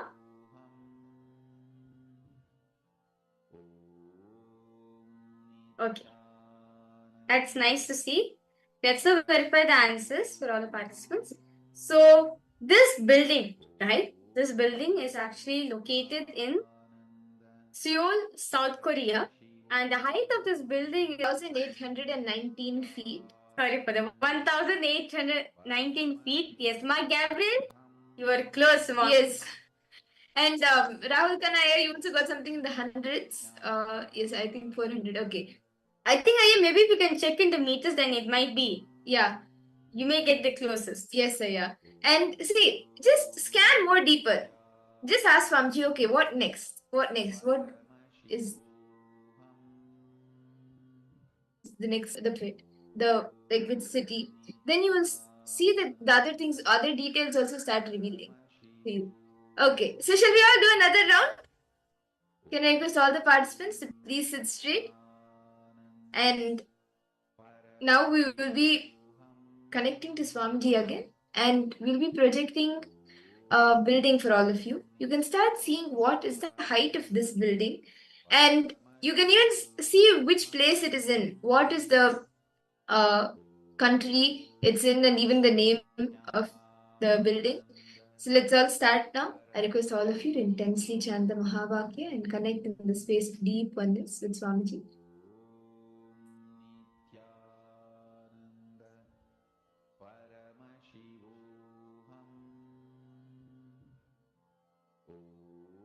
Ask Swamiji to reveal what's the height of this building.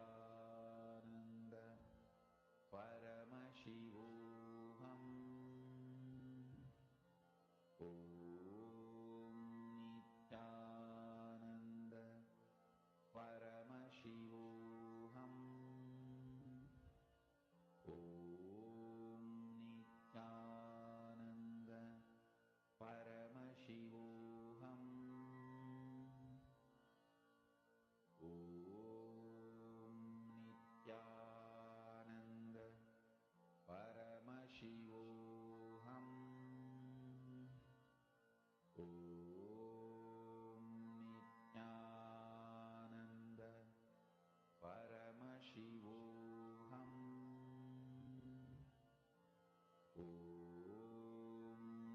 Nithyananda Paramashivoham.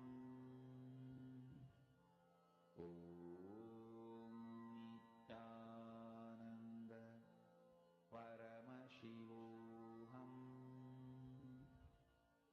Nithyananda Paramashivoham.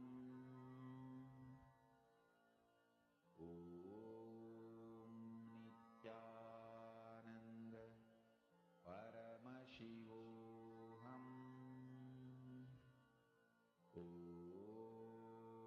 Nithyananda Paramashivoham.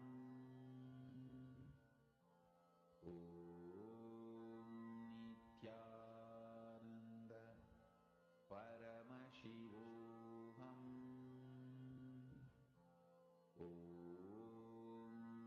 Nithyananda Paramashivoham.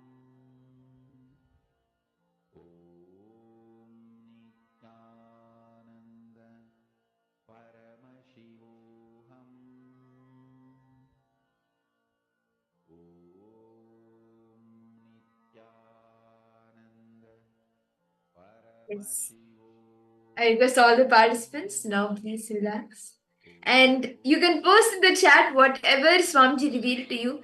See, don't filter out anything, don't change anything, add, remove, guessing that okay, maybe it looks small, it may not be this, or maybe it's too tall. It's don't guess all of that. Whatever Swamiji revealed to you, without like changing that, just post as it is. Okay, Rahul Kanaya has put 457 meters is okay, this is for the previous Okay. round. 1500 feet approx. Okay. Okay. Ma Gabriel, okay, you're able to see 2,225 feet. Okay, that's nice. Okay. Rahul Kanaya, what did you see? Ma Linga, what did you see, Ma? And Ma Ananda Agora Rupini. Yes. What did you see, Ma? Ananda Agora Rupini.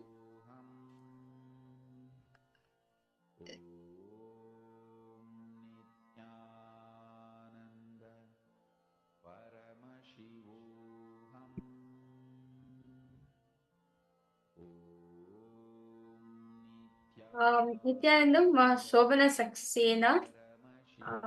Okay, yes. I just saw your message, Ma. Okay. Just give me a. May I know, Ma, where are you from? Where are you joining us from, Ma? Ma Shobana Saxena? Nithyananda Paramashivoham. Ohio. Ohio, Okay, that's okay. nice. Nithyananda Paramashivoham. Well, Ma Shobana Saxena, I request you that you can actually participate, Ma. As Yes. now. Today we're in day 2. You can continue from here. You can join and attend all the sessions. And you can even go back in the telecast. The live videos are available. And also, the Paramashivam programs are ongoing. Actually, one Paramashivoham itself is not enough to grasp all the truths that Swamiji is teaching us. So don't worry, Ma. From now, you can sit and continue to attend. And any questions you have, we'll help and we'll answer those questions for you and help you to the best we can. And Okay. Rahul Kanaya posted building is in South America continent, 2 different sizes around 1,600 and 2,000. Okay, Okay. that's nice. Okay, so let's verify the answers. So for all the participants, this building, right, which we are projecting to you right now, is actually located in China. So this is called as Tianjin Chao Tai Kuk Binhai Center. It is in Tianjin, China. And the height of this building is 1,739 feet. And Rahul Kanaya, you have put between 1,600 to 2,000. That's the distance range. So it is 1,739 feet tall, and this is in China. So Wow. this was the building that we were projecting for all of you. And That's amazing. That's very nice. Okay, so with this, let us now move ahead to the next session. Actually, the next session is going to be a very interesting, very beautiful session. Swamiji is going to be expanding about the 11 dimensions. So in this session, we learned about the jiva, the 25 states of consciousness. So next we'll be learning detailing about the jagat. Here, this is where you're going to be understanding the 11 dimensions of the cosmos. So let us now listen to this truth revealed by Swamiji himself on this topic.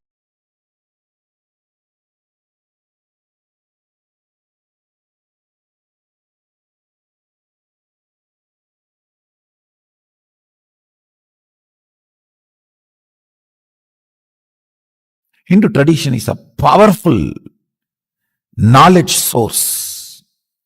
Understand?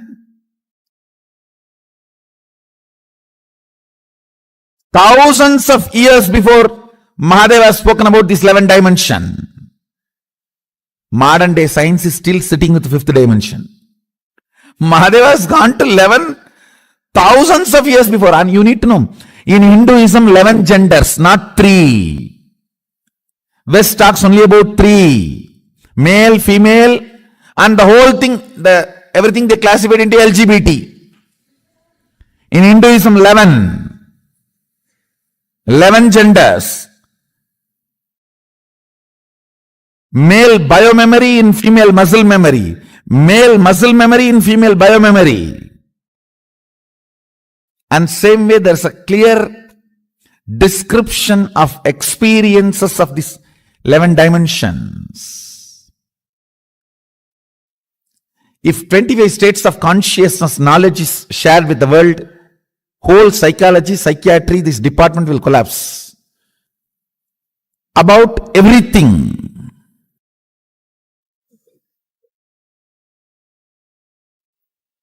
Life,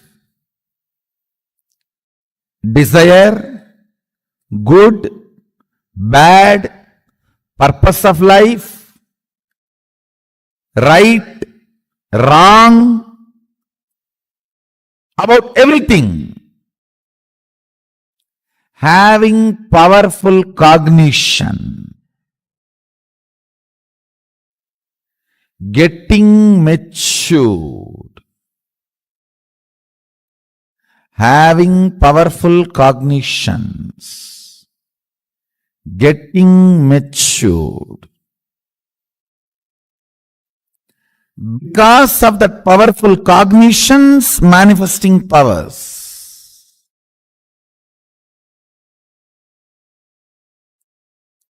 Now,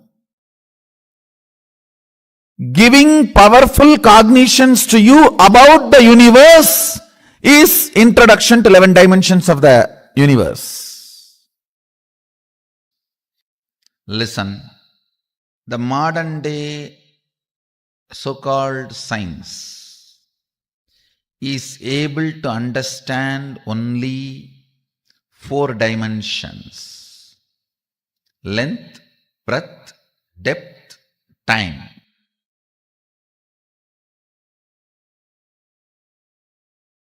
But the ancient science, the Sanatana Hindu Dharma, elaborately describes the 11 dimensions and the beings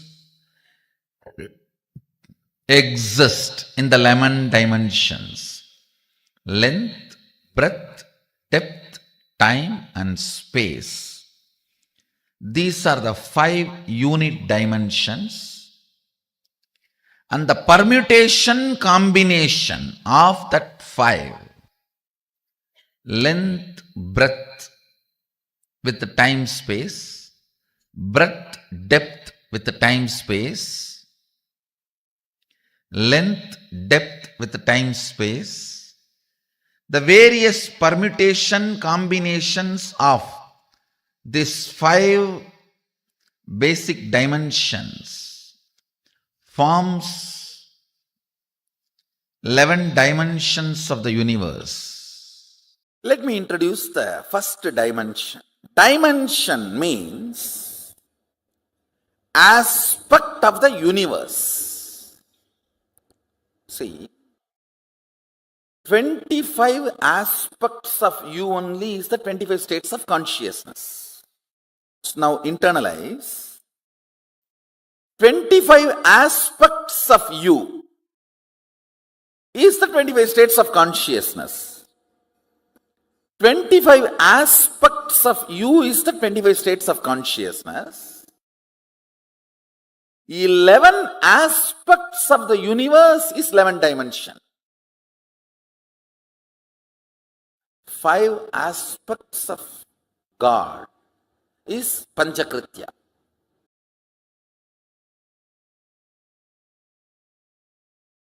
First dimension, it's called length. Listen. Each of this dimension has its own tattva, unit. So understand these basic principles. Length.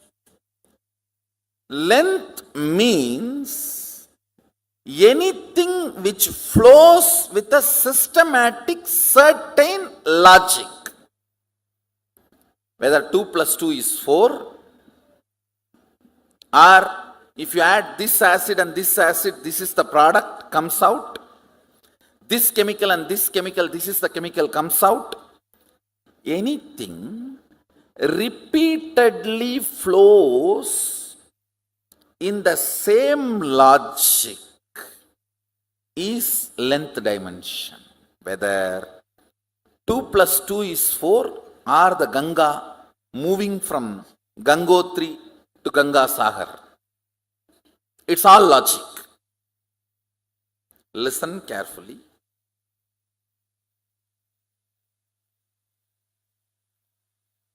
All logic which moves systematically comes under length dimension. If I introduce other 2-3 dimensions, then you will understand. You will be able to grasp the depth of each dimension. Length dimension is a power by itself. If you master the length dimension, anything which works as per the logic will be under your control. You are master of it. Everything which flows in the rhythmic logic is breath dimension. Listen, rhythmic logic is different and simple logic is different. Simple logic is length. Rhythmic logic is breath. Breath does not mean, it does not have a logic, and it does not mean it is a rigid logic.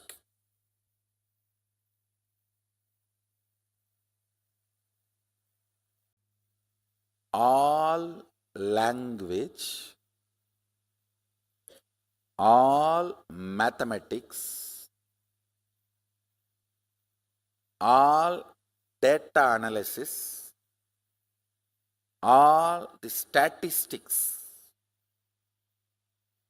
all this comes under length dimension. Rhythmic flow of logic is breath. Means, it's not that length is not there, but it is not rigid length. It's not rigid logic. Like dance, music, poetry. Poetry is the breadth dimension of language. Silence is the depth dimension of language. Speaking is the length dimension of language.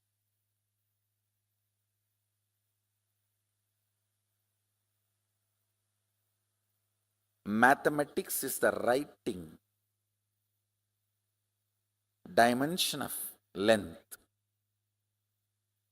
Painting is the breadth dimension of writing. Yantras are the depth dimension of writing. Listen, now I am giving you a very important understanding. You need to come to these cognitions. That is why the lessons about the 11th dimension. These cognitions are needed. Actually, I am teaching you how to come to powerful cognitions with this 11th dimension. With this 11th dimension, the two important results you need to achieve. Mahadeva says the first result is manifesting powerful cognitions, then manifesting powers. Listen, there is a big difference between these two. Listen carefully. If you read through third eye, it is manifesting powers. If you realize if my third eye is available for me, it is available for me because my third eye is connected to Swamiji's third eye. It means I can connect with his third eye. If I can connect with his third eye, I can connect with anyone's third eye. And using anyone's third eye and starting reading is manifesting powerful cognition. The rhythmic flow of logic, length is breath. All the actions and activities of heart and art,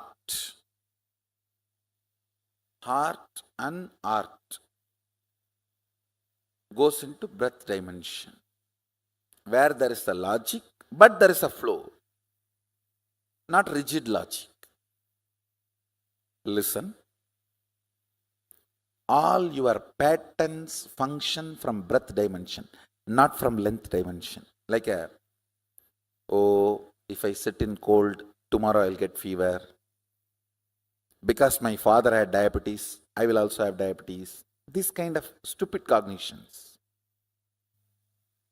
Rhythmic flow of the body language is dance. Rhythmic flow of the verbal language is poetry. Rhythmic flow of the sound is music.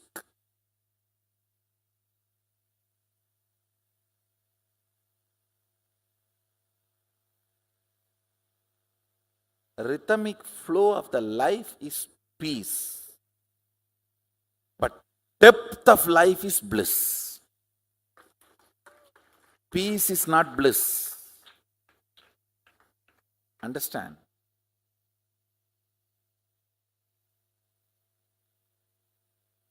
Powerfulness of the length is relaxation. Powerfulness of the breath is peace. Powerfulness of the depth is bliss.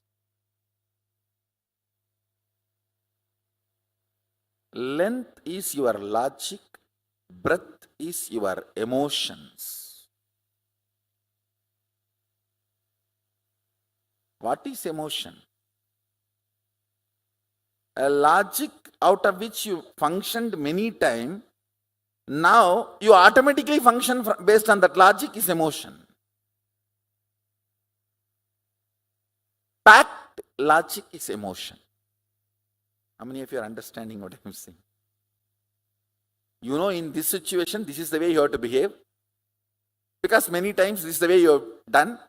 This way your father has done, your grandfather has done, your grandmother has done.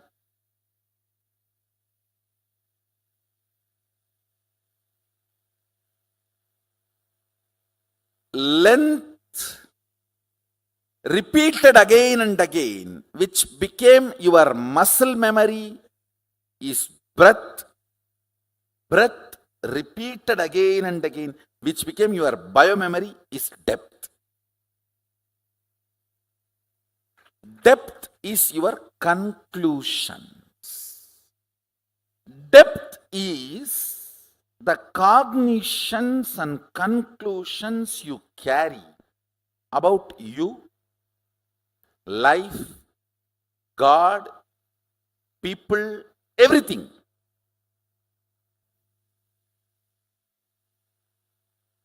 I'll repeat. Logic of you and the universe is length dimension. Rhythmic logic of you and the universe is breadth dimension. Cognitions from which the logic and rhythmic logic of you and the universe manifests is depth dimension. Listen to the fourth statement. Time, kala. Time is a rough word, English word. Let me use the word kala directly. Kala, that's the fourth dimension. No difference between your kala and kala of the universe. Listen carefully. Anything which makes you feel universe's time is different and your time is different is not you.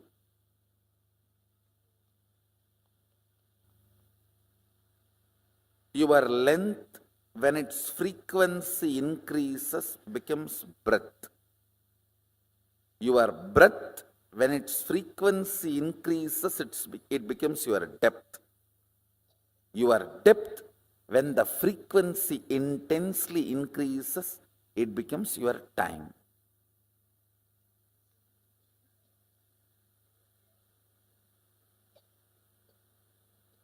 In breadth, length is included. In depth, length and breadth is included. In time, length, breadth, depth is included. This fourth dimension is the space where your so-called normal human life faces a breakthrough. Time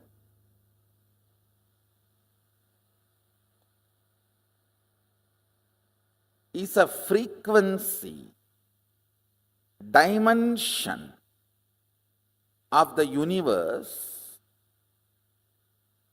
aspect of the universe, where you and universe are reverberating in the same frequency.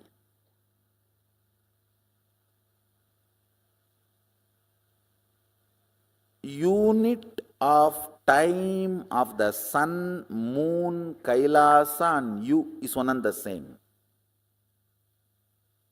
Listen, yesterday I said, our 1 year is 1 day for them, but unit is same. Only quantity difference. How many of you are understanding? It's only quantity difference, but not. So in Tattva, principal unit, listen carefully. Your logic and logic of the Devatas are different. They are not same. Your breath and Devatas' breath, not that far away, little closer. Your depth and Devatas' depth, little more closer. But in time, your unit of time and their unit of time is one and the same. There is only quantity difference.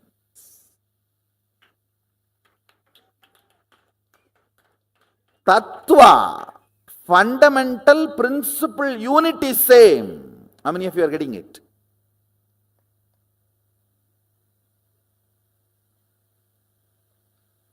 Yes. For us 1 year is their 1 day, but our 1 year is 1 day for them. It means what? Unit is same. Your remembrance of you powerfully associated to some subject or not associated to something. For example, you may remember you powerfully by feeling I have a young body. You may remember you powerlessly feeling, oh, I don't have a bank balance. If you associate yourself with some things, you remember you powerfully. If you associate yourself with some things, you remember you powerlessly. How many of you are understanding this? This binary is time. That's all. Catch it. Listen. This binary is time. Kala. Kala, Sanskrit word, means jumping between associated powerfulness and associated powerlessness. Understand. Listen carefully.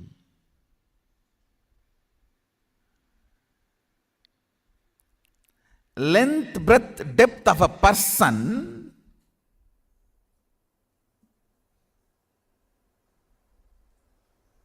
is not he.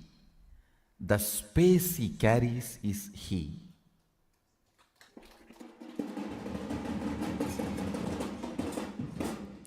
When I say length, breadth, depth of a person, I speak in both the meanings. One, logic, heart, and cognition. Length, logic, breadth, heart, depth, cognition. This three does not really constitute a person. And length, breadth, depth of the size, shape.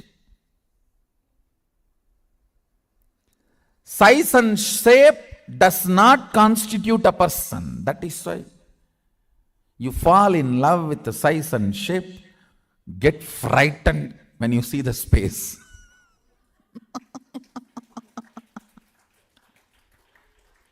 Get thoroughly terrorized.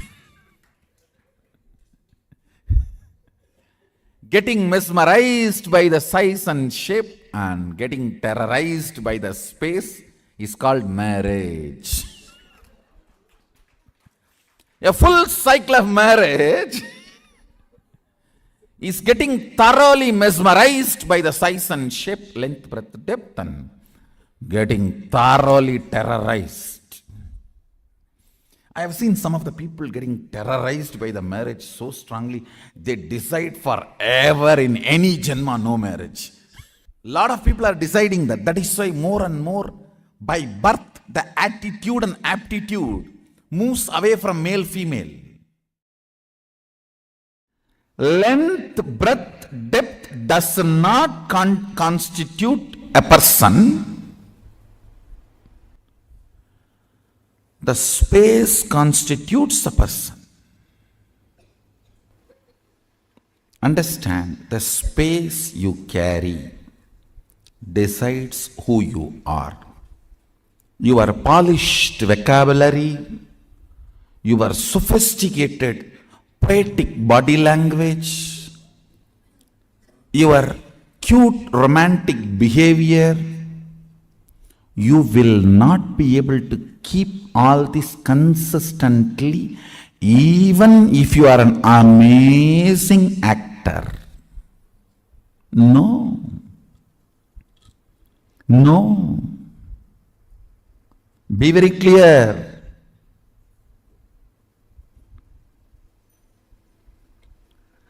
The space you carry, its smell, its flavor comes out of you like energy.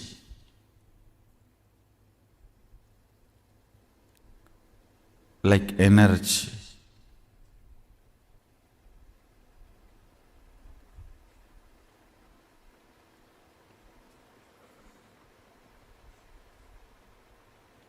Many of the Indian restaurants use this as a tactic. They release a certain masala flavor. That whole area will have that masala flavor. The moment you enter that zone, you will feel like eating. That is also again like a marriage only. You go to the restaurant and you order what you want. Then when you see what the other person has, you always wish you had ordered for that. And the other person is feeling the same.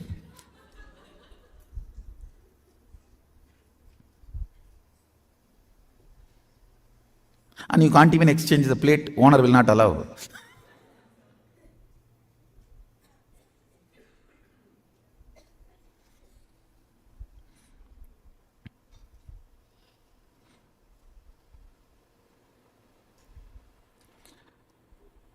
The smell, the flavor of your space.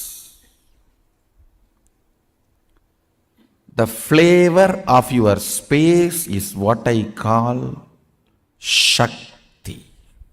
Understand? The explosion happening in your inner space is Shakti. Please listen. This is the good news for you.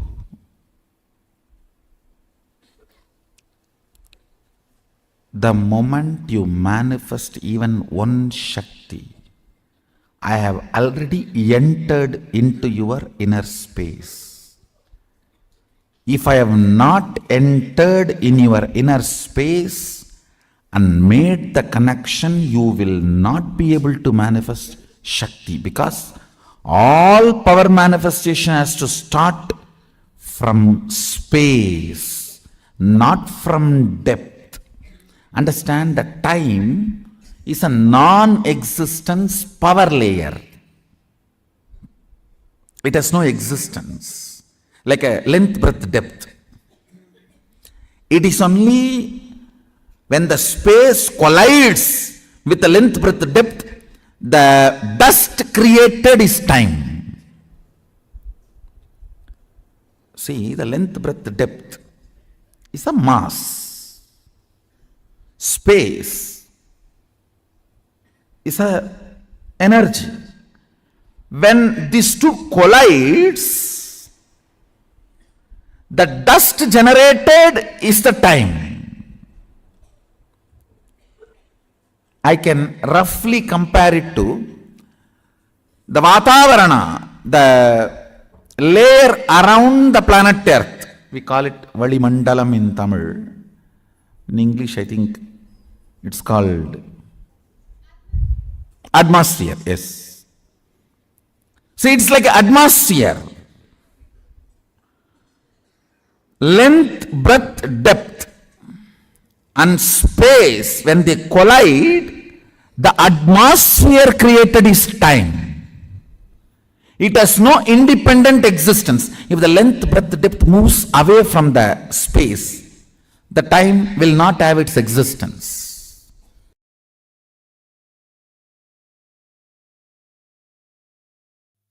Listen. If something is a straight logic,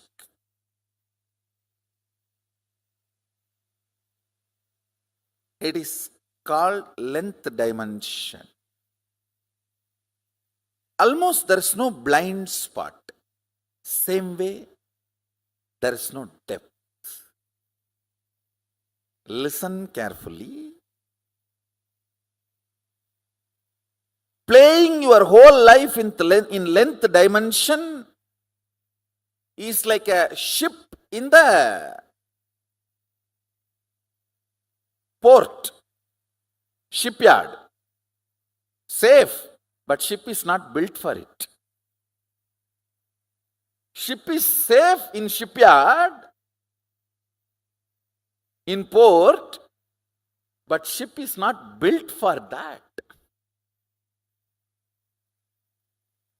You are always safe if your life is based on logic, but you are not built for that. Anybody who feels secured by the logic dimension's abundance is foolishly feeling secured. Please listen. If you are cognizing you are very secured because of the bank balance zeros you have, electronically generated zeros in the bank computer screens by the exploiting ignorant stupid guys,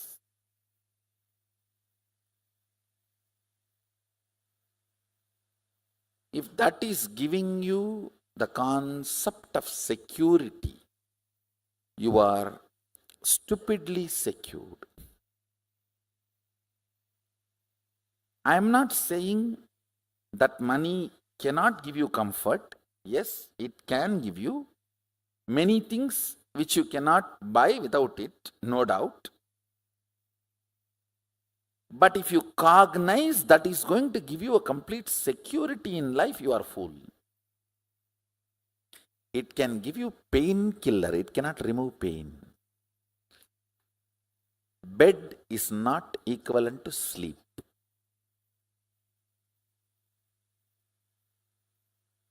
When you don't have bed, you equate bed to sleep. Only if you have multi-bedroom house, you will understand bed is not equivalent to sleep.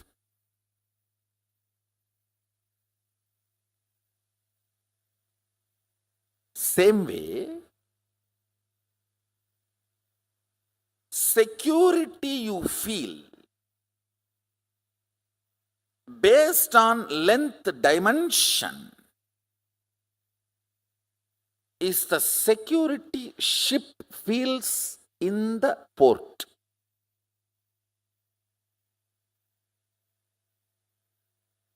Is that security for the ship? No. Security of the ship is its ability to handle everything of the ocean.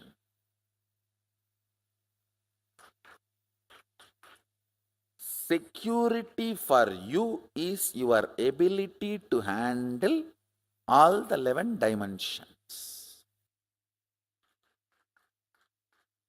If you don't tumble down in the 25 states of consciousness, you are secured. The ultimate security, please listen, in the doing aspect and being aspect. Sushupta sushupti, to turyadita turyadita. If you can handle, that is what is security. With the introduction to the 11th dimension, the intensity of your powerful cognitions will just shoot up. Understand? The amount of powerful cognitions, all of you need to understand the meaning of the word powerful cognition. For example, if you see somebody dying, are you going to cognize it as powerlessness, shaking, fear? Are you going to cognize the situation with a powerfulness? That is the way the reality is. What next? In every situation, cognizing with powerfulness, whether health, relationships, love. Listen. Knowledge and understanding, even if it is intellectual, knowledge and understanding of this 11th dimension makes many of the suffering caused by others and the sufferings you cause to others redundant. Only a person who understands 11 dimensions of the universe can be non-violent, can be really non-violent. Understanding about this 11 dimension will make your existence frequency intense. Understand, life should be like everything around you should be just vibrating with you. The moment thought comes, an idea comes, a cognition comes, the whole nature should cooperate and make it happen. Introduction to 11 dimension itself is to show you your multiple possibilities.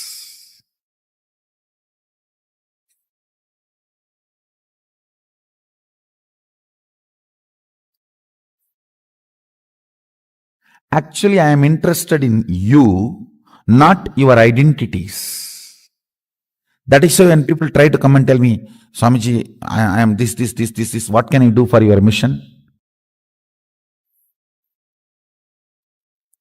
I tell them first, your consciousness, let you make it to the higher frequency. Taste what I am teaching, what I am standing for. Substantially, even you will not be able to doubt you to that level. Experience the depth of your consciousness. You should feel you have become too big. Wow, existence is really nice. The way I exist now feels great. Depth of personality is joy. Depth of personality is bliss. That consciousness you are carrying, that chit you are carrying, should be constantly manifesting powerful cognitions and power. That is the biggest help you can do to me.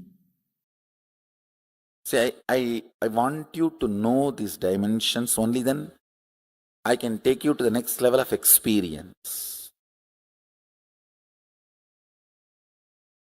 Otherwise, when I give you the experience, you will be overwhelmed. See, with understanding about these dimensions, you yourself will know how the powers are manifesting. And you will start playing with them. You getting comfortable with your consciousness and manifesting powers will start happening once you understand these 11 dimensions. Now, see, I have a responsibility. I have to give you this knowledge without giving you suffering. Mahadeva puts that word. There's a clear command. Knowledge has to be given without suffering.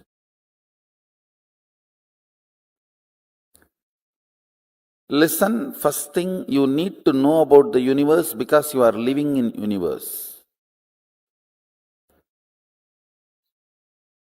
Ignorance is no way cute and ignorance is not going to save you anywhere. Second, why I am teaching about this fundamental units of the universe, 11 dimensions, because understanding about these 11 dimensions will make you manifest multiple powerful cognitions and powers. I'll repeat. See, manifesting powers of third eye, like reading through your third eye, scanning through your third eye is power. But understanding the fundamental principle, unit, tattva, Why you are able to do? Because you connect your third eye with a third eye which is already awakened.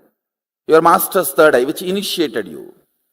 And that third eye is connected with all the existing third eye.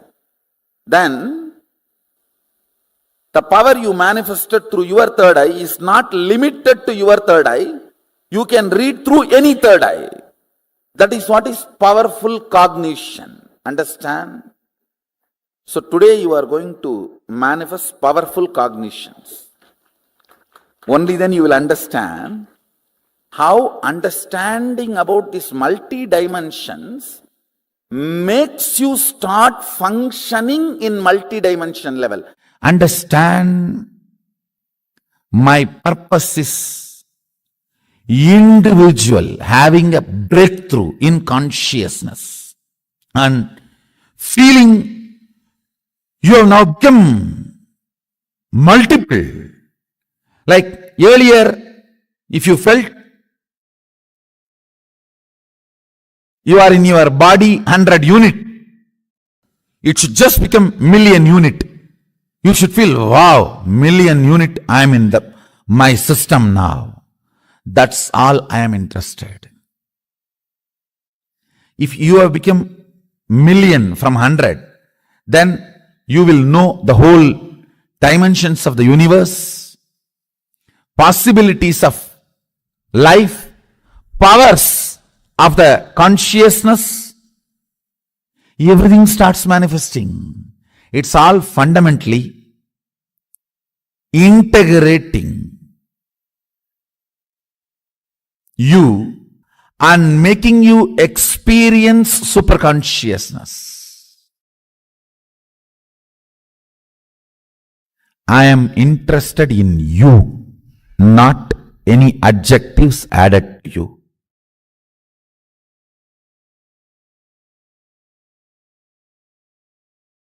I am interested in you manifesting, you radiating. My project plan is only one.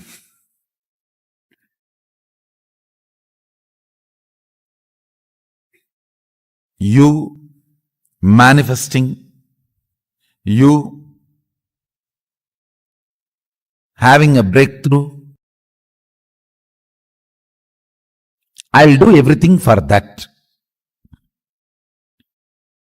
Whether I ask you to eat vegetarian food or I ask you to apply the aushadas and take bath, or I ask you to do the yoga on the pole and the rope, it is all centered on one. Now, I'm going to introduce you the 11 dimensions of the universe, all only this purpose. Breaking the barriers you built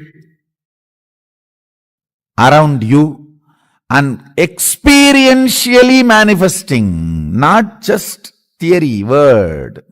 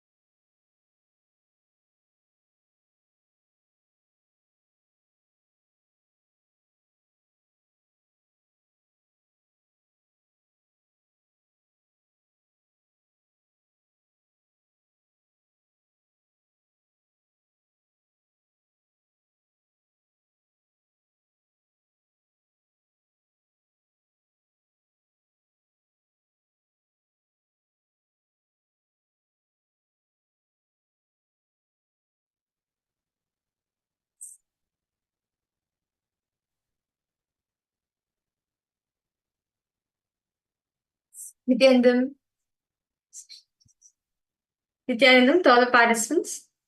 That was a very beautiful session, Swamiji.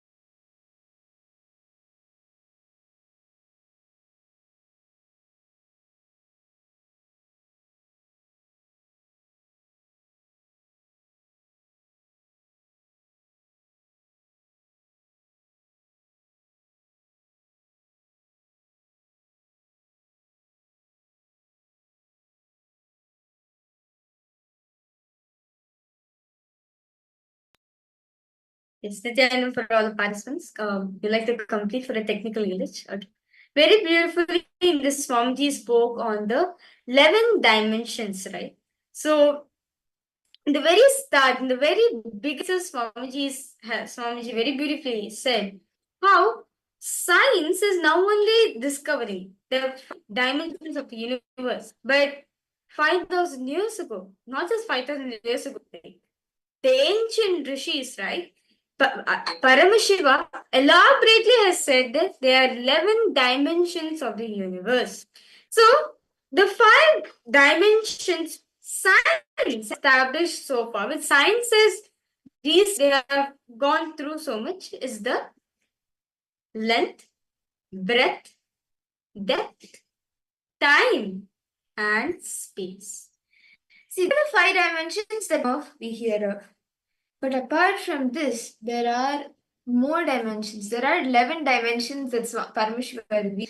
And within these 5 dimensions, usually we all tend to only be in the length and breadth dimensions. Sometimes we tap depth dimension into our depth. And beautifully, Swamiji explains how the length is everything related to logic, anything in the logic dimension. Day-to-day life that you thinking and all your activities that you do in the logic dimensions, your studies, your work, all of that is like how we were seeing in the power manifestation, the height of the building. Now, if an architect sees that, they can make an approximate. It's this tall, it's this wide, so it would be approximately this many feet. And how Swamiji says 2 plus 2 is logic, and even Ganga flowing from Gangotri all the way down, knowing that logic, the entire logic behind that is the length dimension. And breath is the rhythmic flow of nature, the rhythm of life. And actually, the length, breadth, depth, it does not constitute a person, but the space dimension constitutes a person. Are each of you catching this? How we usually are all times with the depth. Depth is like understanding, internalizing the source of our person, internalizing the truths that Swamiji is revealing, the powerful cognitions, like consciously snacking on them, how much they become a part of our life. That is the depth in us. Nithyananda, Ma Shobhana Saxena, nice to see you for the program. I would like to know, is there a reality which you want to manifest? Ma Shobhana Saxena. Is there any one reality which you want to manifest, Ma? You can post in the chat section. So, all the participants, So all of us understood, right? The length, depth, time, space. Okay. So these 5 dimensions put together, actually, there's much more than this. Okay. He said there's 11 dimensions. Now, to understand, the length, breadth, depth does not constitute a person. It is only space which constitute the person. What does Swamiji mean by this exactly? See, take an example of a thread. Okay. You have a thread. One thread, right? In one thread, we have 2 ends. If in the same thread, one end of the thread is the logic, is your logic, all the logic you have gotten acquired so far. The end of the thread, it will be the logic of the cosmos, the length dimension. Same way, breath. All the emotions, all the creativity you go through in your life. The other side of the thread, it is the breadth dimension of the cosmos. Now, the depth dimension, all the cognitions which you cherish so far, all the identity, cognitions. The other side of the thread, it is the depth dimension. Swamiji says, all these three does not constitute the person, does not identify a person is, yes, okay, we may think logically, there only will length, breadth, depth, if you can constitute a person, but no. It is only the space dimension. It is only the space dimension which constitutes a person. So I request all participants now, let us all discover a new dimension. See, actually, we have 11 dimensions, because most of the time, we only limit ourselves only through this 3 dimensions, maximum 4, till time, but not more than that. We can enter into this space dimension. Sometimes we tap into the depth time dimension. See, but it is very important to understand these 11 dimensions, because at different points in our lives, like whether it's the 25 states of consciousness or these 11 dimensions, we are living in these dimensions, and that is why it's very important for us to understand and know where exactly we are in, when we are in the length, how much of our day is we are in the length dimension, how much of our day we are expressing the breadth dimension. So can I request all the participants to take in your paper and list 25 activities that you do in a day. It can be any 25 activities, but 25 activities in a day. It could be like getting up and your morning routine, or going to work, and maybe, for example, if you're a teacher, you may be teaching kids, or if you're architect, you may be building, maybe making the plans, or if you're a software engineer, you may be working on different softwares. Whatever it is, 25 different activities that you do throughout. Can I request all the participants to please take a few minutes and write this down?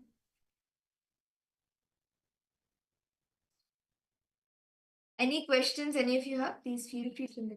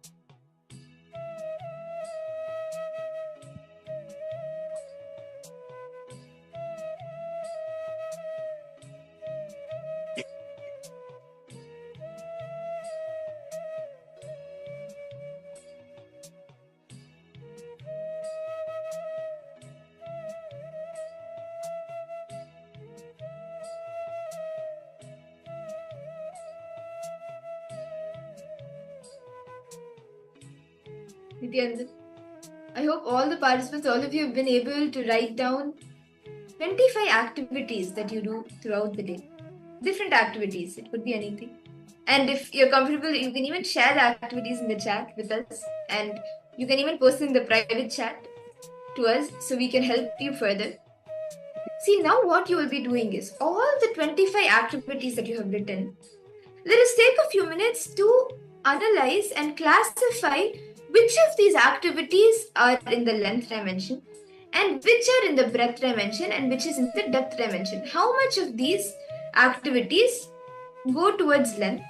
How many of these are we manifesting the breadth in us?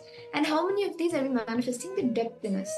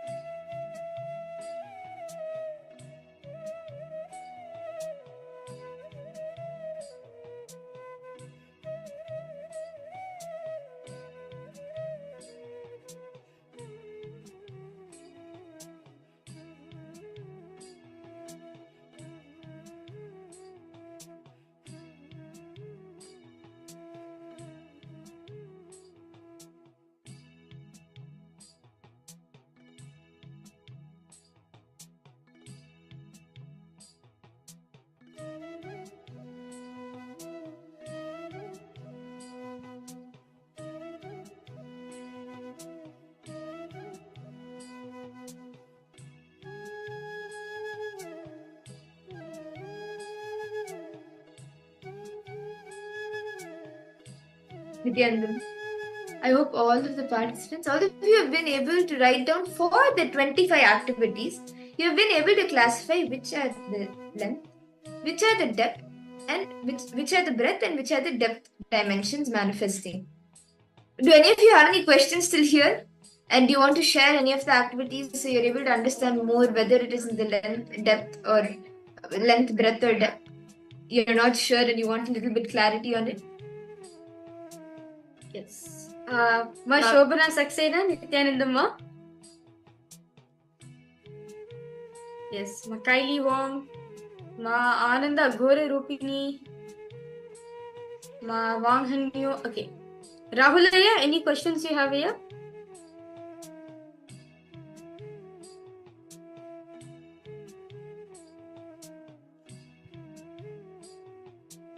So, is all the participants understanding what does it mean to be in what is it that we are in breadth, length, or depth? Any questions, any doubts, all of you having? Do feel free to post in the chat section. That's no problem. Okay, you found no breadth dimension. Okay, could you post few of the activities that you do, Aya? So you can even post in private chat. We'll not read it out. Yes, Puja and Yoga is depth dimension actually. It's actually beyond depth dimension. See, anything related to arts, painting, dancing, singing, poetry, where you experience the rhythmic flow of nature, that is the breadth dimension. Or it can also creativity. Or it can also be the times where you experience deep emotions in your life. Like you're going through some emotional pain, suffering. This is also breadth. Swamiji said all emotions falls in the breadth dimension. Like you feeling sympathy, or you feeling some kind of emotion for your mother or for your sister, like for your relatives, for your siblings. That's also a breadth dimension. Yes. Okay. Ma Basti, do you want to share anything? Ma Lita, Ma Anandeshwari, Nithyananda, Ma Linga.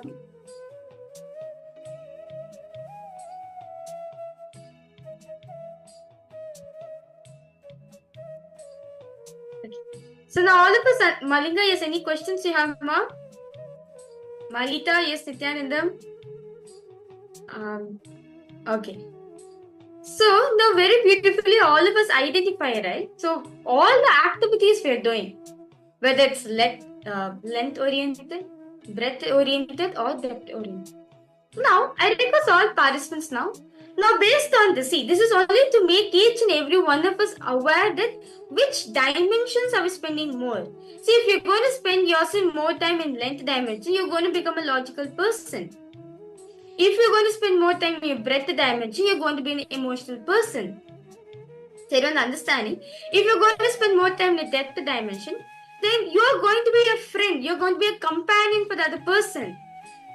So you need to understand which dimension as you are in. As if you're in which dimension depends on the particular state. I mean, like, of course, all three interconnected to each other. The which dimension you are in, you attract that kind of people around you. And how much percentage of these dimensions are you expressing? How much percentage of the length dimension are you expressing? Or how dependent are you on the length dimension? How dependent are you on the breadth dimension? How dependent are you on the depth dimension? Can I request all the participants to write down how dependent are you on each of these dimensions? You can write the percentage. Actually, over here, very beautifully, Swamiji said that if you are spending time in your depth, right? If you're a depth or dependent person, then you'll always keep your friends inspired as they enjoy your company. So if you're a breadth dependent person, then no matter what happens, the relationship you carry with other person will always be emotional. If you are a length dependent person, right, you'll always ensure like the relationship which you're having will be more of logical based, more of conclusion, more of fights. So basically more of arguments which will be happening. So because all participants, so let's analyze. See, only if we become aware how much time we're spending on each of these dimensions, we can even raise ourselves up. So let's all do this. Just looking to see how much of your day is length dependent, breadth dependent, or depth dependent. Please internalize within yourself.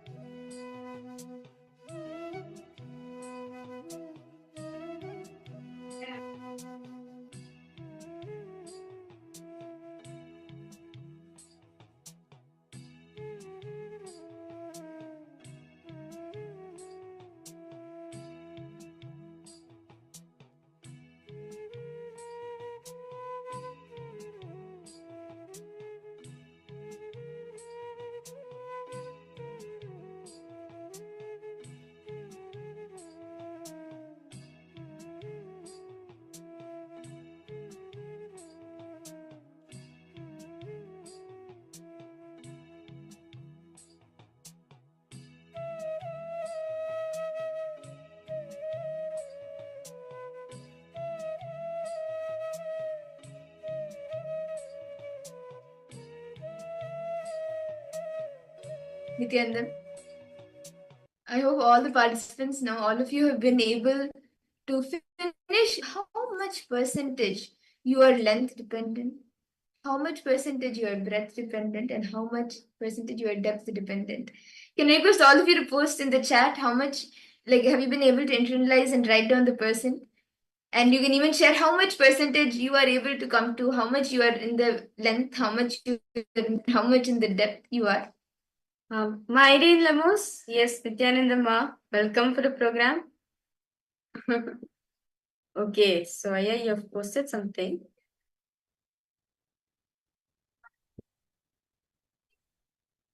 Okay, Rahul Kanaya, you have posted 40% breadth after knowing emotions are breadth, 30% depth, 30% length. But during Paramashivoham days, depth is max, I think 60. Yes. Okay. That's good, Aya. You've been able to analyze how much percentage you are living in these dimensions. Yes. Actually, that's nice. That's good. That's really nice. See, it's one thing Swamiji says, right? Most of the time, as human beings, we spend most of the time in either length, most of the time in length, 50% of the time we spend in breadth. That's all, not more than that. Maybe depth will be like 10%, maximum will be 20%. But now we are in the Paramashivoham, right? This is an ecosystem. This is literally Swamiji's own inner space. You actually spend more time in depth dimension because you forget. Because in Paramashivoham, it is not about your length. Here it's not about length nor your breadth. It is about your depth. The cognitions you're carrying matters a lot, as the cognition only matters. The cognition, it is in the cognition only you manifest things outside. Okay. So how about the rest of the participants? Ma Shobhana Saxena, how about for you, Ma? Ma Margarita, how about for you? Ma Wang Hang Yu, yes. Okay. Ma Shulini Durga. Okay. Kiksing Mangaya, Nithyanandam, welcome to the program. Nice to see you for joining. Roman Rishi Jugarnath. Nithyanandam to you. Welcome. Okay. So with that beautiful session all of us had. So now all of us see. In the previous session, all of us understood state of consciousness we are in determines the decision we are making and how our behavior is. Now, by knowing the dimension, which dimension you are at, you actually attract that kind of people around you. You project that inner space outside. Understand Swamiji says, Jiva, Jagat, Ishvara, all three are connected to each other. If Jiva, if your inner space is confused, then the world around you, you'll feel the world is there to exploit you. But an Ishvara, God, you will not be able to relate with him. You'll feel distance from him. So the cognitions you're carrying matters a lot. The cognition defines you, which state you are in. So with that beautiful realization, right, with the beautiful session all of us had, let's now enter another round of the power manifestation. This round, we are going to be having a little different. So we are going to be manifesting the power of breadth dimension. Till now, since morning, we have been manifesting the power of length, the logic dimension. Now we'll be manifesting the power of breath, which is the rhythmic flow of nature, like anything in the arts dimension, in the creativity dimension. So what we will be doing is we will be showing all of you the name of a painting, a specific painting. So we will actually be doing the power of GPS.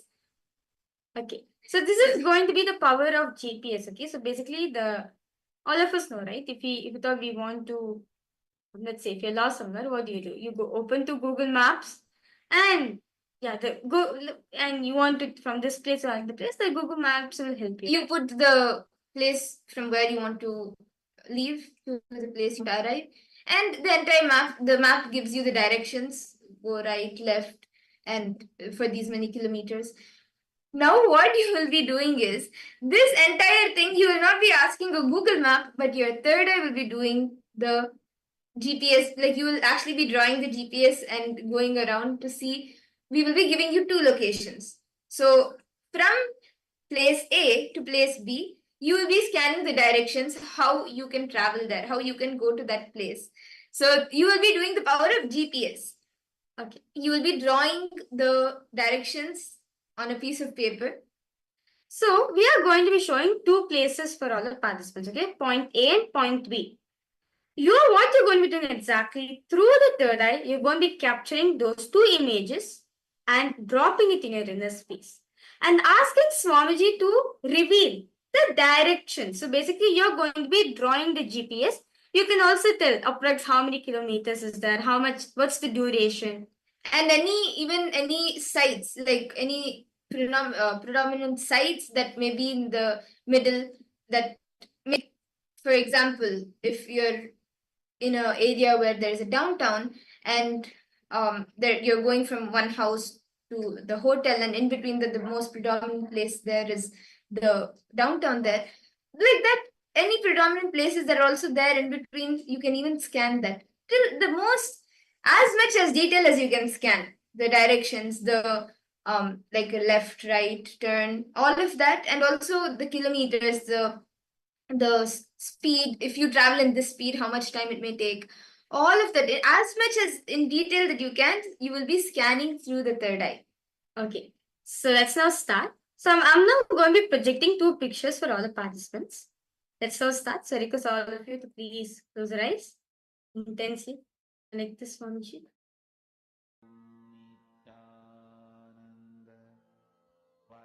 Now, start chanting Mahabhakya. Om Nithyananda Paramashivoham. Om Nithyananda Paramashivoham. Om Nithyananda Paramashivoham. Intensely start seeing the direction from place A to place B.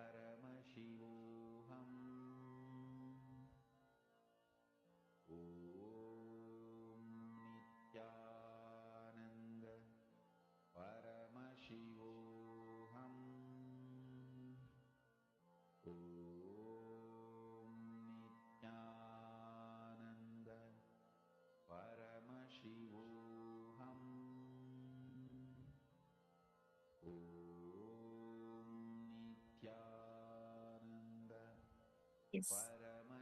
I request all the participants to now post in the chat what did you see as the directions? What was the details Swamiji revealed to you? Can I request all the participants to take a moment and post it in the chat? Ma Margarita, Malita, Rahana, you, Ma Ananda, Agora Rupini. All of you can post. What did Swamiji reveal to you as the directions from place A to place B?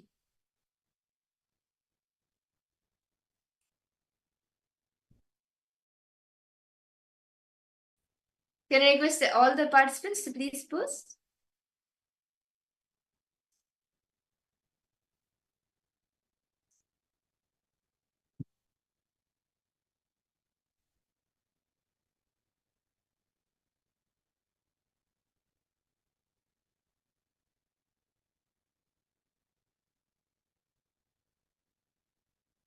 Let's see all the answers.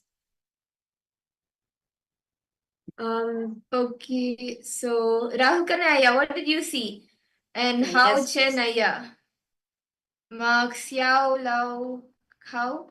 Ma Aidin Lemos, Ma Anandeshwari, Ma Jnanapradayini, all of you can post. Ma Lita, Ma Linga. What did each of you see? Okay, Rahul Kanaya has posted, Ma, I saw one tourist attraction with fountain and many people, and then left, right, and some not busy line came. Okay. How about the rest of the participants? Manandeshwari, come on, ma. I request you to post. What did Swamiji show you? Something Swamiji has shown each and every one of us. Request all participants to please. Ma Shobana Saxena, Ma Shulini Durga, Ma Kalili Wong, Ma Mahulia, Ma Margarita. Request all the participants. Ma Ghora Rupini. Yes, I request you two to post, ma. What did Swamiji show for each and every one of you?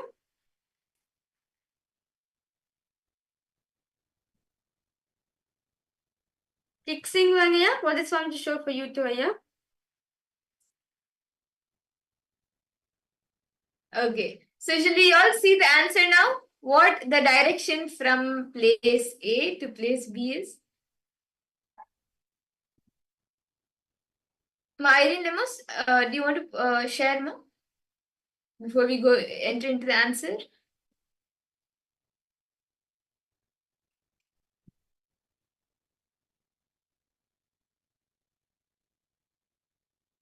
Okay. Let's verify the answers. So for all the participants, actually this place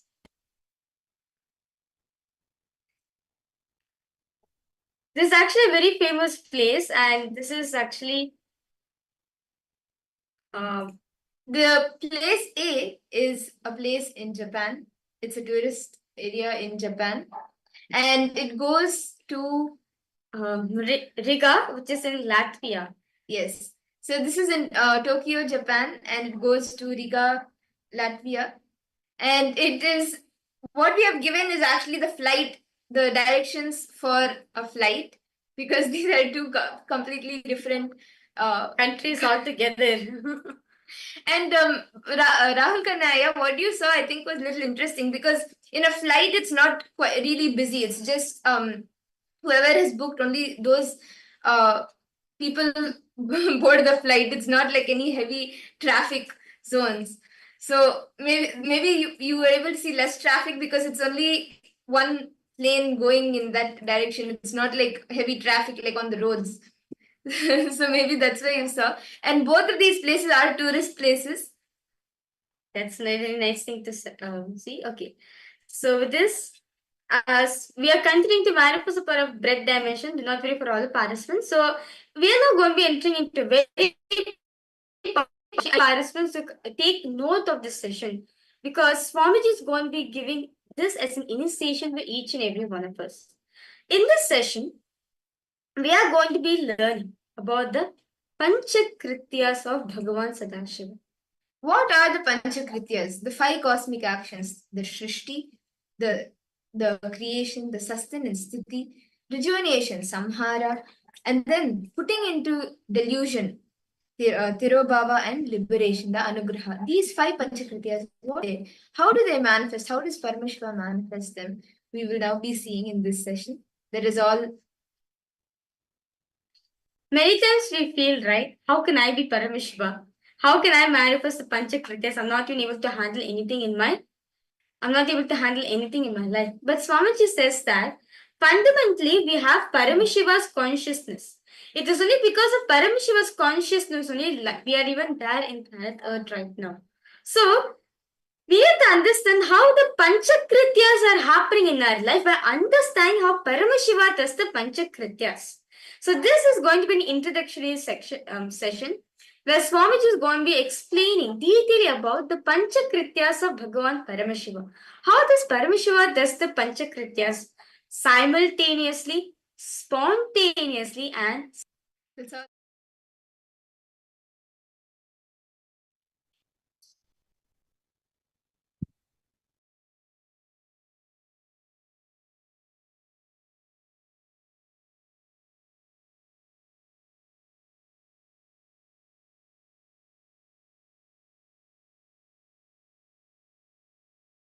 The 11 dimensions of the universe, 25 states of consciousness,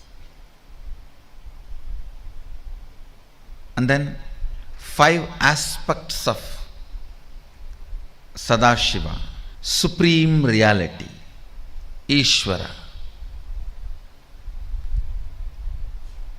creation, operation, rejuvenation, delusion, liberation. Please understand, supreme cannot be just God, generator, operator, destroyer. Please understand, the supreme as per Sanatana Hindu Dharma, Bhagavan, Brahman, Sadashiva cannot be translated by the word God. The Western definition of God is generator, operator, destroyer. Only 3 aspects. The Hindu understanding of supreme reality is generator, operator, destroyer, deluder, and liberator. The major 2 aspects of life unfortunately was never grasped anywhere else other than this Saraswati Ganges civilization. Only the Saraswati Ganges civilization understood the world beyond seen. If you don't understand delusion, you can't understand beyond the 4 dimensions. You can't understand reality in its completion. God is not Sadashiva. Maybe I can contribute a new word, Godel. G-O-D-D-E-L. G-O-D-D-E-L. Godel. Listen. Whenever science or technology grows, the scientists and people who are expert in that field need to contribute right word. They need to support the language also to explain the concepts. English is learning spirituality, Sanatana Hindu Dharma first time. So let's contribute some good words.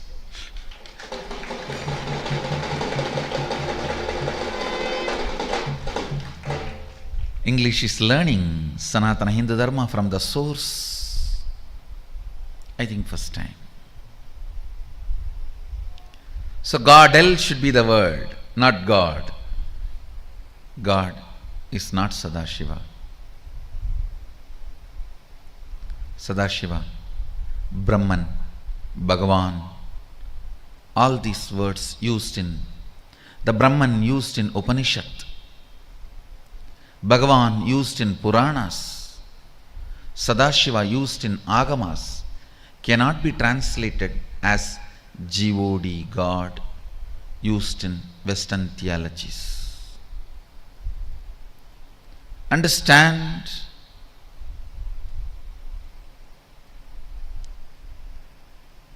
these 5 aspects of Sadashiva in the manifest form is called Ishvara, unmanifest form is Avyakta.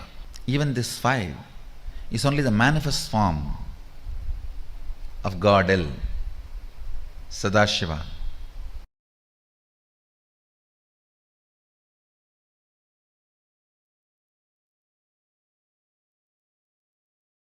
Paramashiva introduces himself how he is manifesting to teach Agama as Sadashiva. As Sadashiva, he manifests with 5 heads, 10 hands, teaches Agama. Through these 5 heads, he does these 5 actions. Manifestation, it's called Srishti, manifestation. Then Sthiti, sustenance. Then Samhara, rejuvenation. Then Prabhava, pulling out of delusion. Then Anugraha, liberation. Listen. Listen carefully. Sthiti. Sthiti means maintenance. The first action is Srishti. Second is Sthiti. Third, Sthiti means maintenance. First, Srishti, manifestation. Sthiti, maintenance or sustenance. Samhara, rejuvenation or dissolving or destruction, whatever word you want to use. Samhara, literally the word Samhara means transformation, rejuvenation. It one becoming another. So listen carefully. Srishti, manifestation. Sthiti, maintenance. Samhara,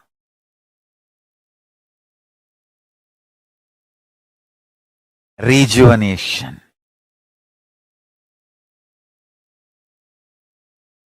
Prabhava, pulling out of delusion.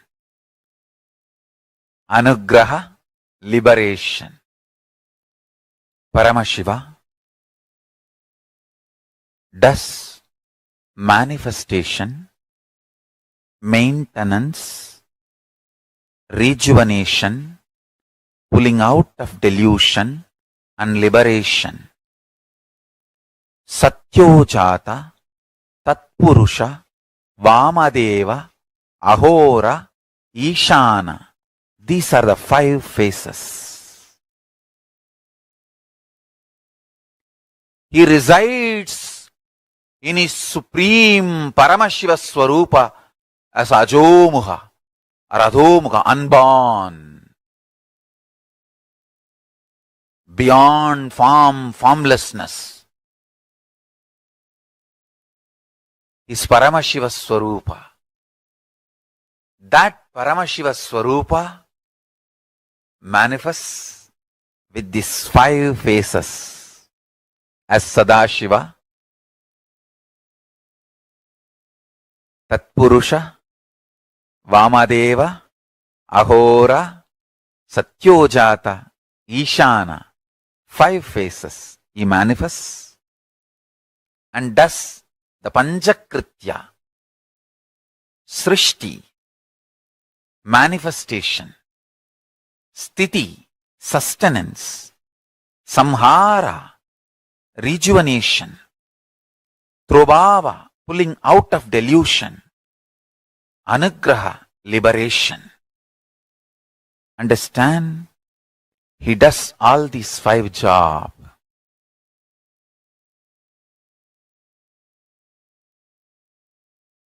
Through these 5 phases.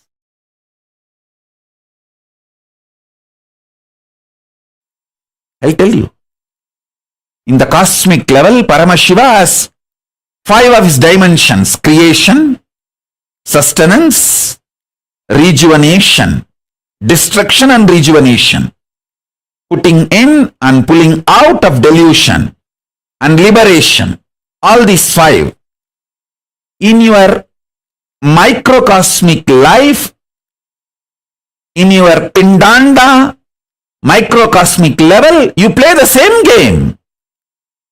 Every day, the new cells getting created, new organs getting manifested in your body is your creation. All of you need to know, including your brain. Everything gets newly created. New cells are created every minute, every second. This is your creation. In microcosmic level, in macrocosmic level, the planets which manifest planets are getting created. In microcosmic level, the cells are created.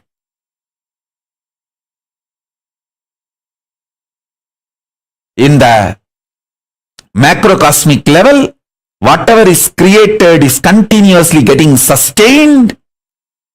In microcosmic level, the body you create is getting sustained. The life you manifest is getting sustained by you. You continuously breathing, inhaling and exhaling, keeping you alive is sustenance, maintenance in microcosmic level. In the macrocosmic level, destruction, rejuvenation, samhara is black holes swallowing, big bangs. In the microcosmic level, the old cells getting killed and new cells getting formed is rejuvenation, samhara. In your body, in your microcosmic level, Pindanda level. Same way, in the Brahmanda level, the delusion is cosmos creating deluges, pralayas to rejuvenate itself, clean itself. You can see the heat wave all over the world. All the Panchabhutas playing and aligning itself. In the cosmic level, this is the delusion. Trobhava going on. In the macrocosm, Pindanda level, you forgetting your existence as Paramashiva, higher reality, falling into the nightmares and going through, is the small scale Trobhava. Delusion in the Pindanda microcosmic level you go through. In the cosmic level, Brahmanda level, liberation, anugraha is Paramashiva himself manifesting as this Nijavadara Nithyananda and making this Kailasa happen.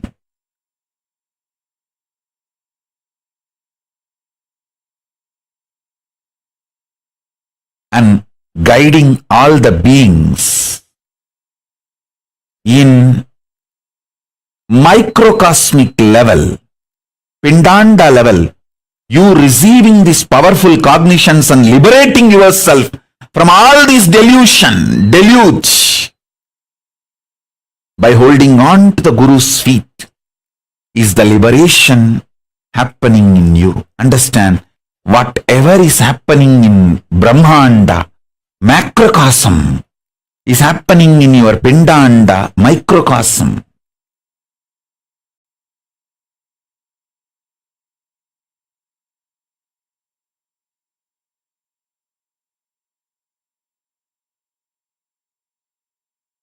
So don't worry about your delusions.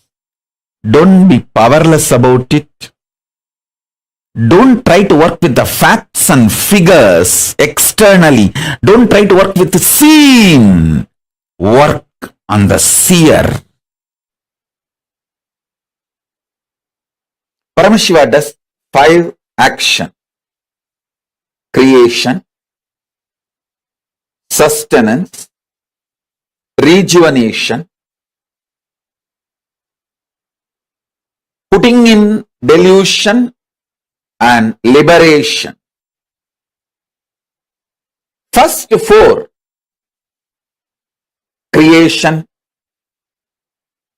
he does by sitting in Brahmaloka. As a Brahma he manifests and creates. Maintenance, he does by lying down in Paramapada as Parandama. Rejuvenation he does as Maharudra in Kailasa, from Kailasa itself. Putting in delusion he does through many of his forms like Bhikshadana. All those forms he took just to put people in delusion. Liberation. For liberation, he always comes down to planet Earth. He has to assume human form. The form he assumes for liberation is Guru. Keeping liberation as a predominant activity, the form he assumes is Guru. Listen. Creation, sustenance, rejuvenation, pulling out of delusion. When you understand the creation, sustenance, rejuvenation does not happen as you understand. Many things what you call as creation actually is rejuvenation. Many things you call as sustenance is actually rejuvenation. Many things you call as rejuvenation is actually manifestation, srishti of many things. In all these 3, creation, maintenance, and rejuvenation, in all these 3, various other dimensions are also there. Realizing that is getting out of delusion. That manifests as liberation. Focus on your first person. You will see how the creation as a multiple components, sustenance as multiple components, rejuvenation as multiple components, you will realize how you come out of delusion just by understanding it, and you will experience liberation. I am repeating. Focusing on the source of your first person, you will realize the way you generate. For generating, how you rejuvenate, how you sustain,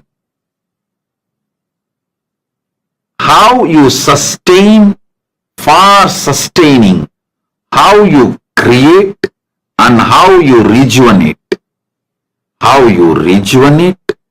and for rejuvenation, how you create and how you sustain.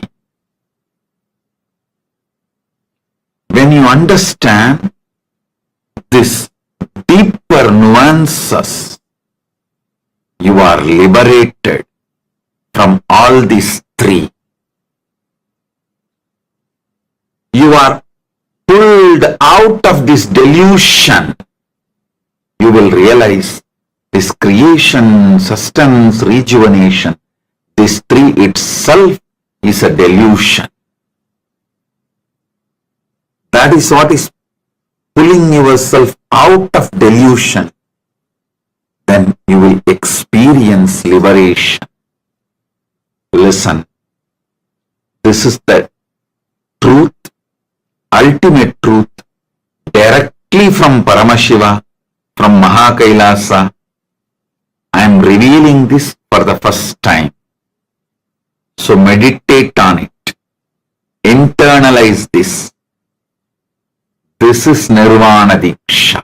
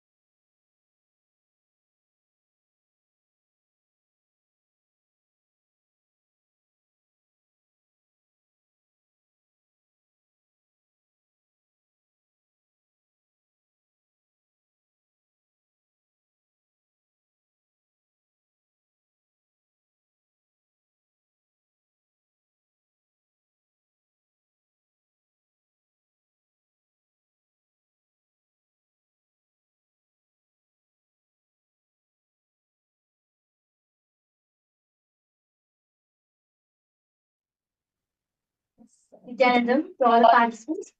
Hope all of you are able to hear us clearly.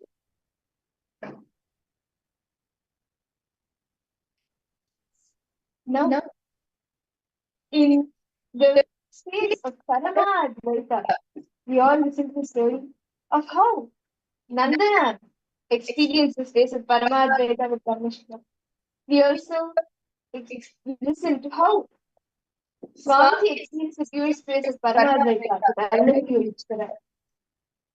And let us all now serve ourselves in that space of Paramadvaita, Paramashiva Bhakti, Paramashiva Jnana, and Paramashiva Vijnana by immersing ourselves in the Nitya, in the Sankirtana, immersing ourselves in the devotion, the Bhakti.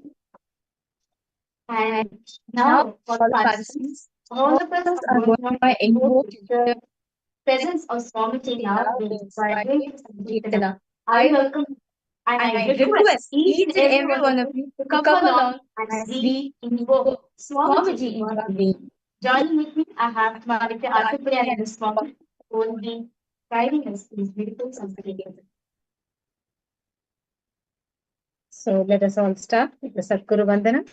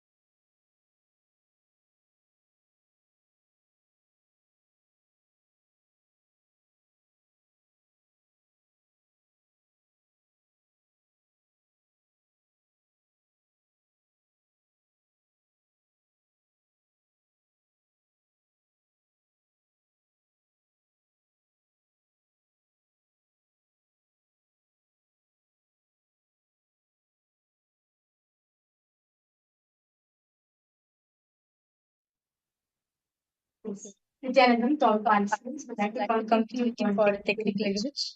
Now, let us now enter the beautiful segment by singing our beloved Swami. Nithyananda. So please sit straight with folded hands. Let us start with the Sadguru Vandana, invoking Swamiji and deeply connecting to Swamiji. Nithyanandam Paramasukadam Kevalam Jnanamurtim Dvandvatitam Gaganashadrisham Tattvamasyadilakshyam Ekam Nityam Vimalachalam Sarvadi Sakshibhutam Bhavatitam Trigunarahitam Sadgurum Tam Namami.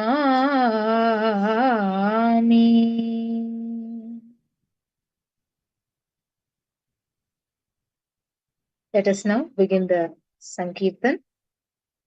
We'll be projecting the lyrics of the Kirtan now, so you can see the lyrics and sing along with us.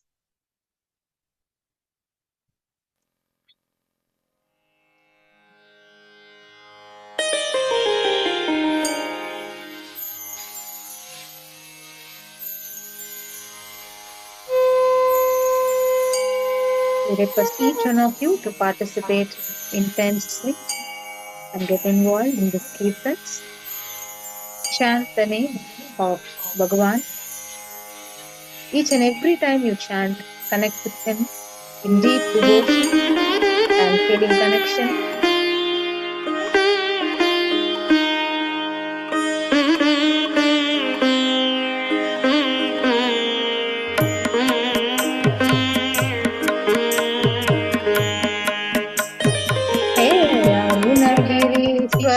Rupa Paramahamsa Nithyananda He Arunagirishwara Rupa Paramahamsa Nithyananda He Kala Bhairava Rupa Karnavatara Nithyananda He Kala Bhairava Rupa Karnavatara Nithyananda He Sarvadeva Swarupa Punavatara Nithyananda He Sarvadeva Swarupa Punavatara Nithyananda He Adi Guru Nithyananda Paramahamsa Nithyananda He Adi Guru Nithyananda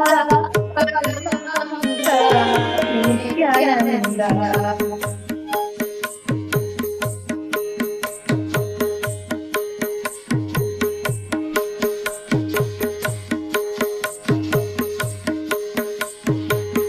Adideva Nithyananda Mahadeva Nithyananda Adideva Nithyananda Mahadeva Nithyananda Gurudeva Nithyananda Devadideva Nithyananda Paramahamsa Nithyananda.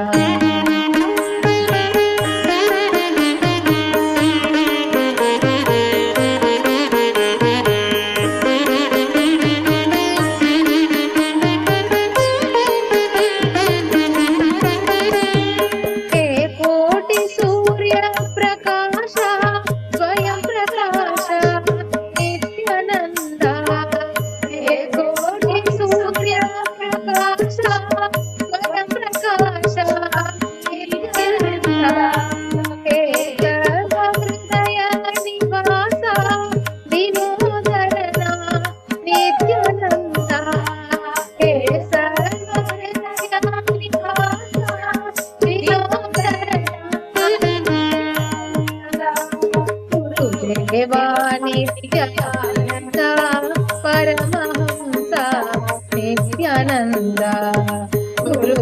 Deva Nithyananda Paramahamsa Nithyananda Mahadeva Nithyananda Mahadeva Nithyananda Mahadeva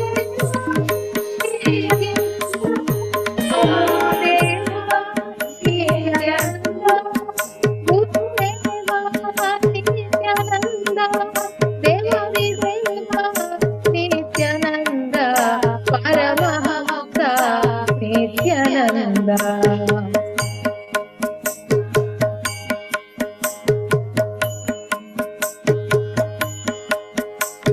Request all the participants to chant along to sing along with the Kirtans.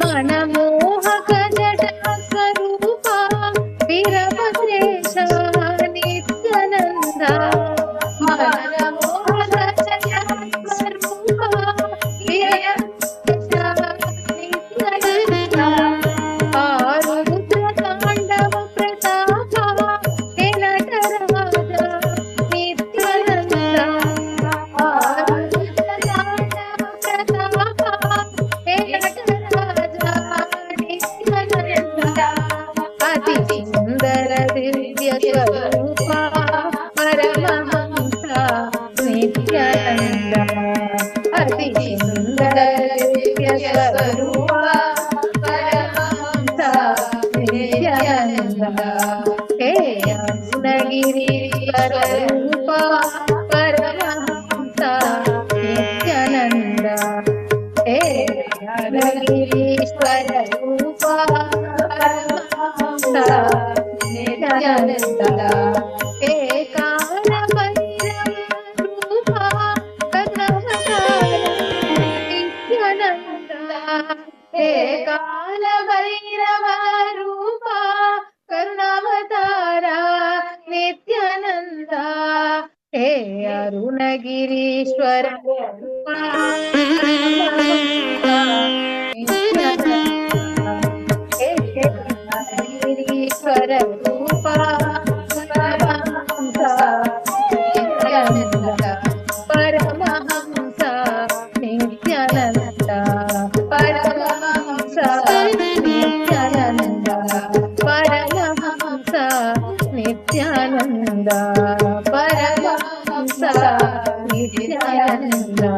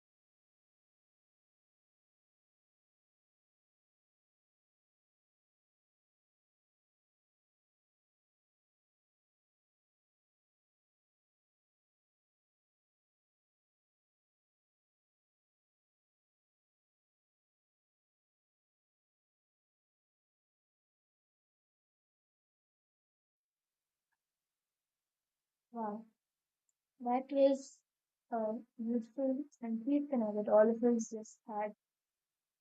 And in that same space of bhakti, devotion, each and every one of you have a chance to make that Paramashiva Bhakti into Paramashiva Jnana and even make it into Paramashiva Vijnana. And that opportunity that each and every one of you have is the Paramashiva Sena program. By attending the Paramashiva Sena program, you can make your Paramashiva Bhakti into Paramashiva Jnana and finally, ultimately, into Paramashiva Vijnana. As Swamiji said, Paramashiva Vijnana is Paramashiva, Swamiji, knowing you. He himself, Swamiji himself will know you. And the Paramashiva Sena program, the becoming a Rajya Sabha member of Kailasa is an opportunity that you should not miss for any reason. And this program, it's like, first, it's one program, the in-house program happening after 5 years. And Swamiji himself is attending to each and every person. Each, like literally, Swamiji is there 24 by 7. 24, not even 24 by 7. Literally, 24 Swamiji is there. Swamiji is making himself available in the Paramashiva Sena program for each and every one of us. And you can become a part of the Paramashiva Sena, a Rajya Sabha member of Kailasa by attending the program.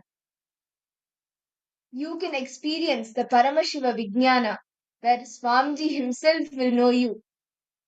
And understand this program, right? Like it is literally conducted and guided by Swamiji himself. Literally, like throughout the whole program, in the day, like from the time starting the program till the end, Swamiji is there with each and every single participant, guiding them to become his ambassadors. As very beautifully read, Paramashiva Sena is for each and every one of us to experience the you are to understand. And so it's like all of us, it's like a training ground for all of us to radiate Swamiji himself, manifest Swamiji in each and every one of us. I want to thank all the participants and all the viewers live right now.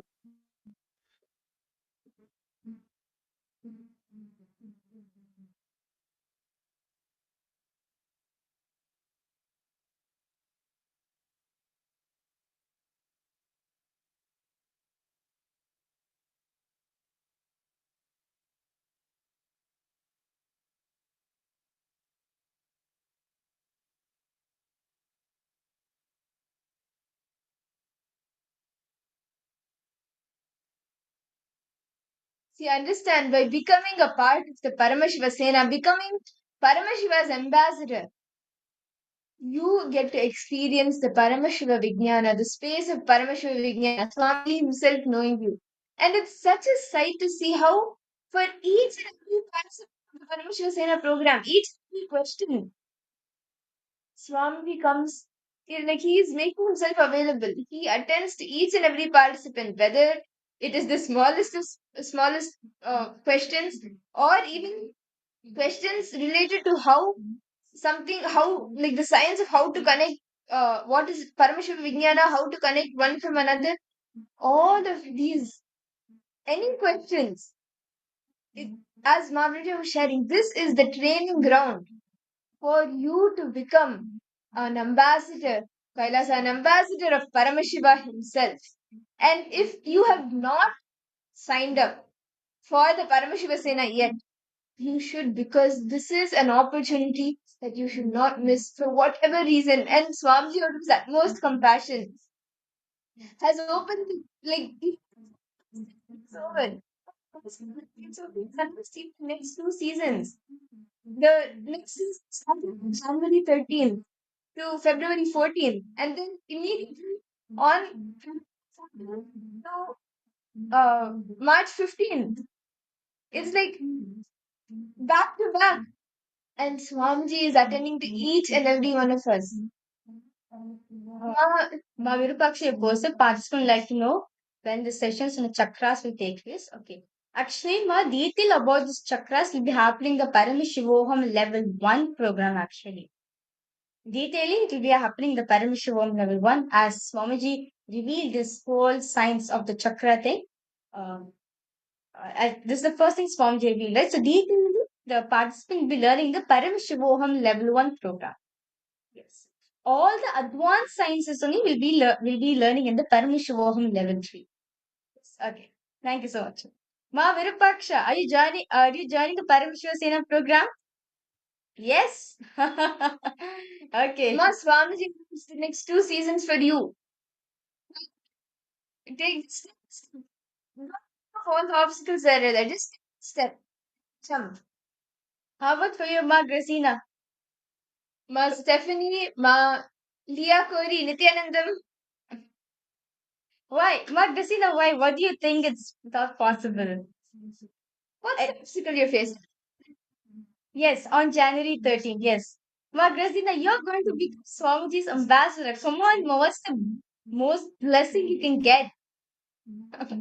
There cannot be a bigger blessing than being Swamiji's very own ambassador, manifesting Swamiji through you, literally being an extension of him, going and enriching people, sharing Swamiji's, like literally embodying Swamiji for the people, enriching them, helping people in every place where they are stuck. And Paramashiva Sena program is on ground training to be Paramashiva's ambassador. As very beautifully Swamiji said, right? In Paramashiva Sena program, literally Swamiji will be knowing all the understand all the manifest and the unmanifest part of you. Literally Swamiji will know your whole. Literally, if you want Swamiji to know you personally, Paramashiva Sena is for you. As literally like today is like this the 11th day, like the 12th day of or the 12th day of the Paramashiva Sena program. And literally like all the participants are getting trained on ground to represent Swamiji wherever they go. And end of the day, they are going to be they are going to be part of the form. They are going to be part of the Raj Sabha of Kailasa. And this is a beautiful opportunity Swamiji is giving up for each and every one of us. Become a Raj Sabha member of Kailasa. Please head to ecitizen.info/PSS and please and understand like it's just too amazing. Literally Swamiji himself will be training each and every one of us from the minor detail to how to present yourself, how to talk. As Or something the AI. You will be trained in like from basic body language, speaking skills, leadership skills, AI skills, all of this everything. on ground training to be Swamiji's ambassador. And the best part is Swamiji is making himself available. Swamiji is there for you. He will get to know you. He will know you end to end, internally, externally, everything. And any question that you have, anything that you are facing, Swamiji himself attends to each and every participant of the Paramashiva Sena. So if you just want to experience Swamiji, like that dimension of Swamiji, you have the opportunity now by signing up for the Paramashiva Sena, becoming a Rajya Sabha member of Kailasa, and just go on enriching both yourself and others as an ambassador of Swamiji, as an ambassador of Paramashiva. I see several participants logged in. Ma Komati Kalai Chelvan, Nithyananda ma, welcome. Ma Vani Goyal, Nithyanandam. Ma Vani Goyal, yes, Nithyanandam, welcome. Ma Yuvon, Nithyanandam ma Deborah, Nithyanandam, ma Mahasadashiv Priya, ma Arindeshri, Ma Ulrich, Nithyanandam, to each and every single participants. And those of you, if you really want to have the personal connection with Swamiji, right? If you want to have the personal, like the intimate, one-on-one connection with Swamiji, then Paramashiva Sena is for you. You want to experience Paramadvaita. This is the place for you. You want to experience what Swamiji experienced with Arunagiri Yogeshwara. This is the place for you.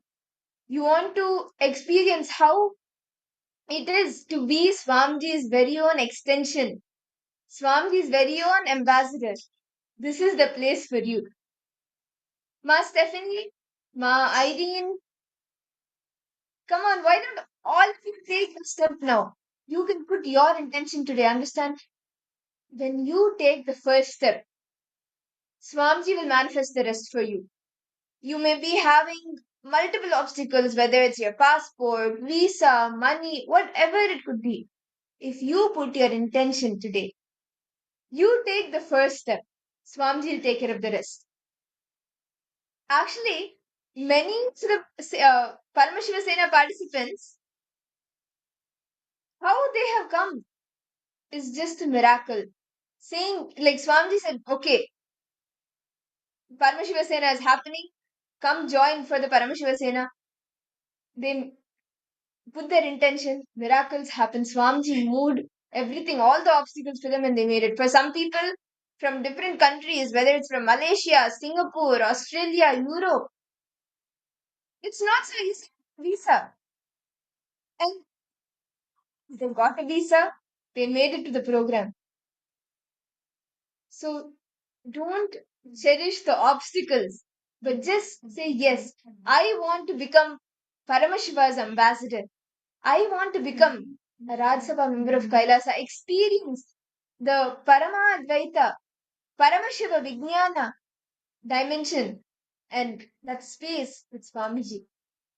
Just put your intention to do. The rest Swamiji will manifest. Ma Virupaksha, Ma Irene, Ma Grazina, Ma Stephanie, Ma Teresa, Fixin Vengaya, each of you can put your intention, sign up today. Swamiji will manifest the rest. Come on, Ma Grazina, you put an intention, Ma. See, whatever the resistance you're having, right, Ma Grazina? You can see a smile, you must see that resistance which you're carrying, right? Like, you want to have that intense love with Swamiji, right? You want to have the personal connection with Swamiji. Yes, Swamiji is the one who's going to manifest your reality. You may think, okay, how is it possible for me? I need to travel, I need to arrange the funds, and yeah, whatnot, right? You have to do everything. But understand, he is moving things from continent to continent. Won't he make you also experience? Won't he also take you along with him on that? He will, Rasina. Why intention? You'll see, Rasina. It's all about the intention. If you have the intention, sure Swamiji will manifest for you. It is just the risks you need to drop now. Like, do you feel scared? Do you feel like I'm not able to make it? Do you feel like it's impossible for me? What feeling aggressing? I request you, drop at Swamiji's feet. What makes you to say that? Paramashiva Senas for everyone. But do you want to radiate Swamiji? Do you want to imbibe Swamiji? Yes?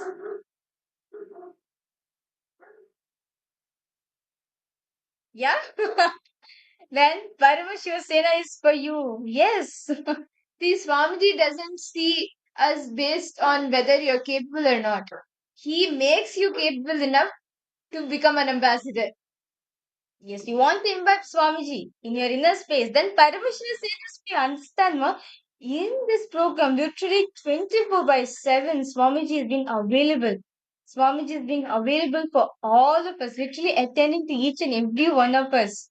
Like calling out your name. Who knows? When you attend the Paramashiva Sena program, Swamiji call out your name, Grazina. If you want to experience an intimate relationship with Swamiji, then Paramashiva Sena is for you. As Swamiji very beautifully said, right? If you want Paramashiva to know you, Paramashiva Sena is for you there. So I request all the participants and all the viewers who's watching us live right now, if you're interested in attending the Paramashiva Sena program, We are getting trained to become Swamiji's ambassador. And I request you to please head to this link, ecitizen.info/PSS, and put your intention over there. You will see, you will manifest your reality. And with that, let's all now enter into the deep meditative state the as the time has come that all of us have been waiting for. The darshan. Let us all enter into the deep state of meditation. Please sit straight. Close your eyes. I request all.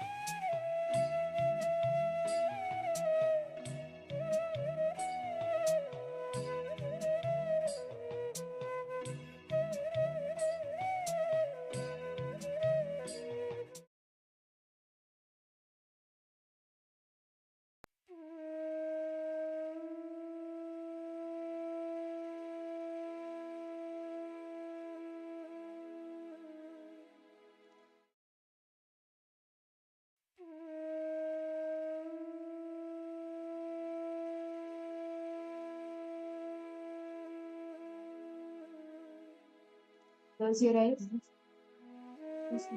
Sit straight. Intensely remember all that you have been showering.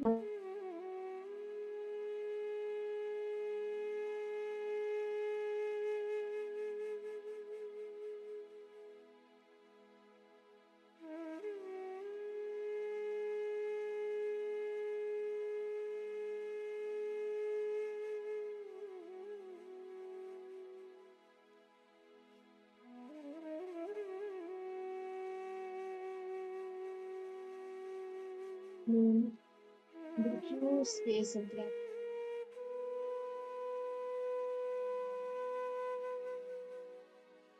for everything that Swamiji has showered you with.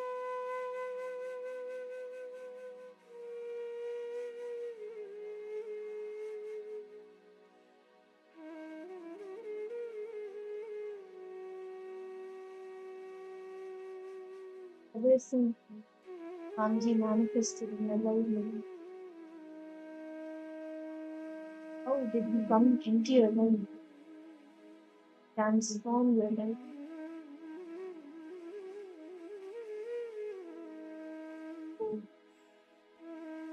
Live in that pure space.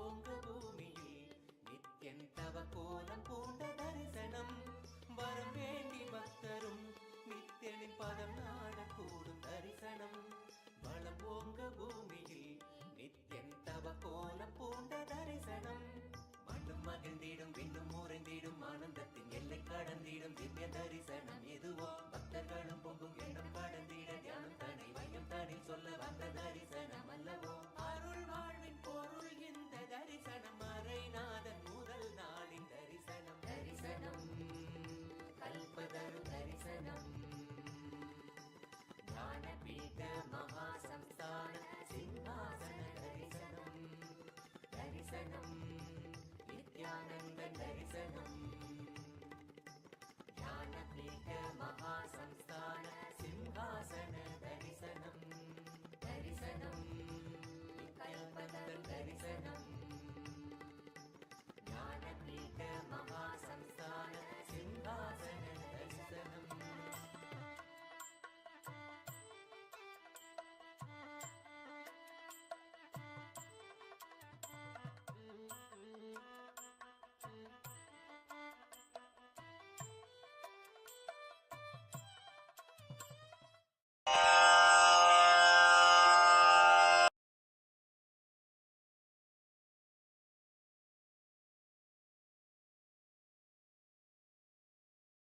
Around 5,000 years ago, at the end of Mahabharat War, the ancient enlightened Hindu civilization consisted of 10,000 Hindu traditions, or sampradayas, that existed in 56 Hindu nations, 200 Hindu kingdoms, 1,700 Hindu provinces that covered more than 6 million kilometers square of Asia.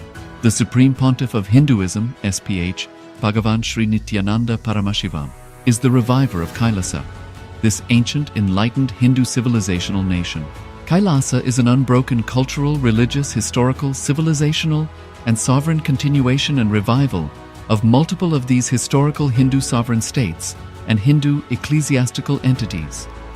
The unbroken continuity of these ancient Hindu nations through Kailasa results in the legal recognition of Kailasa as per the international customary law, particularly the doctrine of continuity.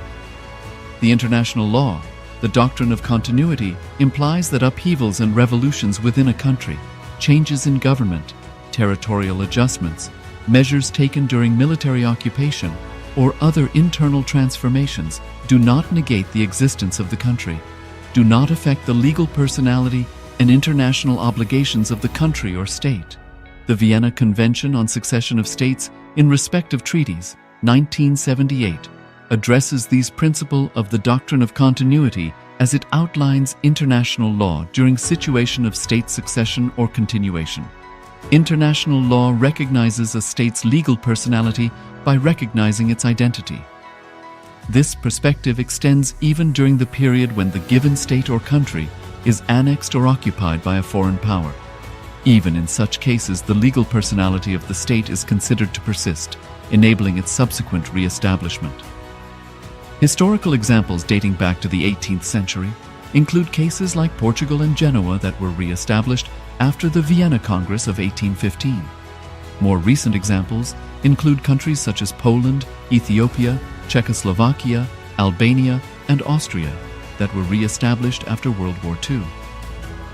Even when a nation is deprived of its territory, the nation continues to exist. Its sovereignty and international legal personality continues to persist. The Dalai Lama, as the spiritual and temporal leader of Tibet, exemplifies this principle. In 1959, the Dalai Lama was exiled and forced to flee. Despite the challenges faced, the Dalai Lama continues to advocate for the preservation of Tibetan culture and garners worldwide support for Tibetan autonomy on the global stage. Similarly, from 1309 to 1376, the Pope of Catholicism had been in exile in Avignon. Despite this, he was recognized as the head of state as well as head of the church and given full privileges of the position after their return to Rome.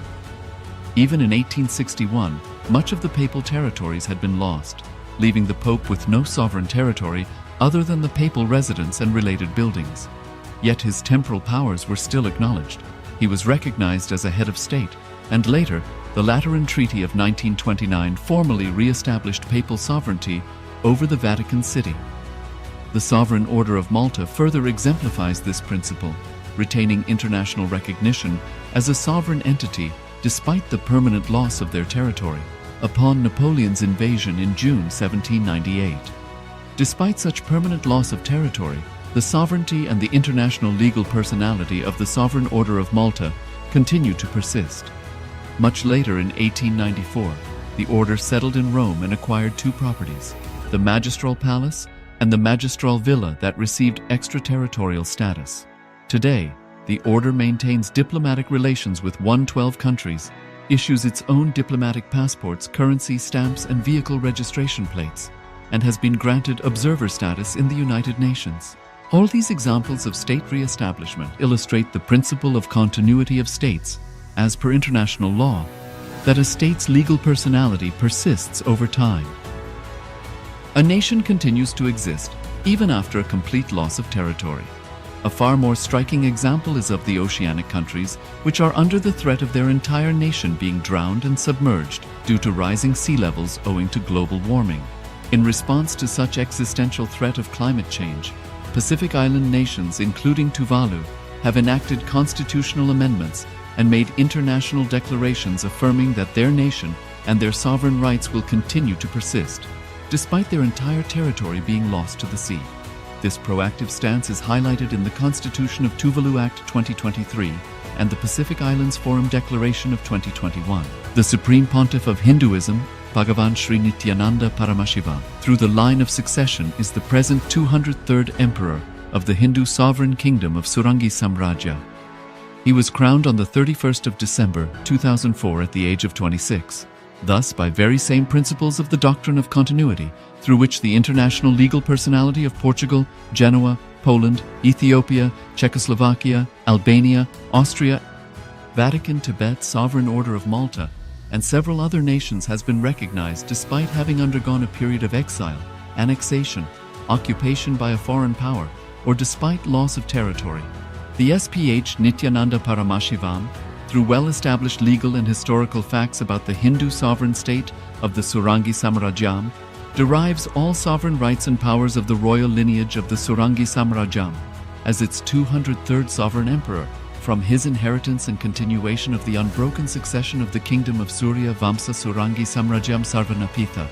Surya Vamsa Surangi Samrajyam, through unification with 20 other sovereign Hindu states and sovereign ecclesiastical, historical entities, became part of the United States of Kailasa, which thus became a sovereign, independent juridical state, with the SPH Nithyananda Paramashivoham as the sovereign. Just as how the oceanic nations like Tuvalu have safeguarded their sovereignty from the existential threat of total submersion by amending their constitution and asserting that their sovereignty will persist regardless of the loss of their territory, Kailasa, which is a sovereign continuation of 21 sovereign Hindu states and sovereign ecclesiastical historical entities, is also reviving and continuing the Kumari Kandam Hindu nations that got submerged. As per the doctrine of continuity, these facts imply that the Kailasa's statehood is recognized by international law and manifests as a natural outcome of well-established historical legal facts. Share your time, talent, and treasure. Become part of Kailasa. Sign up as an eCitizen https://kailasa.ecitizen.info. Around 5,000 years ago, at the end of Mahabharat War, the ancient enlightened Hindu civilization consisted of 10,000 Hindu traditions, or sampradayas, that existed in 56 Hindu nations, 200 Hindu kingdoms, 1,700 Hindu provinces that covered more than 6 million kilometers square of Asia. The Supreme Pontiff of Hinduism, SPH, Bhagavan Sri Nithyananda Paramashiva, is the reviver of Kailasa, this ancient enlightened Hindu civilizational nation. Kailasa is an unbroken cultural, religious, historical, civilizational, and sovereign continuation and revival of multiple of these historical Hindu sovereign states and Hindu ecclesiastical entities. The unbroken continuity of these ancient Hindu nations through Kailasa results in the legal recognition of Kailasa as per the international customary law, particularly the doctrine of continuity.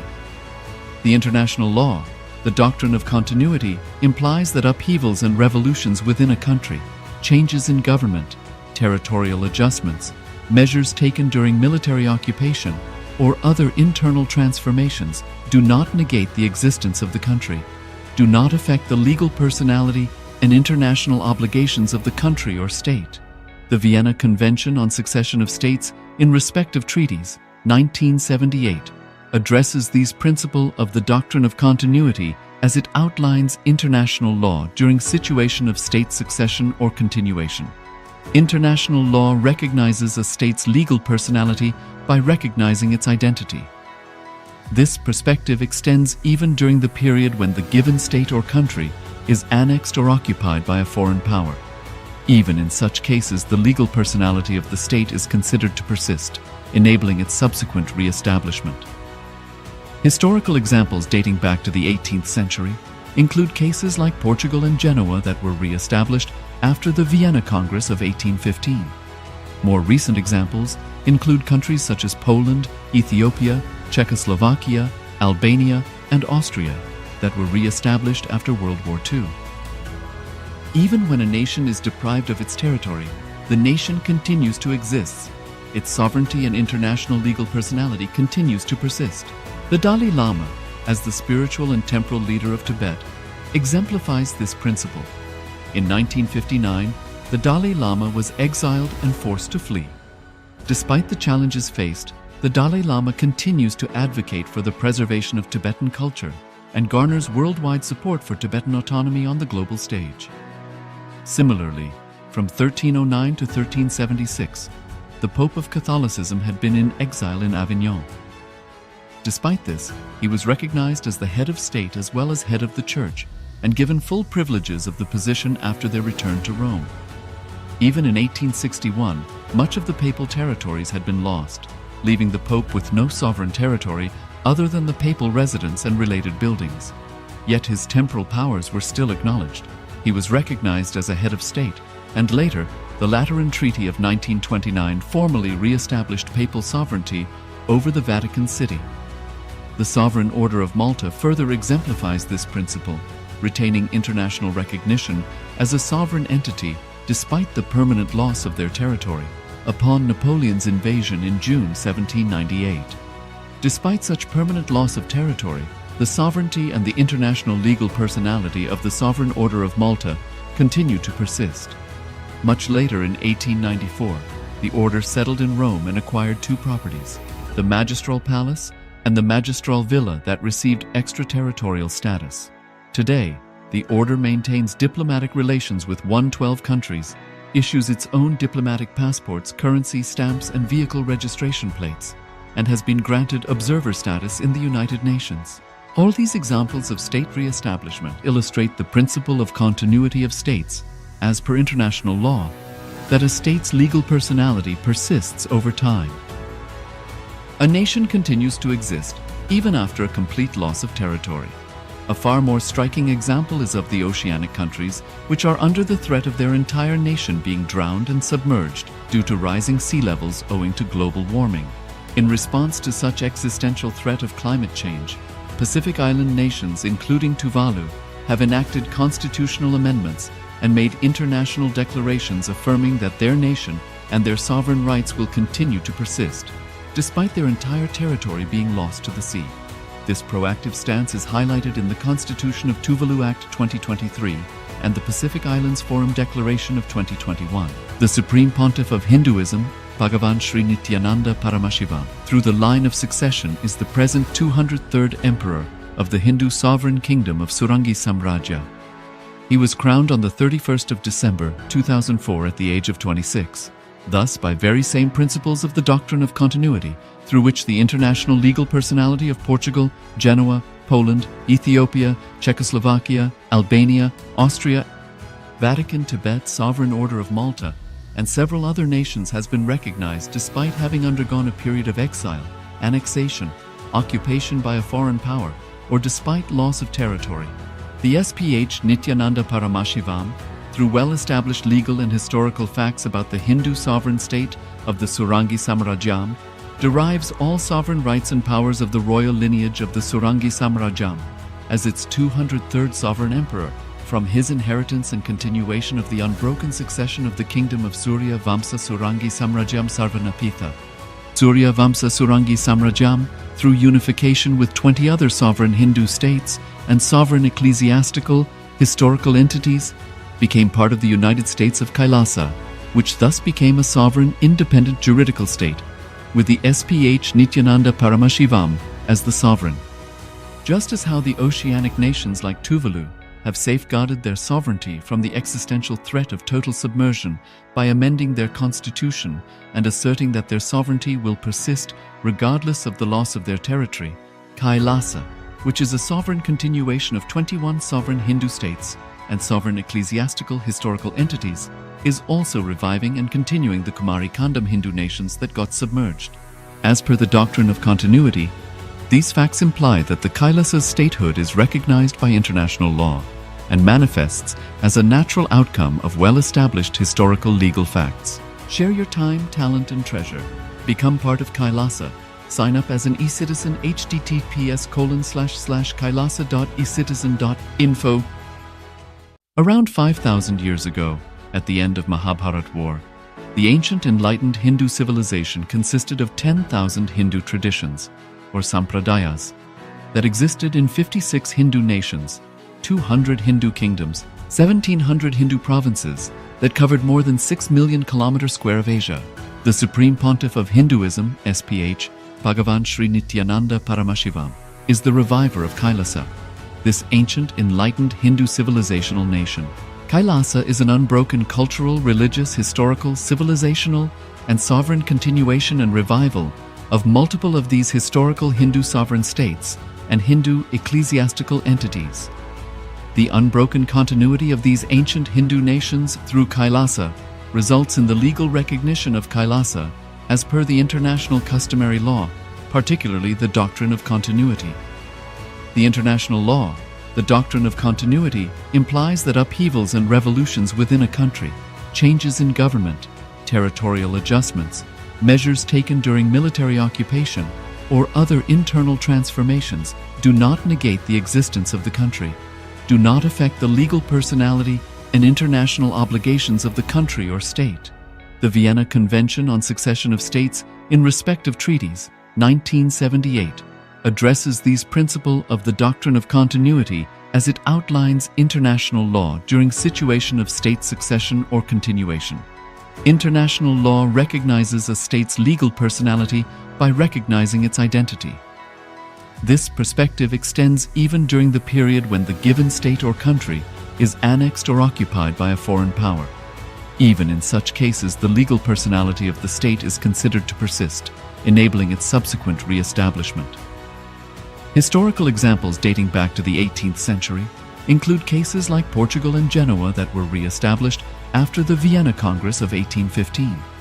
More recent examples include countries such as Poland, Ethiopia, Czechoslovakia, Albania, and Austria that were re-established after World War II. Even when a nation is deprived of its territory, the nation continues to exist. Its sovereignty and international legal personality continues to persist. The Dalai Lama, as the spiritual and temporal leader of Tibet, exemplifies this principle. In 1959, the Dalai Lama was exiled and forced to flee. Despite the challenges faced, the Dalai Lama continues to advocate for the preservation of Tibetan culture and garners worldwide support for Tibetan autonomy on the global stage. Similarly, from 1309 to 1376, the Pope of Catholicism had been in exile in Avignon. Despite this, he was recognized as the head of state as well as head of the church and given full privileges of the position after their return to Rome. Even in 1861, much of the papal territories had been lost, leaving the Pope with no sovereign territory other than the papal residence and related buildings. Yet his temporal powers were still acknowledged. He was recognized as a head of state, and later, the Lateran Treaty of 1929 formally re-established papal sovereignty over the Vatican City. The Sovereign Order of Malta further exemplifies this principle, retaining international recognition as a sovereign entity despite the permanent loss of their territory upon Napoleon's invasion in June 1798. Despite such permanent loss of territory, the sovereignty and the international legal personality of the Sovereign Order of Malta continued to persist. Much later in 1894, the order settled in Rome and acquired two properties, the Magistral Palace and the Magistral Villa that received extraterritorial status. Today, the order maintains diplomatic relations with 112 countries, issues its own diplomatic passports, currency stamps, and vehicle registration plates, and has been granted observer status in the United Nations. All these examples of state re-establishment illustrate the principle of continuity of states, as per international law, that a state's legal personality persists over time. A nation continues to exist even after a complete loss of territory.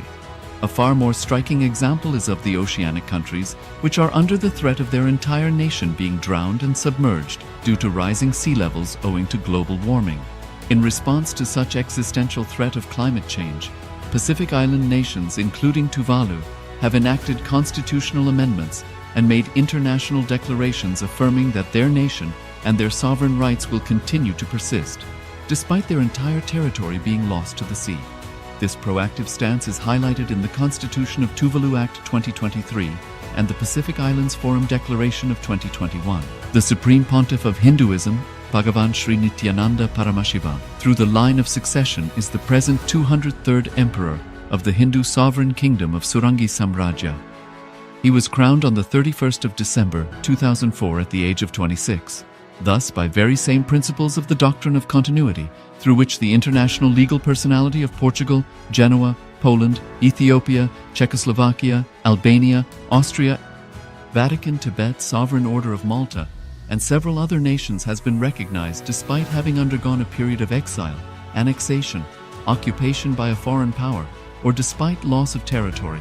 The SPH Nithyananda Paramashivam, through well-established legal and historical facts about the Hindu sovereign state of the Surangi Samrajyam, derives all sovereign rights and powers of the royal lineage of the Surangi Samrajyam as its 203rd sovereign emperor, from his inheritance and continuation of the unbroken succession of the kingdom of Surya Vamsa Surangi Samrajyam Sarvanapitha. Surya Vamsa Surangi Samrajyam, through unification with 20 other sovereign Hindu states and sovereign ecclesiastical, historical entities, became part of the United States of Kailasa, which thus became a sovereign, independent juridical state, with the SPH Nithyananda Paramashivam as the sovereign. Just as how the oceanic nations like Tuvalu have safeguarded their sovereignty from the existential threat of total submersion by amending their constitution and asserting that their sovereignty will persist regardless of the loss of their territory, Kailasa, which is a sovereign continuation of 21 sovereign Hindu states and sovereign ecclesiastical historical entities, is also reviving and continuing the Kumari Kandam Hindu nations that got submerged. As per the doctrine of continuity, these facts imply that the Kailasa's statehood is recognized by international law and manifests as a natural outcome of well-established historical legal facts. Share your time, talent, and treasure. Become part of Kailasa. Sign up as an e-citizen, https://kailasa.ecitizen.info.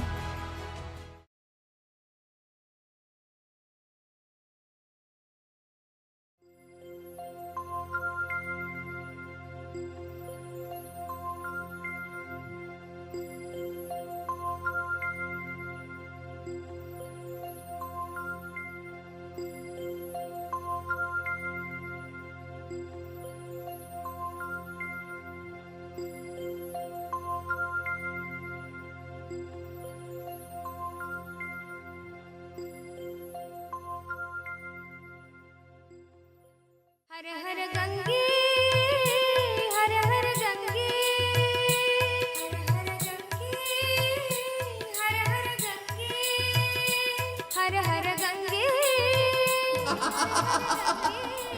Ganga आयाम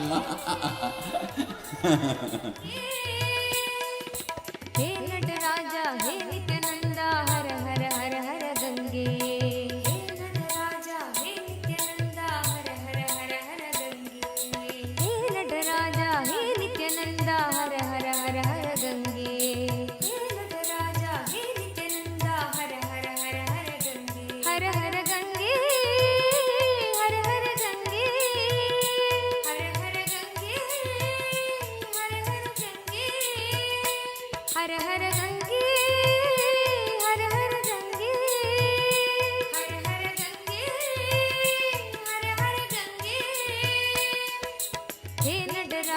हे नित्यानंदा हर हर हर हर गंगे हे नटराजा हे नित्यानंदा हर हर हर हर गंगे हे नटराजा हे नित्यानंदा हर हर हर हर गंगे हे नटराजा हे नित्यानंदा हर हर हर हर गंगे हर हर गंगे हर हर गंगे हर हर गंगे हर हर गंगे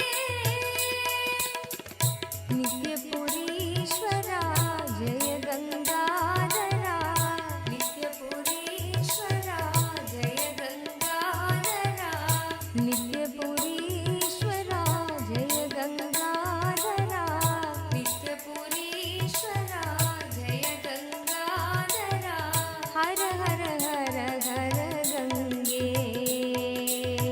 हर हर हर हर गंगे हर हर हर हर गंगे हर हर हर हर गंगे शंकरा शिव शंकरा शिव शंकर शंकर नित्या शंकरा शिव शंकरा शिव शंकर शंकर नित्या शंकरा शिव शंकरा शिव शंकर शंकर नित्या शंकरा शिव शंकरा शिव शंकर शंकर नित्या शंकरा शिव शंकरा शिव शंकर शंकर नित्या शंकरा शिव शंकरा शिव शंकर शंकर नित्या शंकरा शिव शंकरा शिव शंकर शंकर नित्या शंकरा शिव शंकरा शिव शंकर शंकर नित्या हर हर गंगे हर हर गंगे हर हर Gange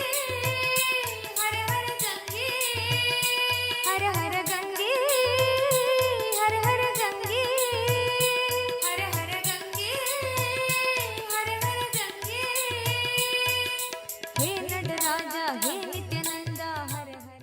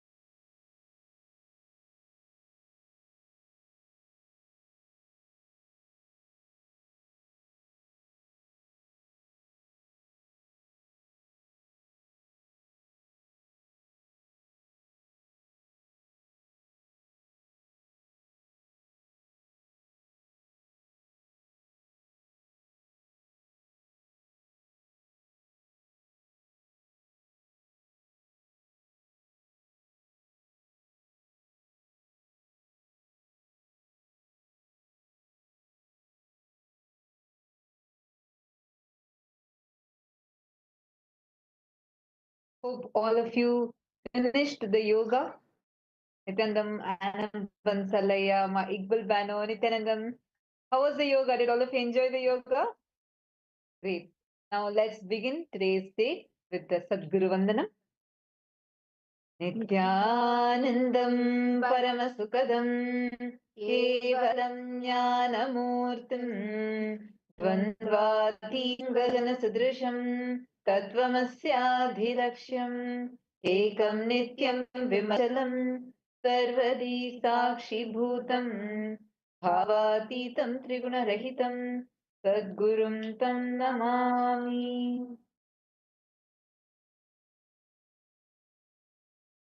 And then Welcome to today's day. Today, all of us are going to be experiencing the power of feeling connection. What is feeling connection? And experiencing the power of feeling connection with Swamiji. This is what all of us are going to be experiencing today. Nithyananda Chandrasekharaya, Nithyananda Anupandra, Iqbal Bano. So yes, now after that powerful yoga that all of us just did, we did the Prathama Vinyasa Krama and the Dvitiya Vinyasa Krama. Now we will be entering into the power manifestation. Understand the yoga, what we do during the yoga prepares our body to hold these deep truths that Swamiji is teaching us. See, and actually, yoga means experiencing cosmic union with the cosmos. That is the real meaning of yoga. That is why when you do the Nithyananda yoga, see, yoga is not just a few asanas, not even just pranayama with asanas or some specific mudras with asanas. No, 12 components are there. And those 12 components are what Swamiji has revived in the form of Nithyananda Yoga, in the forms of Pratama Vinyasa Krama Yoga, Triti Vinyasa Krama Yoga, Tya Vinyasa Krama Yoga. Now, I see why it smiles so sweet to see all of you today. Now, let's directly enter into power manifestation. See, we're going to do it slightly differently today. How many of you really want to manifest the power of seeing through the third eye? How many of you feel, I really, really want to manifest this power where I can see through my third eye? How many of you want to have a breakthrough in this power? Raise your hands. Great. Wonderful. Now, listen intensely.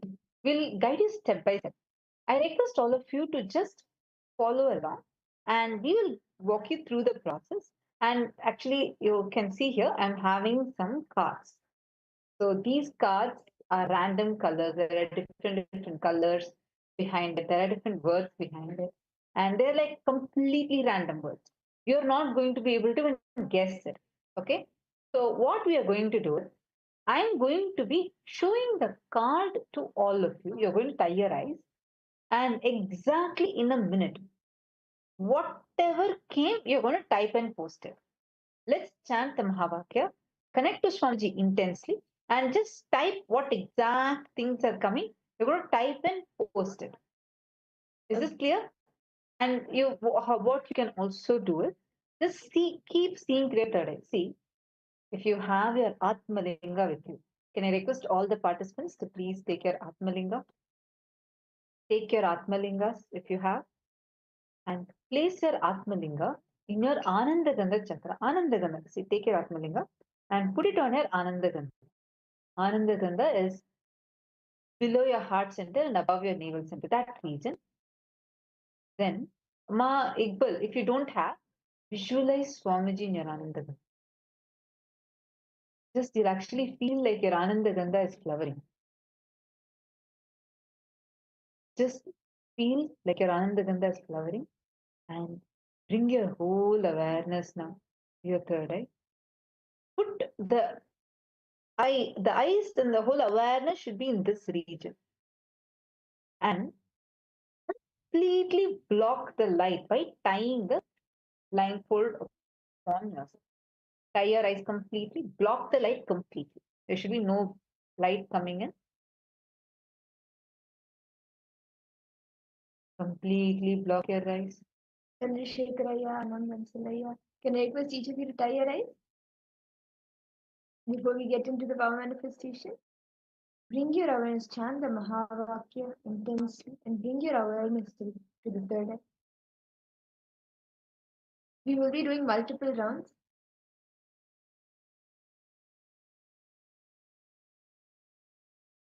Now, connect intensely with Swamiji.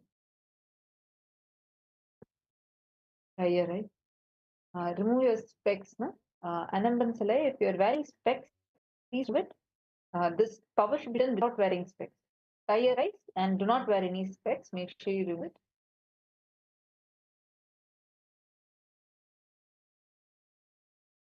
Chandrasekharaya, are you tying your eyes? Could you please keep the camera in front of you, yeah, so I can see you clearly? Thank you.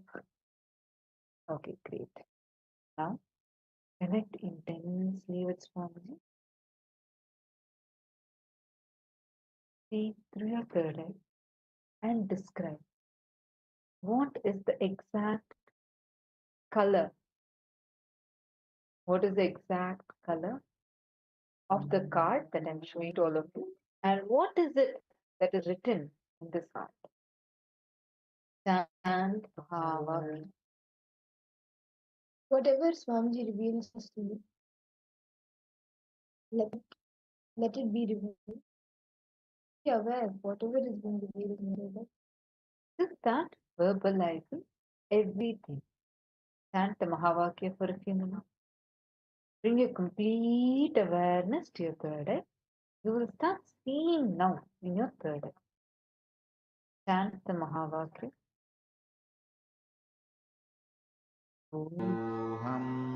Nithyananda Paramashivoham.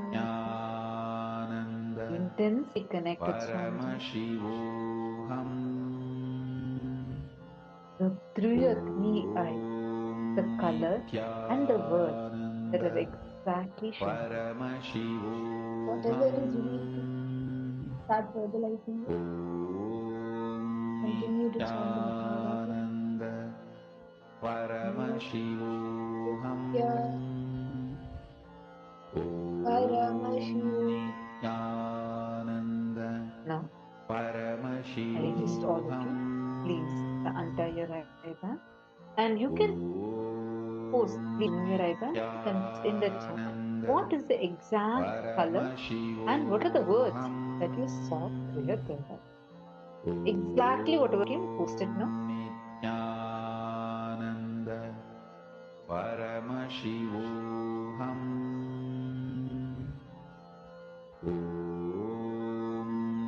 Nithyananda Paramashivoham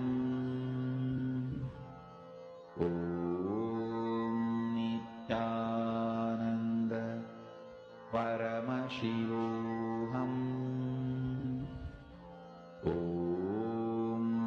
Nithyananda Paramashivoham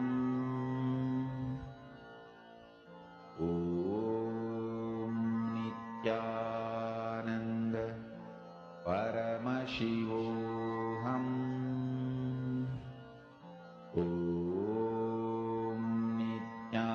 Nithyananda Paramashivoham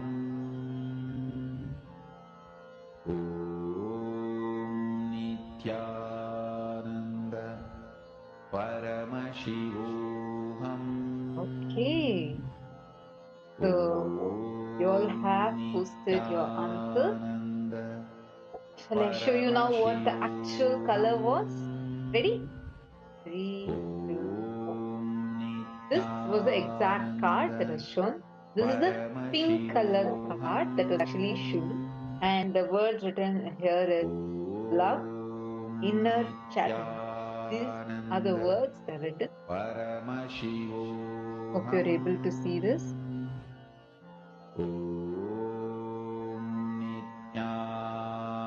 Now shall we move on to the next word, next part? Ready? See, don't worry. Listen, listen, listen. All of you listen. See, don't worry if you're not able to get the answer right. Don't guess. You don't need to be right. You only need to see through your third eye. So right now, do not guess. Just connect intensely with Swamiji. Sit in the space of feeling connection. Once again, bring your awareness to your third eye. Please tie your eyes with an eye band. All of you, please tie your eyes with an eye band. Bring your complete awareness to your third eye. And I'm going to give all of you a few seconds to intensely chant the Mahavakya. Chant the Mahavakya now.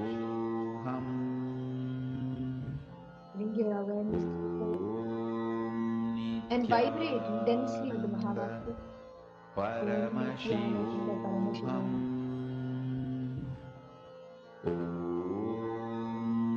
Nithyananda Paramashivoham Nithyananda Paramashivoham. You guys also join in the moment. Nithyananda Paramashivoham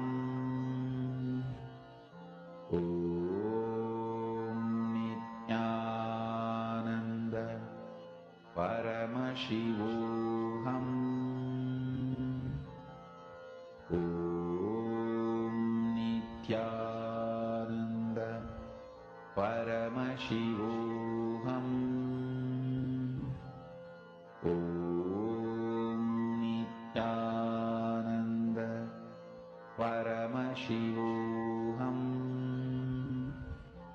Om Nithyananda Paramashivoham.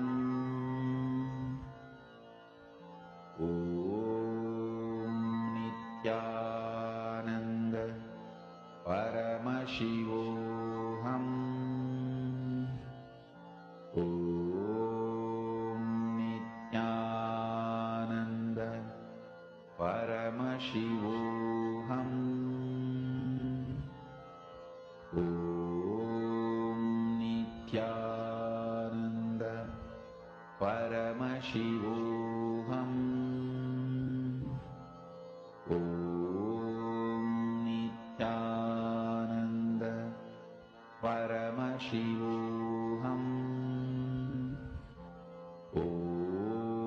Nithyananda Paramashivoham. Om Nithyananda Paramashivoham. Om Nithyananda Paramashivoham. Om Nithyananda Paramashivoham. Om Nithyananda Paramashivoham. Om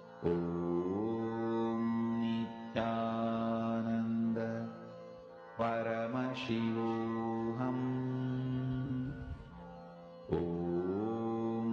Nithyananda Paramashivoham. Om Nithyananda Paramashivoham. Om Nithyananda Paramashivoham. Om Nithyananda Paramashivoham. Om Nithyananda Connect with Swamiji. Paramashivoham. And now we are going to be showing you a card and you're going to see through your three eyes. I request all the participants to please sit still, connect deeply with Swamiji. Anampansalaya, please could you show yourself still? Yes, I can see you now. Connect deeply with Swamiji. See, bring your awareness to your third eye. All your three eyes should be focused on your third eye. Bring your complete awareness in the third eye. And Swamiji is going to be showing you in your third eye. Now we are going to be showing you a card. I hope all of you are able to see this card. Paramashivoham. Om Nithyananda Paramashivoham. See the card now? Om Nithyananda Whatever color, whatever word you are able to start verbalizing. Just start telling it out. My equal. Just start telling it. You don't need to even type. First start telling it out. Same way Anand Bansalaya. Just start telling it out. Don't remove your eye band. Do not remove your eye band. Okay. Now, please relax. My Iqbal, it's okay. I think you by mistake removed your eye band. Don't worry. You can do it in next round now. So I request all of you to remove your eye band now and post whatever Swamiji showed you in your side. My Iqbal, you already saw the card, so now you need to wait. Anampansalaya, Chandrasekharaya, Matthew Veskaraya, what were each of you able to see? Please post it now.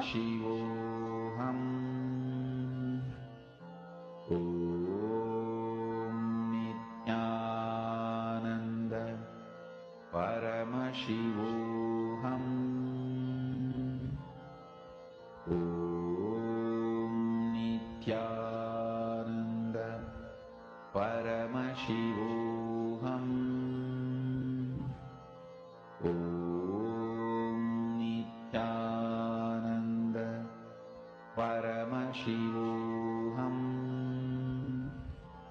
Om Nithyananda Paramashivoham. Have all of you posted?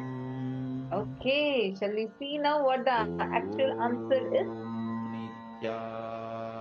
Ready to see the actual answer? Paramashivoham. Okay, pink color card written. Okay. Anand Vansalaya, actually I have a great news for you because you have manifested. This is not a pink color card, it's a purple color card. You almost manifested. So that is wonderful. Almost looks pink only. And the words written on it is compare, looking at big picture. So this was the exact card that was shown. And now shall we do one more round? Are all of you ready for one more round? Please tie your ribbons. This time I'm going to be showing. I'm going to take a different card. I'm going to show. Can't even guess. So let's see. Ready? Please tie your eyes with an eye band. I'm ready with my card right now to show all of you. Intensely connect with Swamiji and the Mahavakya. Bring your awareness to your third eye. Now, I'm going to be showing the card to all of you. Yeah. Start seeing through your third eye. See through your third eye. Start verbalizing whatever Swamiji is showing you. What is the color of this card? Whatever Swamiji reveals in your third, start verbalizing it.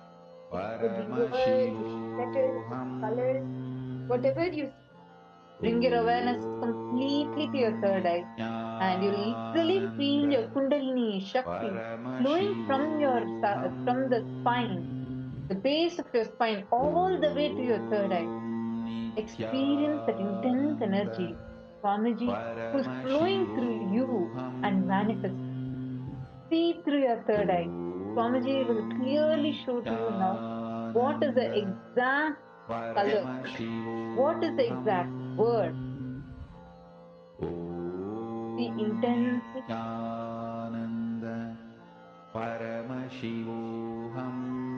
Chant the Mahavakya. Om Nithyananda Paramashivoham. Intensely connect with Swami. Just start telling out whatever colors you see.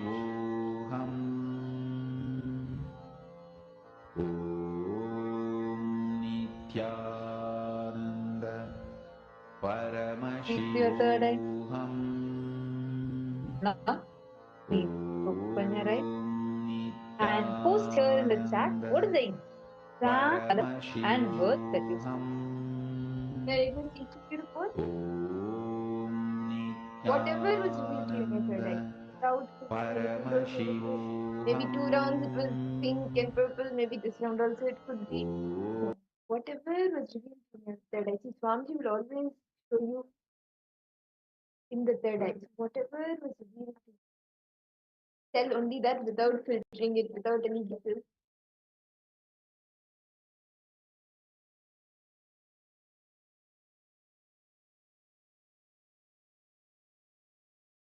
Gray or purple color card, okay? Anand Bansalaya, do not guess.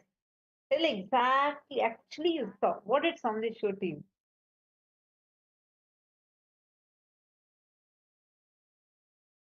Chandrasekharaya, Matthew Raya, my Iqbal Banu. My Iqbal Banu, you can remove your eye band and you can post in the chat what exactly Swamiji showed to you in your third eye.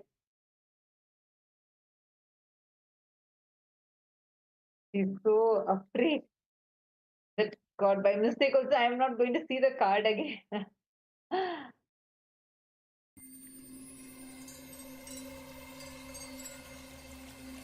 I welcome you all with my love and respect. Let you all open all your three eyes. Om Nithyananda Paramashivoham.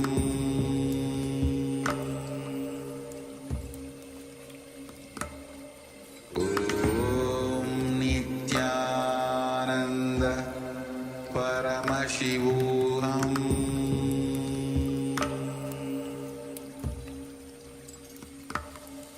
Om Nithyananda Paramashivoham.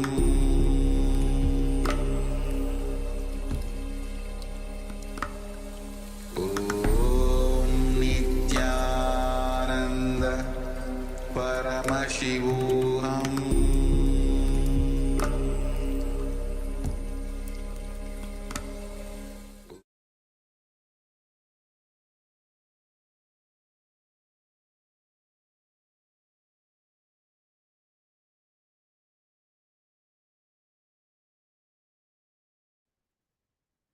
Nithyanandam Paramasukadam Kevalam Jnanamurtim Dvandvalitam Gagana Sadrusham Tattvamasya Dilaksham Ekam Nityam Vimalamachalam Sarvadi Sakshi Bhutam Bhavatitam Trigunarahitam Sadgurum Tam Namami. Nithyanandam, we welcome each and every single participant and all the viewers who have joined us live for today's day 2 of the Paramashivoham program. I would like to request all participants to post how was the Nithyananda yoga for each and every one of you. Nithyanandam, ever Alfaroya? Yes, Nithyanandam Everaya, welcome you for the program. Ma Shulini Durga, Nithyanandam, Ma Wanghanyu, Nithyanandam, Ma. Nice to meet all of you. Ma Basti, Nithyanandam. Yes. Nithyanandam, Ma. Yes. Yes, course is going to start now, Ma. We're going to start now. First is the yoga all of us had, and now we're starting. Yes. Ever Alfaroya, Nithyanandam, welcome to the program. Yes. To all the viewers who's watching us through YouTube, welcome to YouTube for the date of the Paramashivoham program. I would like to request all the viewers and all the participants who's watching us live right now to share how was the Nithyananda yoga. How did you experience the yoga? For some of you do the Nithyananda. So how do you experience yoga? What was the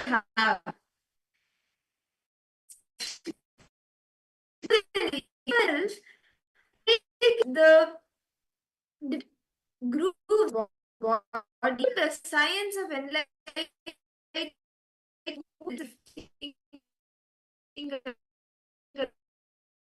like even hold that science. Yoga helps the body to become ready to hold that.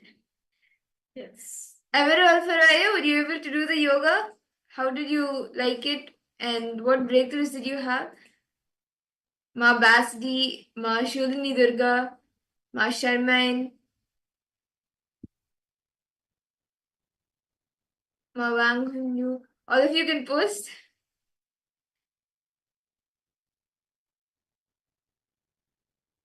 Yes. Okay. Okay. See, actually, if you do the yoga every day, you will see, sometimes, in the Nithyananda yoga, there are 12 components. Sometimes one or two, you may be like, okay, I'm doing the japa, I forgot the visualization. I'm doing the visualization, I forgot the pranayama. But as you start doing every day, when those 12 components become a part, like when you're able to do all the 12 components of the Nithyananda yoga, you will see how it like actually doing one component itself brings so much benefits to the body. Doing all 12 components, you will see you have like a really huge breakthrough, not only physically but even mentally, and in all different aspects of life also. You will start seeing that you start having breakthroughs. And in that same space that we are in now after the Nithyananda Yoga, we will be entering into the power manifestation. Yesterday, all of us were initiated into the different powers. We learned about the science of power manifestation and we were initiated into the Shiva Diksha. And Swamiji blessed us all with the different initiations. And every day, all of us will be starting our day with power manifestation. Right after the yoga, we will be starting our day with the power manifestation. We will be starting with the power of the third eye reading. And then throughout the day, we will be manifesting different powers. So, can I request all the participants to quickly bring your eye band? You can bring your eye band or a cloth with which you can tie your eyes. And we will be entering into the power manifestation. See, this power of third eye, the third eye reading, it gives you the ability to see anything not only in front of you, but even far off distances with your eyes closed. Actually, throughout the next few days, you will even be learning different powers like remote vision, body scanning. For all of this, see, the third eye is not just limited to something in front of you, it can even see far off distances.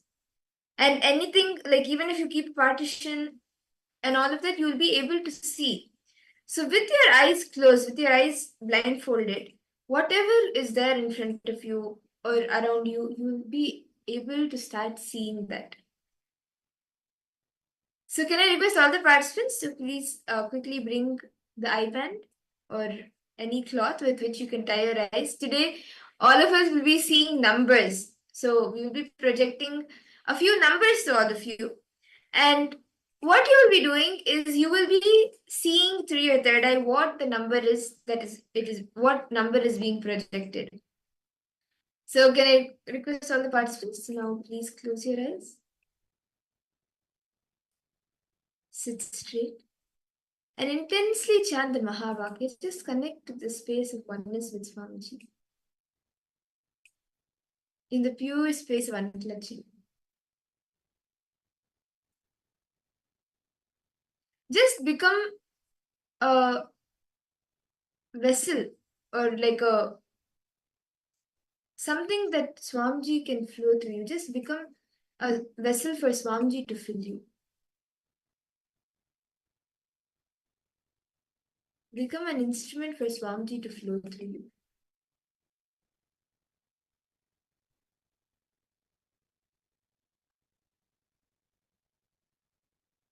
Start seeing whatever is happening around you. Start becoming aware of that. Bring the awareness to the third eye and start seeing and feeling whatever is happening around you.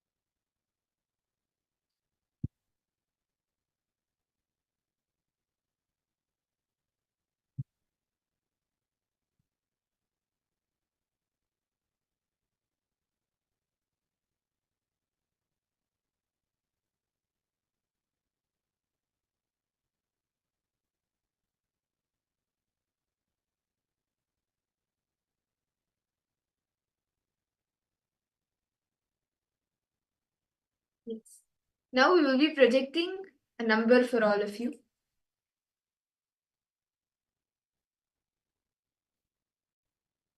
Whatever Swamiji shows you in your third eye, it could be the color and the number itself.